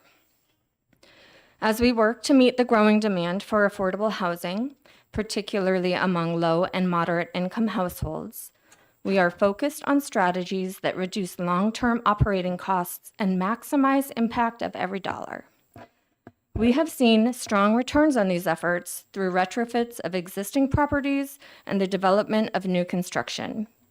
A key part of this strategy is improving energy efficiency and pursuing cost-effective solar installations where appropriate to insulate our operations from electricity price swings from year to year. Senate Bill 228 proposes modest but important updates to net metering program that would enable organizations like ours and the residents we serve to access the same energy cost savings available to individual homeowners. Currently, solar systems of over 100 kilowatts receive a lower rate for excess generation, even when the system is appropriately sized for a multifamily property. This threshold unintentionally limits housing authorities, nonprofits, and municipalities from planning energy systems that match the scale of their needs. A reasonable increase in this cap from 100 kilowatts to 500 kilowatts would provide the flexibility needed to pursue energy solutions that are both economically and operationally efficient, ultimately allowing us to reinvest savings into housing services.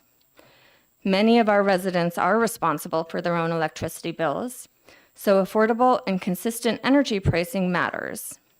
SB 228's proposed enhancements to the Electric Assistance Program, EAP, community solar component would allow more eligible households to participate in solar projects and benefit more from more stable utility costs.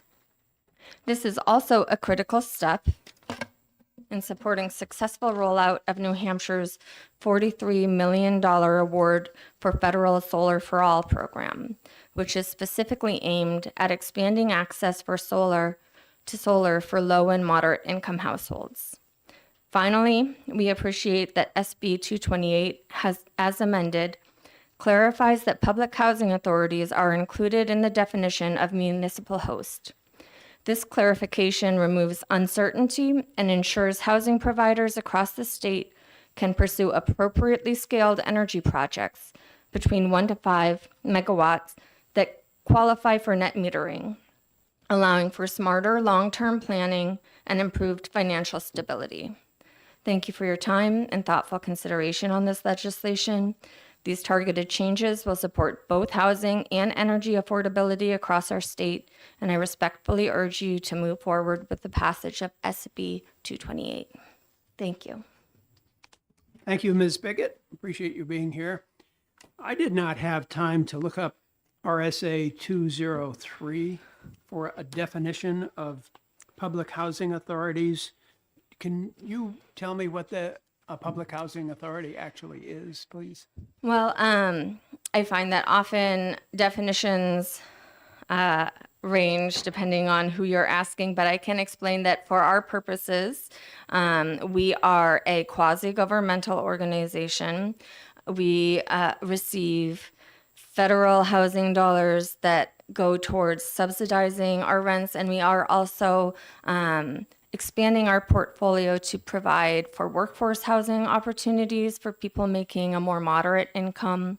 I don't know if you have any specific questions. I do. So who owns the building or the units? It is operated as a not-for-profit. We own and operate our units, and there are some that are managed as well.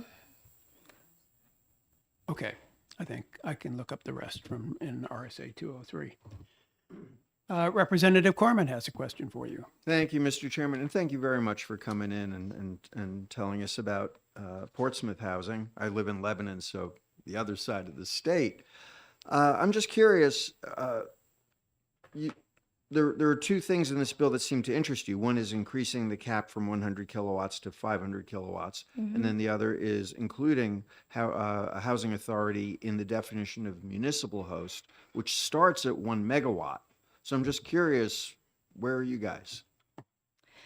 So I think that we are just at the beginning of taking advantage of these opportunities. We have recently installed our first solar array, and we're in the beginning processes of applying for a second installment. I actually am here sort of as a pinch hit today. Craig Welch is our executive director, and he would normally be the one speaking to this committee. So I can't give you those specific numbers. It's not my area of expertise, but I can get back to you.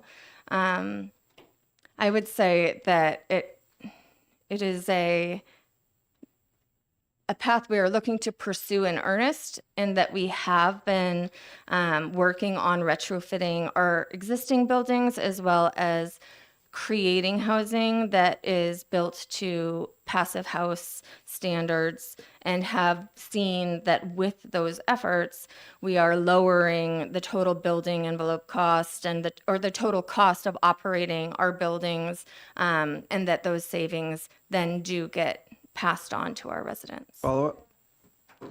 Follow up. Yeah, I guess what I'm asking is, let's say, what's your ultimate target? Is it to still be in that 100 to 500 kilowatt range, or are you looking to go above a megawatt?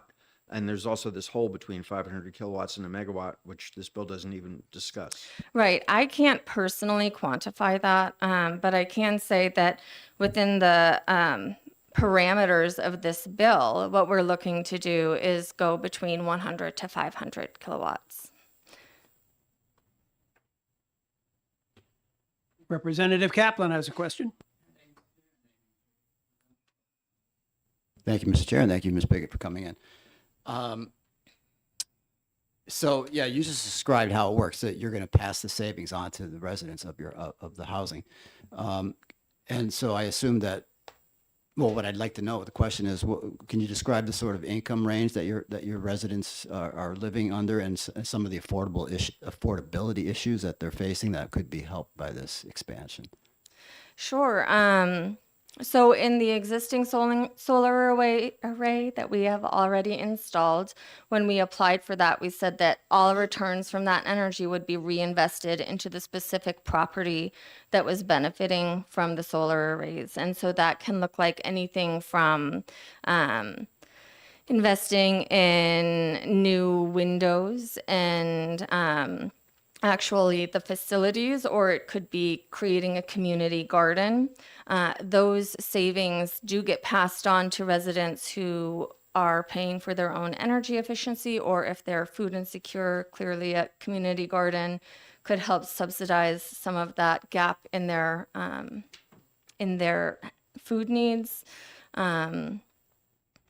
Does that answer your question? Was there another piece? Yeah, no, I mean, that goes away towards describing the kind of uses that you'd be putting it towards. And then the income qualifications for people who live in our housing. We serve people who are extremely low income. I have seen people without an income in our subsidized housing.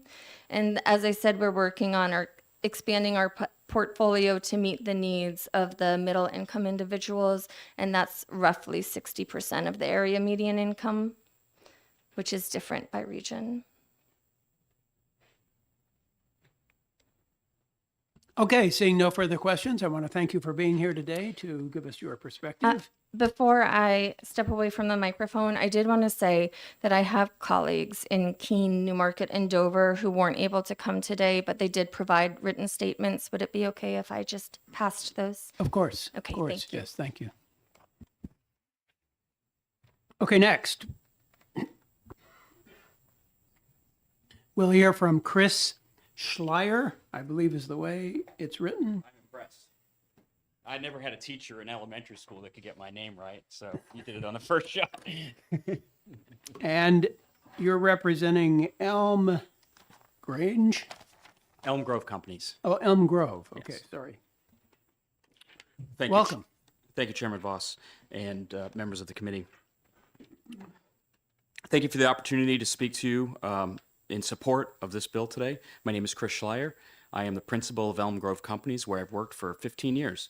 Elm Grove is a full-service real estate firm specializing in multifamily housing, active in development, construction, renovation, acquisition, and property management.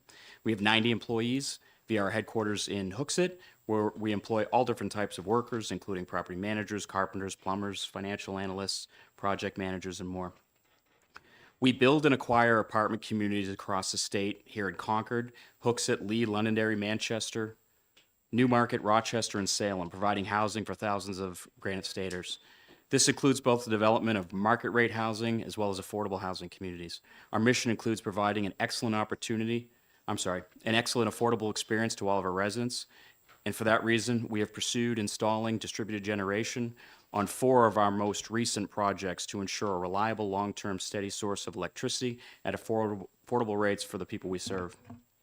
It is our understanding that this legislation before you today would increase opportunities to provide stable, low-cost energy to more low-income Granite Staters. As a developer, we are no stranger to the financial realities we live in: rising interest rates and inflation, regulatory uncertainty around tariffs and supply chain, and the threat of recession certainly make our daily work in bringing housing to fruition an immense challenge.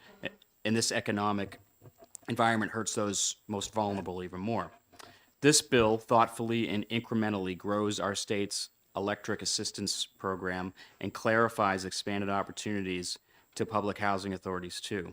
We believe New Hampshire has been a leader in serving low-income tax ratepayers with distributed generation, and this bill grows that pursuit in a measured approach.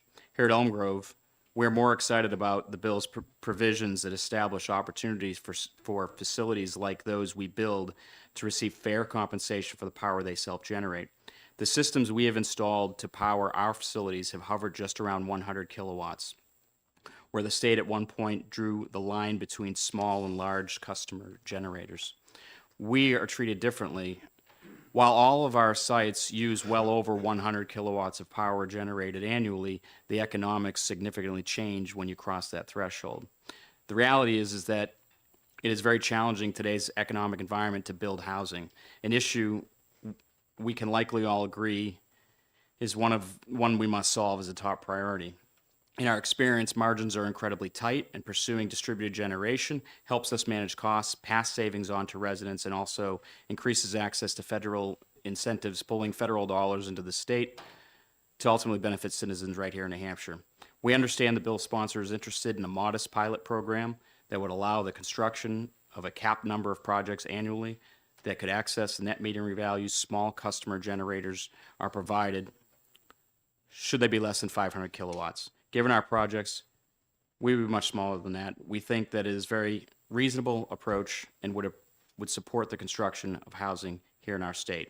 Thank you for your consideration. Questions? Seeing none, I want to thank you for your testimony. Thank you. And we'll call next on Sam Evans Brown from Clean Energy, New Hampshire. Thank you, Chairman Vose. I just heard a very pronounced sigh from the committee, so I will be brief. I rise in support of the bill.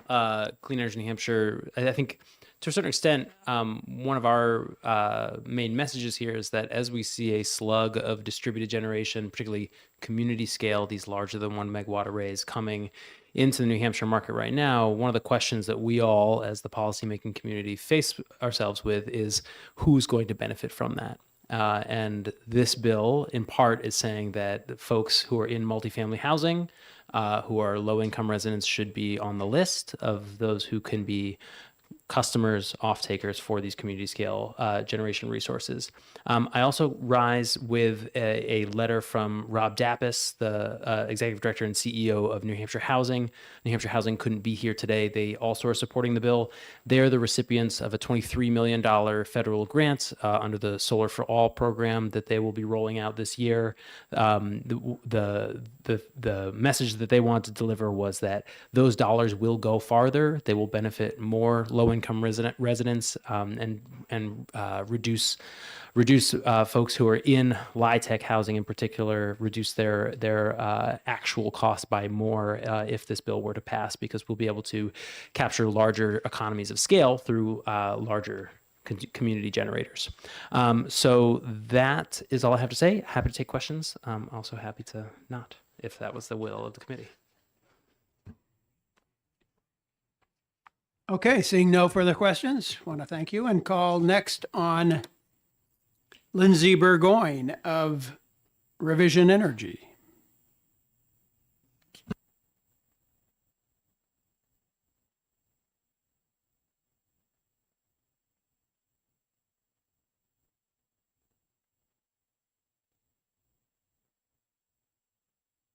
Turn that on. Good afternoon, Chairman Vos and members of the Science, Technology, and Energy Committee.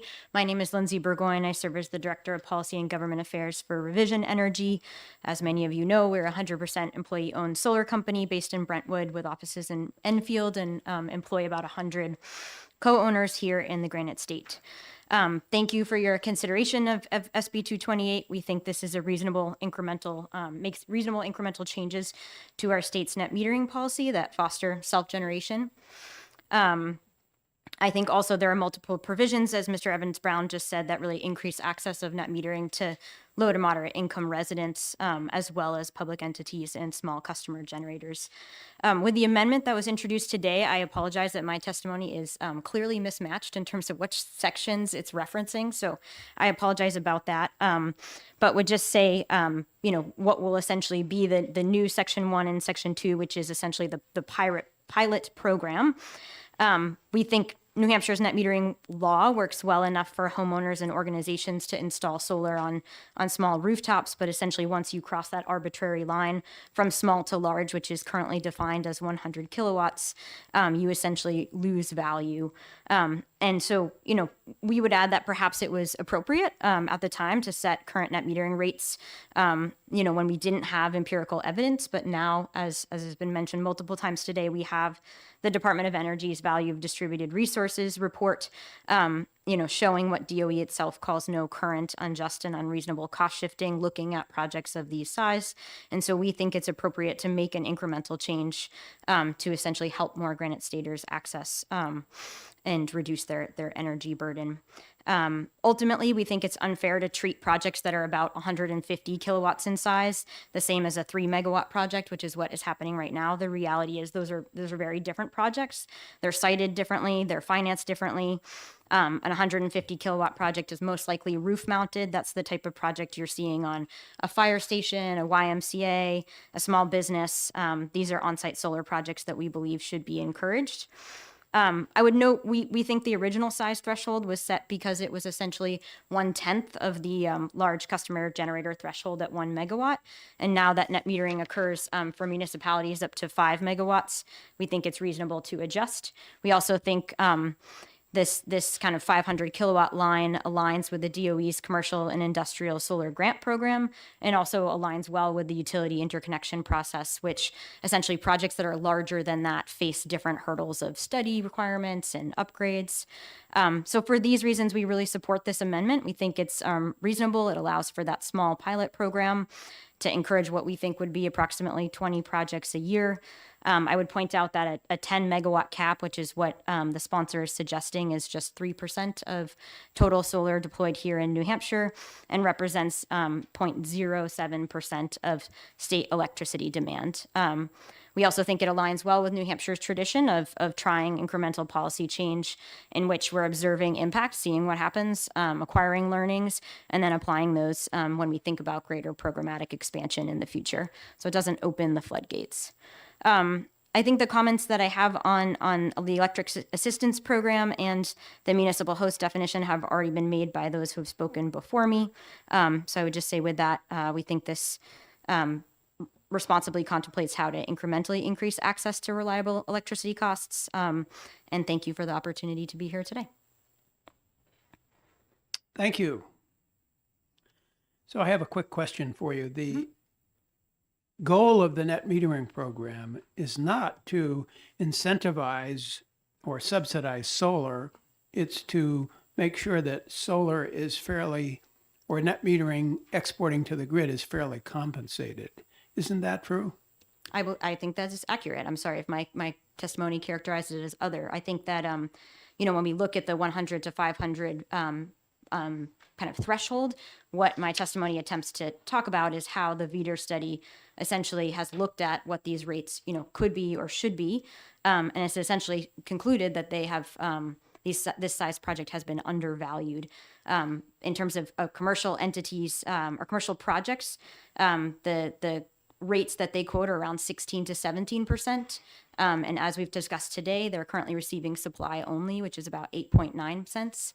And so we would argue there's a cost shift in a different direction. So essentially what we're saying here today is advocating for projects of this size to be adequately compensated for the value they're providing. Okay. Seeing no further questions, we'll move on to the next person who wants to testify, and that's Brandon Flattery from the DuPont Group.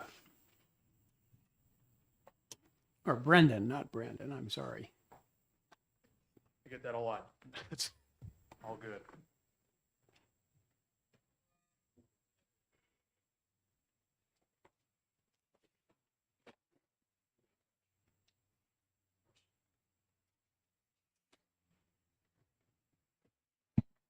Well, good afternoon, Mr. Chairman and members of the committee.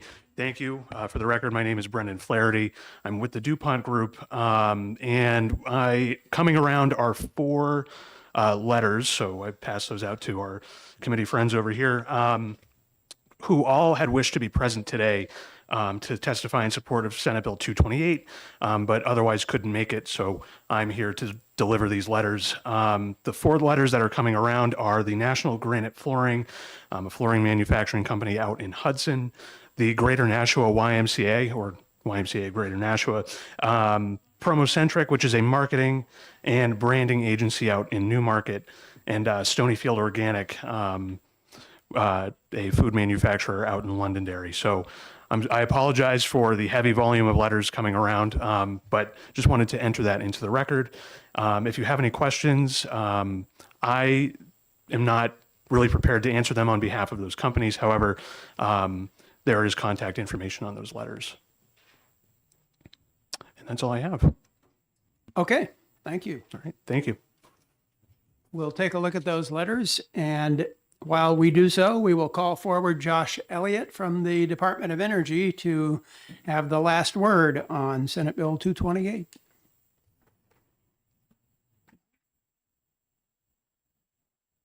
Don't worry, folks. I'm hearing all the sighing between behind me and in front of me, so I will be quick. Good afternoon, Mr. Chairman, members of the committee. Again, Josh Elliott, Director of the Division of Policy and Programs. I am going to base my remarks with the chair's approval on Amendment 1581S that the prime sponsor had mentioned in his introduction. My understanding from him that he is dropping Section 1 of the bill, which deals with the language around billing. So I will continue with my remarks on Section 2 and 3, which are essentially is this pilot program that has been proposed. So typically pilots for this particular section here, right, we're looking at this difference between moving the definition of a small customer generator from 100 kilowatts up to 500 kilowatts. And there's, as folks have alluded to, there's a different compensation structure once you cross 100 kilowatt sized array. So there's a compensation question at the bottom of all of this. So it's the pilot itself we have a couple of concerns with. Usually pilots are limited by scope and duration, and have some reporting period afterwards, and there's really none of that in here. The pilot, we had a couple of folks do some back of the envelope math, and based on just Eversource's service territory, we project that all of the projects that already currently meet this threshold, that are between 100 and up to 500 kilowatts capacity, that exist in Eversource's service territory, would be eaten up in less than 2 years. You assume a little bit of extra time for the other utilities. You're probably talking maybe 3.5, maybe 4 years, depending on what it is. So that would basically, it's not very limited in that way, in which there's sort of a slow rollout, but you're pretty much soaking up any of the existing facilities within a very short time frame. There is also the 6-month timeline to set something up and get it out the door. To develop this pilot program, there's not really a lot of guidance within the statute as to what exactly we're supposed to do any scoring on, or if it's just, I know there's some references, first come, first serve basis. Beyond that, are we supposed to do anything else? It's not clear. And I would point to the fact, I know folks have talked about low, moderate income customers and programs. Just the line on amendment page 1, line 32, pilot programs shall be open to all customer generators. So that's everybody. That's not just limited to low, moderate income households. We've already talked about the VDRS. I don't need to go into further detail on that because I think we've already discussed that. Looking at sections 4 and 5 of the bill, again, this is, would be moving the megawatt cap up from within this low moderate community solar projects, Senate Bill 270, EAP LMI. There's been a variety of different names for this, where they're allowed to get this designation to be eligible for an adder, in addition to the net metering compensation. So that would shift the cap up from 1 megawatt up to 3 megawatts, and then in section 5, a reciprocal of, if you're moving the cap to 3 megawatts, you would be shifting the cap on the program per year from 6 megawatts up to 18. So you're multiplying it by 3. Sorry, there's a policy decision there if you want to move that cap up to 3 megawatts for those projects. In section 6, I certainly appreciate, as being looped in on multiple of these emails of trying to figure out what, district or entity created for a special purpose, administered or funded by any of the above named governmental units gets very complicated, because you usually get folks contacting us, asking us, well, do I qualify? I'm like, well, we don't know. How are you structured? What's your organizational structure? So based on that statutory construction, public housing authorities in a very limited way are eligible, specifically the ones under RSA 203. Those are just limited to the public housing authorities in their purest form as they've been created by the communities around the state. So in that sense, that they're eligible under the current statute. It's the issue, excuse me, I'm getting over a cold. The issue that comes in of where you have these different types of basically of legal structures that actually own these facilities in order to be able to take advantage of low-income tax credits and other things like that. And there are people from the multifamily housing community who can speak to this far more authoritatively than I. But based on the plain reading of the statute, if you're a core public housing authority, you're qualified. But if you're one of these essentially LLCs that's then created by the housing authority, you're no longer eligible. So there's this rough trying to figure out, okay, which of our buildings are owned by which entities in order to figure out who's actually eligible. So it usually devolves into that. Again, you are opening up this definition of municipal host, which I think you're all aware of. Again, I appreciate the sponsors' specificity in terms of tying to specific statutes what these other nonprofit educational institutions are. I don't have a good sense today as to how many of these specific entities exist. So I couldn't tell you even a ballpark of, I expect this number to exist, or it's going to be 10, or it's going to be 100, or it's going to be 1,000. I don't know. I don't think it's going to be 1,000, but I don't have a good handle. The department doesn't have a good handle on as to how open adding these additional entities are into this increasingly tortured definition of municipal host. So that's just my personal comment on the definition of the statutory construction.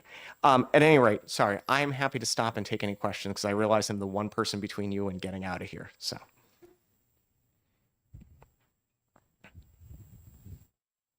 Okay, questions? Representative Kaplan. Yeah, I just have a quick question. I didn't hear whether did you say you were neutral? I'm sorry. Yes, the department is neutral. Okay. Thank you. Additional questions? Seeing none, I want to thank you. You're welcome. And since you were the last pink card I had on this legislation, we're going to close the public hearing on Senate Bill 228.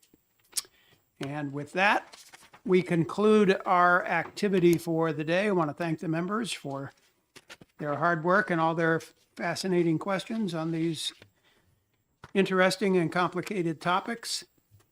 And we will return here on Monday, the 21st of April, to have work sessions on these bills.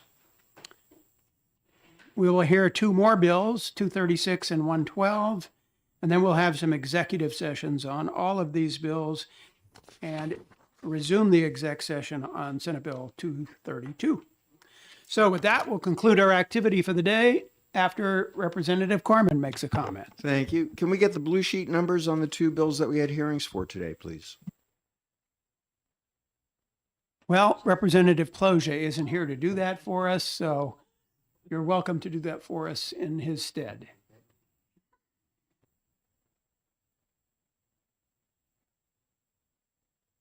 Theoretically, Monday will be our last day of the year in this committee room, yes. And this building, since we will be kicked out of here on June 30th.